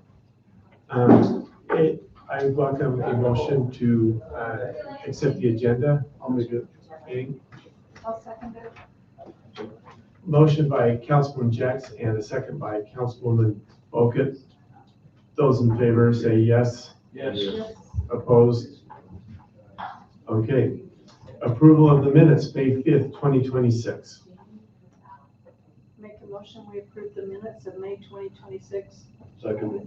Okay, No, you're good. we got a motion by Councilwoman Bogut and a second by Councilman Jex. All in favor? Say yes. Yes. Opposed? Say no. Okay, now it's open for public hearing to consider amending the annual budget entitled The Redevelopment Agency of Tremont City Annual Implementation Budget 25-26 for Tremont West Liberty Foods EDA and the Fund 71 RDA District 2 downtown for the period of July 125 through June 30th, 2026. Any questions on the RDA budget for this last year?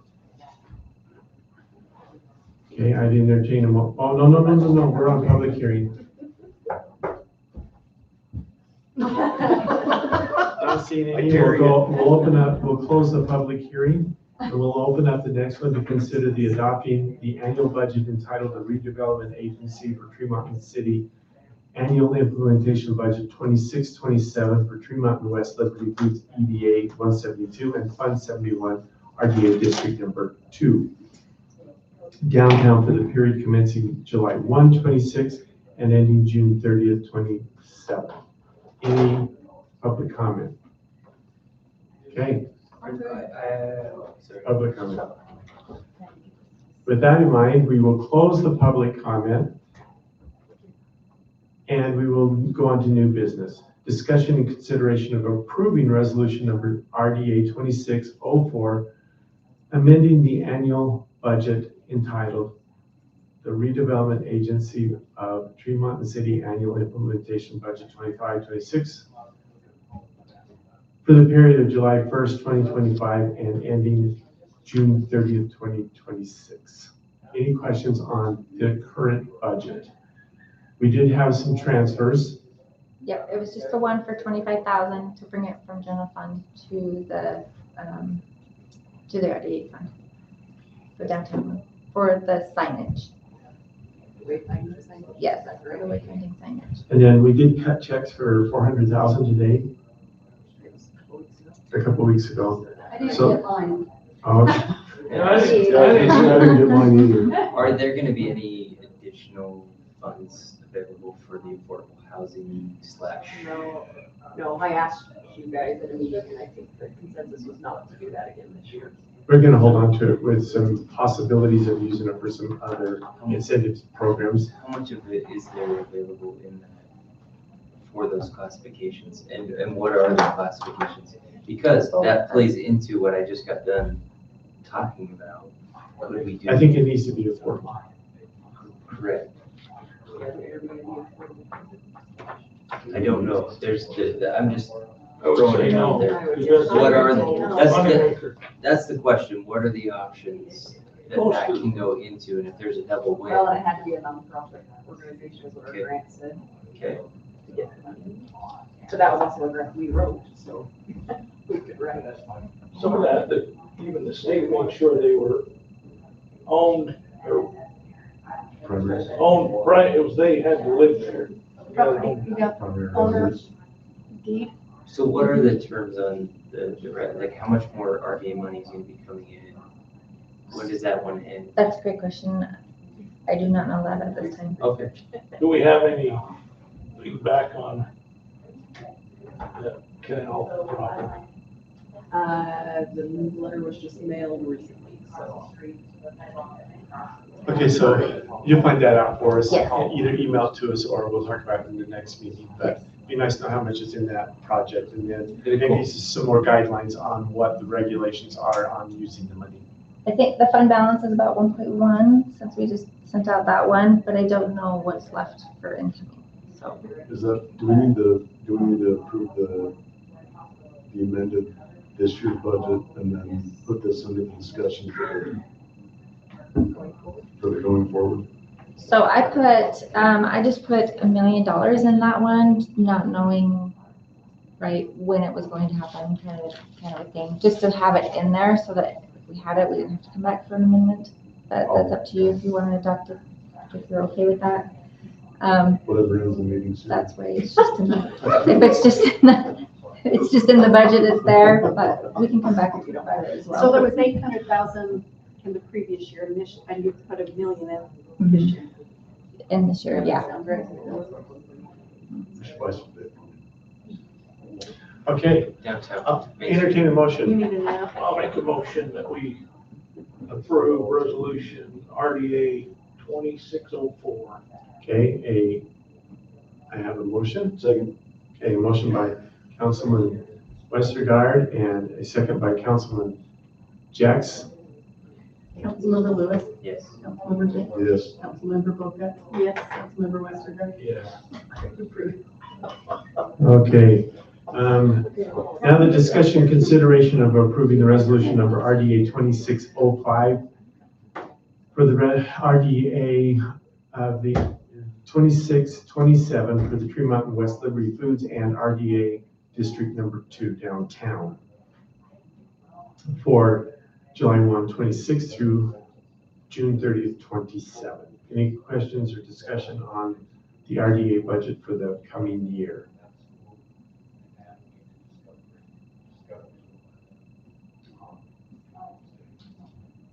Make a motion to approve. I think I would just have questions on, what's coming down the pipeline and just for future, and we may want to amend this, but we can do that We later. can amend later, can we? Yeah, Yes. exactly. But I think there are ways we could leverage that for what we've got going on, so that'd be good to know. Okay, I think we had a motion by Councilman Jacks, Yeah. I'll second it. a second by Councilwoman Vulcan. Councilmember Lewis, Yes. Councilmember Jay, Yes. Councilmember Boca. Yes. Councilmember Westergaard. Yes. Approved unanimously. Okay, I will entertain one last motion. I make a motion that we end, oh, no, we can't end this meeting yet. Well, I don't know whether it is or isn't. I just wanted to bring up, and maybe it should have been in the council meeting, but I got these donated, for Lee and Eric. Each of the widows was given one, and the department has a set, and we have this set, and I would actually like to request mounting these here in this room. If that would be doable. I think we can, I could figure out where. Yeah.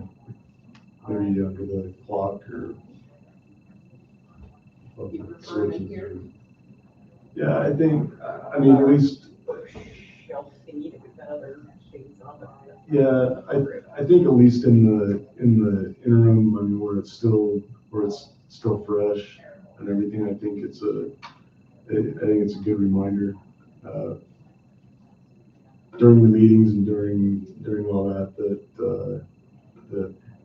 to memory these guys stays as alive as we can make it.